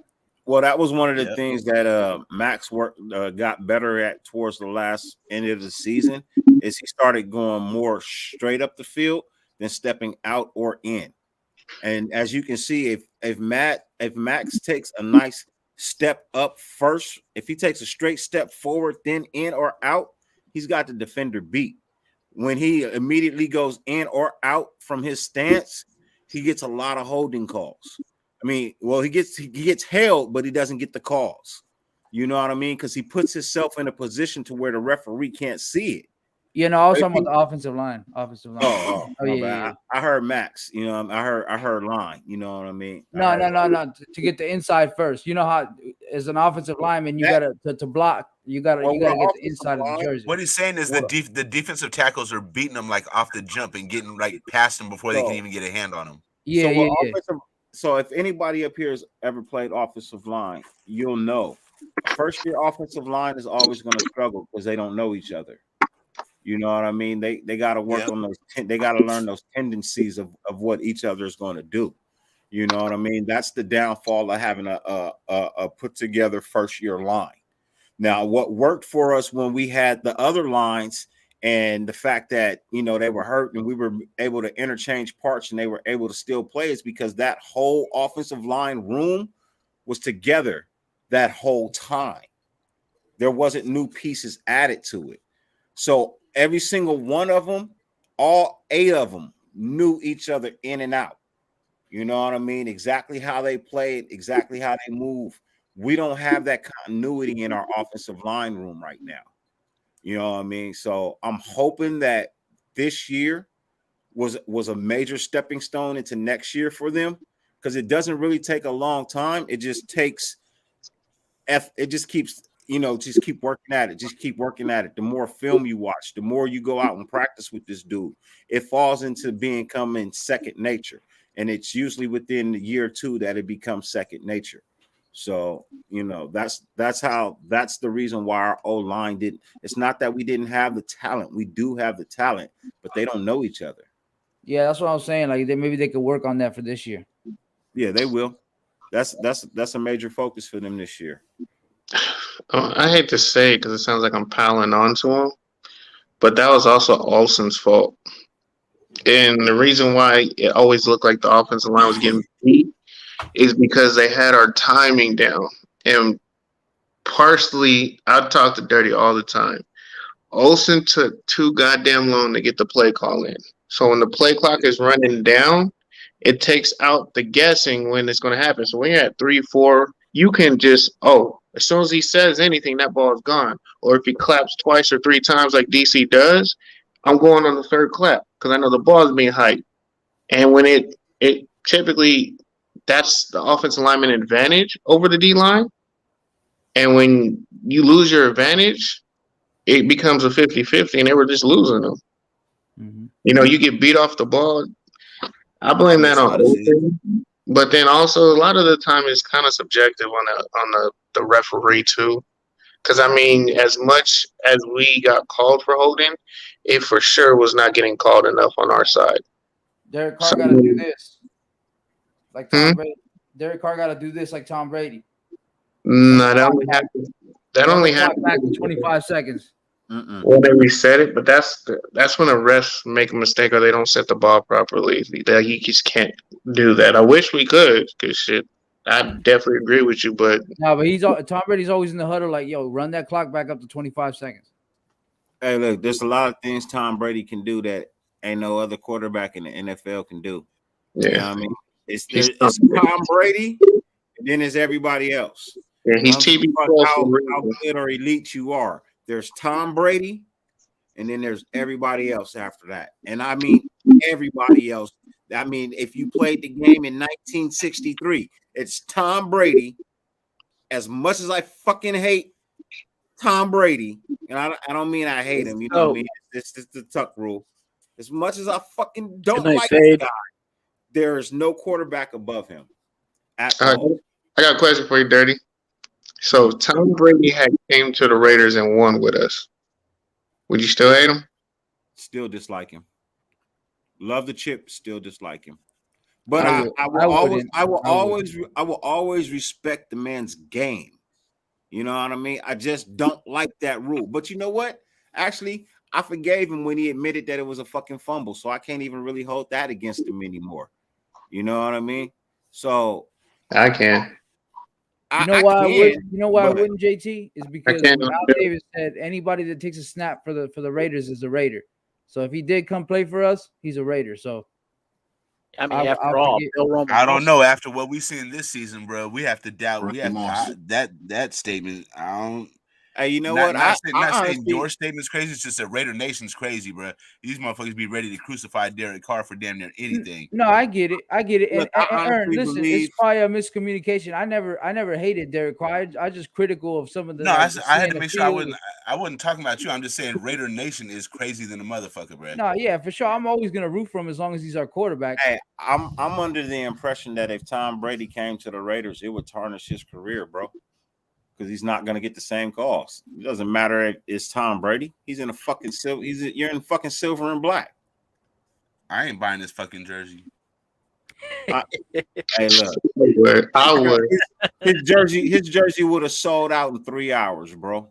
Seconds. That's cool, but I wouldn't be in that line though. I understand, but his jersey would have sold out in 3 hours, bro. Yeah, if that long. It probably wouldn't have made it through pre-orders. Probably not, especially if it was available at NFL.com. Shit, nigga, it's sold. You know what's crazy is I actually got a Derek Carr jersey. What'd you say, Cool Kev? My bad. I do have a Derek Carr jersey. I bought it in 2017. Cool Kev, what'd you say? You think Brady will get along with Gruden if he was to come over there? No. Hell yeah, he would have. He's exactly the quarterback John Gruden would have want. Someone who's not scared of him, someone who would have told him. Brady is a super alpha male. Which is what John Gruden work. Quarterback. Yeah, it would have. It would have worked, Dirty. It would have worked. Good night, gang. Good night, OG. Why would it work? Is because Brady would have produced. If you're not winning and you're combative like that, I got to get you out of there. But if you're combative and winning and you actually see everything he does, it doesn't change. His arm doesn't change. His skill doesn't change. The way he sees the field, he's exactly what John Gruden would want. Look, he's exactly what any fucking NFL coach wants, bro. If you don't want Tom Brady, you're not a head coach in the NFL. Point blank. Hey, Cash Lord, I think the reason why Terrence was surprised is because I'm critical of Carr. Which is not to say that I don't like Carr, because I know he played hella good in 2016. I know he played hella good last year. You know what I mean? I was just critical. That's it. You can't compare too many people to Tom Brady, bro. Sometimes the line gets blurred between being critical and like when you're calling for somebody's head, saying they need to go and he's the problem on the team and that type of shit. Then that's a little bit deeper than being critical. This borderline becomes personal. One of the things I always said was he can't see his receivers when they're open and he struggles in the pocket, like make poor decision making. That's criticism to me. That's not behead him and get rid of, like, you know what I mean? Like that's criticism. But it's human nature, man. Everyone in order to feel a certain type of way, you have to be able to blame somebody. And DC is the guy to blame on our team. He's the one he's the longest tenured Raider. He's the one with the history. He's the one that we lean on. He is our quarterback. He is the leader of the team. You're going to get all the praise. You're going to get all the hate. That just comes with the territory. And you've been here 8 years, so you've been here and you predominantly have been a loser with us. So you're going to catch a lot of the slack. Can I ask a question, man? Because I get this argument all the time, bro. Because people always tell me, "Oh, Brady's only great because they changed the rule for him," right? Okay.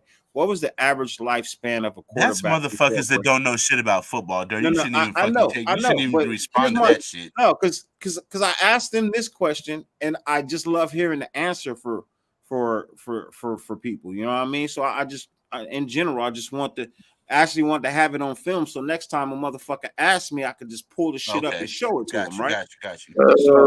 Average for quarterback life in the NFL? What was the average quarterback life in the NFL before they started technically changing rules for Tom Brady? So was that 2000? Before 2000? I would say quarterbacks would usually retire by 36. 38 was an old quarterback then. Yeah, so that was a grandpa quarterback. Are we saying years, right? 14, 15 years was something like that. Huh? And that's for a caliber quarterback. We had Blanda. He was average quarterback. Wait, hold on. Hey, can I ask some clarifying questions? Because you're saying all quarterbacks, starting quarterback. What was the average life for a star? Let's limit it. A star. What was the average life? Average quarterback life for a star quarterback. Someone 12. that we speak 12. Hall of Fame of. You know what I mean? So you're talking Brett Favre, Troy Aikman. I'm talking about Brett Favre, Joe Montana, Peyton Manning, Eli Manning. I'm talking about people who won the Super Bowl, and when you speak top 20 quarterbacks, these names come up all times. Brett Favre retired at the age of 41. Montana left at age 38. Right. What about Terry Bradshaw? Steve Young played about till 35, I think, 4 maybe. But he stopped because of injury. So we would say the average. Rich Gannon played till 37. So we add all of it up, right? You said I think Drew Brees. I think Drew Brees was at 42. Wait, no, but Dirty, you said before they started doing the Brady rules, right? Or started changing the rules. Oh shit! Never mind. Sorry. Before they started include, so then anybody who won after 2000, 2001, you can't really include then, because that would be after the Manning. Right. Well, career started before they started changing the rules. Like Brett Favre would be into that, but his career started before that. I would say Dan Marino, Boomer Esiason. I would say, like, honestly, but okay, if we're saying before, then you got to remember, like, Bart Starr and all them didn't play long. I would say, like, 7, 8. 7, 8, right? 6, 7, like 6 to 8. Right, exactly. Because remember when they first came into the league, they weren't starting. They you know, a lot of them had to wait a year or two. Because the argument I always get from people is, well, the game was much tougher back then. They were taking harder hits and blah blah. Yo, okay, that's a valid point, bro, because they didn't have all these fucking rules to protect the quarterback like they do now. But here's my point, Ern. Here's my point, though. So, who do you think took more hits? The guy who played an average of 6 years, or the guy who's going on his 22nd fucking year in the NFL? Who's taking more hits? That's a valid point. But you remember what they used to do to Joe Montana, bro? They used to damn near kill this motherfucker, bro. But and there would be no flag. But you're just saying he took more violent hits over taking more actual hits. He just took a more violent type of hit. So but if you take 5 quality and quantity, then no, but you're saying taking 5 knockout hits to 20 concussion hits. It's the 20 concussion hits are going to be worse. Yeah. Okay. Hey, does George? I mean, Joe Montana, he used to get hit like, bro. They broke this man's back, bro. Hey, Dirty, does not like Derek Carr, like they broke this man's back, bro. But let's keep it real. Joe Montana had a great. Joe Theismann, his leg was broken in a Redskins uniform. Do you blame Tom Brady for being a pocket passer damn near his whole career and protecting himself and throwing from the pocket because he's not mobile? Or do you blame the quarterbacks of early who used to get out of the pocket and put themselves in fucking harm's way? Who's, I would blame the other whose fault is quarterbacks that that? used to run, because if you're a pocket passer, then you Montana fucking stay your ran. ass in the fucking pocket. Every old quarterback, they weren't extremely mobile, but they would run. Most older quarterbacks, they wanted the ball in the end. You know what I mean? That's what we loved about old quarterbacks, bro. They were fucking tough. You know what I mean? Give me the goddamn ball. I'm the fucking star. Give me the ball. You know what I mean? Yeah, it's hard to judge because we're going to grade it based on all the exceptions. Hey, but does this guy count? Does this guy count? George Blanda. He was old as hell. Well, he retired at age 48. Yeah, but for all those people, you still have a Brian Greasy. You have a freaking Jeff Hostetler. There's more of those than there are Dan Marinos or John Elway. So I understand we're talking about, like, you know, you still got to include all those starters. You have Andrew Walters. You had Jeff Blakes. You had Achilles Smiths. Those guys have no longevity in their career.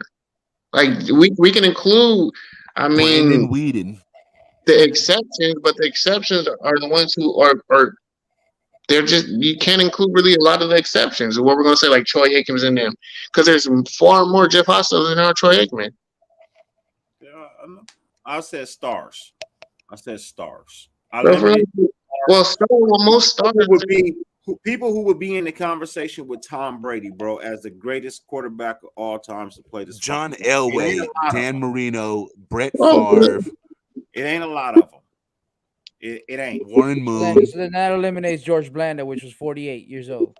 But I mean, how long did he play? That's the question. No, he played. Yeah, I mean, then I don't. You could get that. George Blanda is back when football was starting off, so he could have started playing football when he was 34. Then I kind of don't understand the question now at that point. If we're just talking like starters, like all of them played around the same. So he played Like, from 49. He played from 1949 to 75. Huh? He played from 1949 to 1975. That's a long ass time. I believe most of those years were with the Houston Oilers, though, right? Hey, congratulations to Yeah, him, but bro. Because we didn't even come into existence until 1960, so he played like 11 years with the Oilers. So, he played so 10 the category years with the was the category for the He played question. nine years with us. Yeah, There's really only 6 quarterbacks in the conversation of greatest quarterbacks of all times, right? So just limit it to that category right there. Those 6, you know what I mean, including Tom Brady. You know what I mean? You cannot take away or discount anything that man has done in this fucking game. Regardless of rule changes or not, this game is still one of the most violent games played, if not the most violent game played. He's still taking these hits from these fucking linemen. He's taking fucking hits from linebackers that's 25 years younger than him. I think a couple of people weren't even born that might be in the league. You see what I'm saying? Like, bro, that's a mass difference, and he's still excelling in his performance. It's not like his shit is even dropping off. He's still maintaining. That is fucking hard to do after 21 years in this game. And that's why I say, as much as I dislike him, bro, I can't fucking take no credit from him. That dude is the greatest fucking quarterback to ever fucking get under a center and throw the ball. He's been to 10 Super Bowls and won 7. And if they don't believe that, go watch 2018 AFC Championship, Kansas City Chiefs versus the New England Patriots. That is probably the most craziest game I've seen Tom Brady fucking annihilating a defense, like reading a defense to just it was incredible, bro. That quarterback play, I've never seen it at that caliber before.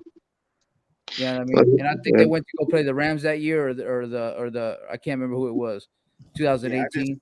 I just the Eagles. For me, for some reason, bro, like as much as I dislike him, the game I love so much, bro. I gotta give credit where credit is due, my nigga. Like, damn.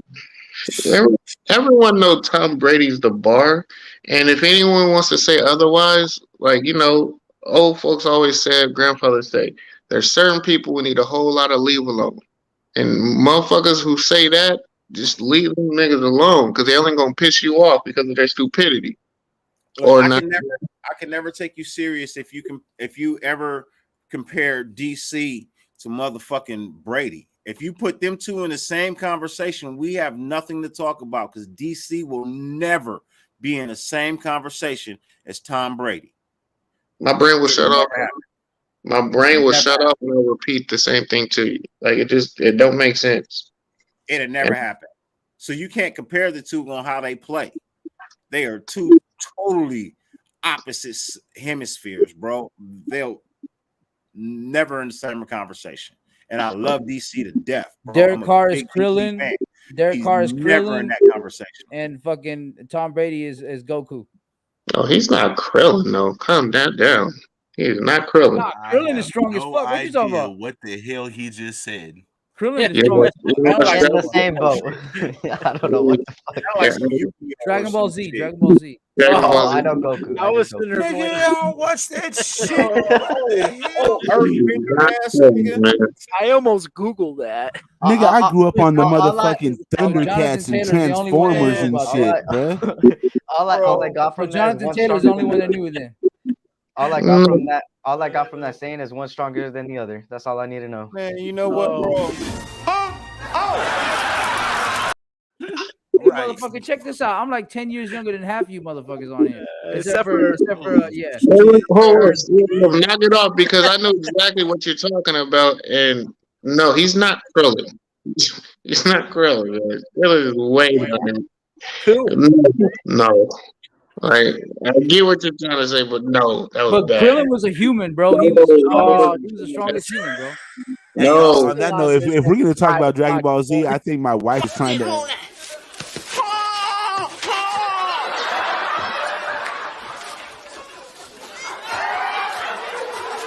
This is incredible stuff. Mr.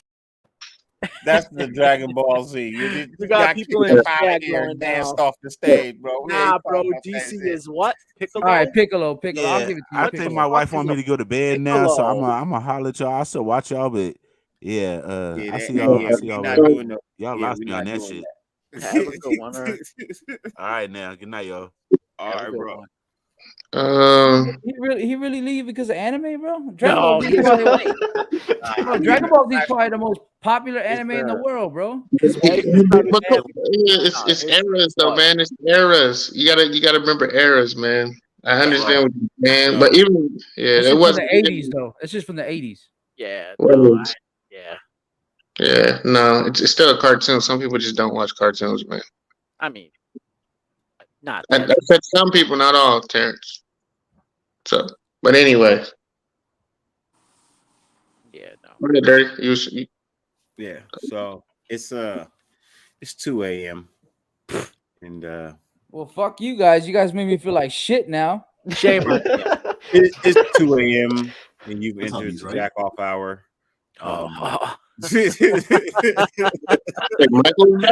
Michael back? Shit. This is DJ Saul T Nuts, and it's 2 a.m. and you've entered the jack off hour. And,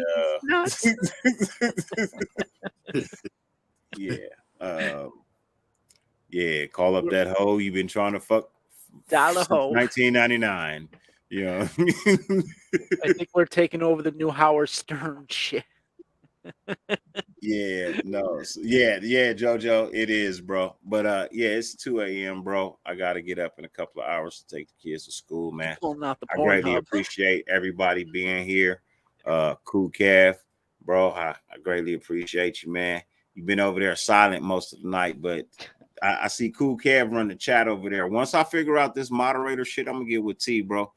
You're gonna be a moderator, Kev. Cool Kev, you know what I mean? I got you, bro. Because Cool Kev be in the chat. I see him all the time. Yeah.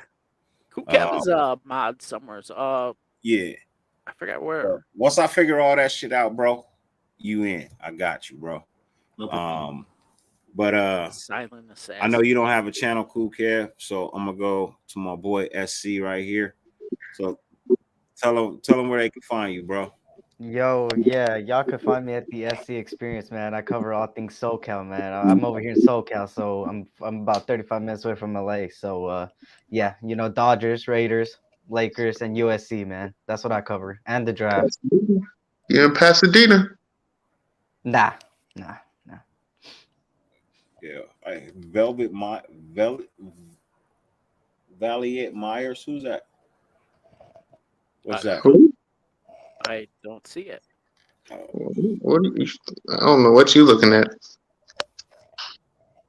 Dirty, I hear. Oh, I hear Violet Myers crazy. I don't want to. Who's Violet Myers? I don't know. Violet Myers? I don't watch any of it either. Stormtrooper. I don't know who you talking about. Is that a coach or something? Is that something I'm missing? The name don't ring it. You know what I mean? She looked good on Instagram. I'll tell you that. Huh? Is it from YouTube or from Instagram? Oh, she's a porn star. Oh. I don't know them by name. Only by the face. Or wow. I couldn't even tell you what their face looked like. It's not the part of the screen I'm focused on. It's not the part of the screen I'm focused on, bro. I couldn't. Yeah.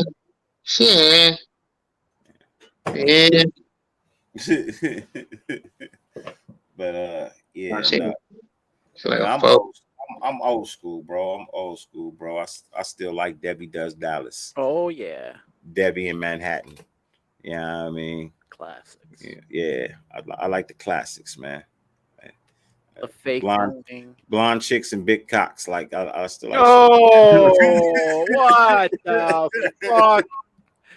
I'm just playing. You had me with a big chest. I'm just joking, man. I'm just joking. Yeah. But no, SC, bro, for real.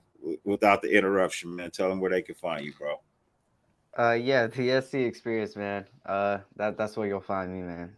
Exactly, what do you cover over there? Exactly like this right there.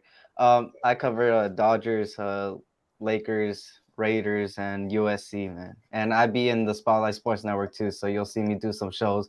I have my own show called Path to the Draft. I cover all things NFL draft there, so I'm really, getting focused on the draft. But that's what I do usually. Yeah, thank you for having me on, man. I appreciate it. This is my first time here, so we're gonna get together in person for high school, man. I still want you to fuck with me on the high school news out there in LA by you. You know what I mean? Because I'm not gonna be able to make it to every game out there. You know what I mean? Trying to cover LA and IE. So I'm gonna be hitting up. I just want to hit up the top games. You know what I mean? Top 5 games every week is what I'm trying to get to. You know what I mean? So most definitely hook up on that, bro. And like I said, thanks for coming through. And you're more than welcome to pop on screen and share your thoughts and input at any point in time, bro. And if you got your link, drop it in the private chat and we'll share it. You know what I mean? So it's all about love here, bro. And then your boy Hammer, man. He be here sometimes, but he sleep right now. So yes, sir. Thank you for being here. I appreciate it, man. I appreciate it. Yes, sir. Terrence. Yes. Don't just say yes. You know what? You gonna make me hit the button, Terrence? No. All right. Salute Nation podcast, YouTube. You can also hear me on Anchor and Spotify. I talk everything except for Japanese shit. Whatever that we just got done talking about before. I don't maybe a little Thundercats, maybe. Anime? Yeah. No more of that. Maybe a little Transformers at times. Salt with my brother. Right. What's up? Yeah. What's good? You can subscribe to me at Salt Amir. Just look up Salt Amir. And I do daily content, Raiders, wrestling, music. I'm a music producer. And I'm gonna just start pissing motherfuckers off. I'm gonna start doing some anime shit too. Nice. I'm just fucking with you. And I'm gonna be trolling in the chat. I'm fucking with you. I ain't doing anime shit, but yeah, so Amir on YouTube. Just look me up. For sure. And good music. JT, you ain't got no channel. Oh yes, he does. Channel coming soon, but you can catch me at Dirty Raider on Instagram. Dirty_Raider. That's what you can catch me at. You can catch me in channels. None of y'all motherfuckers get my social media. Leave it at that. And as for me, I just want to say, I wish everybody could be like me.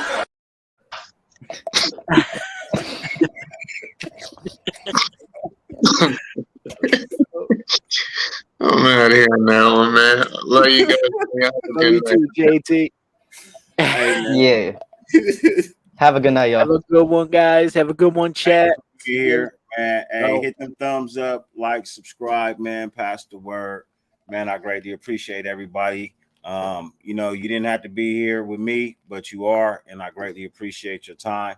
You know what I mean? And it's nothing but love. I wish everybody sweet dreams. And until the next time. Hey, can I say something real quick though? Real quick, just real quick. Docs is going on a 15-hour crushing of the freaking thing. Jesus, I don't know why he's doing that, but but he'll be doing a 15-hour show, which starts the 21st, so tomorrow. That he's doing that. It starts at 9 a.m. I thought it was Monday. I thought it was Friday. Is it Friday? Wait, well, today's Thursday now. Yeah. Well, yeah. So yeah, tomorrow. so it is tomorrow. Yeah. Not this morning. No, not this morning. Yeah.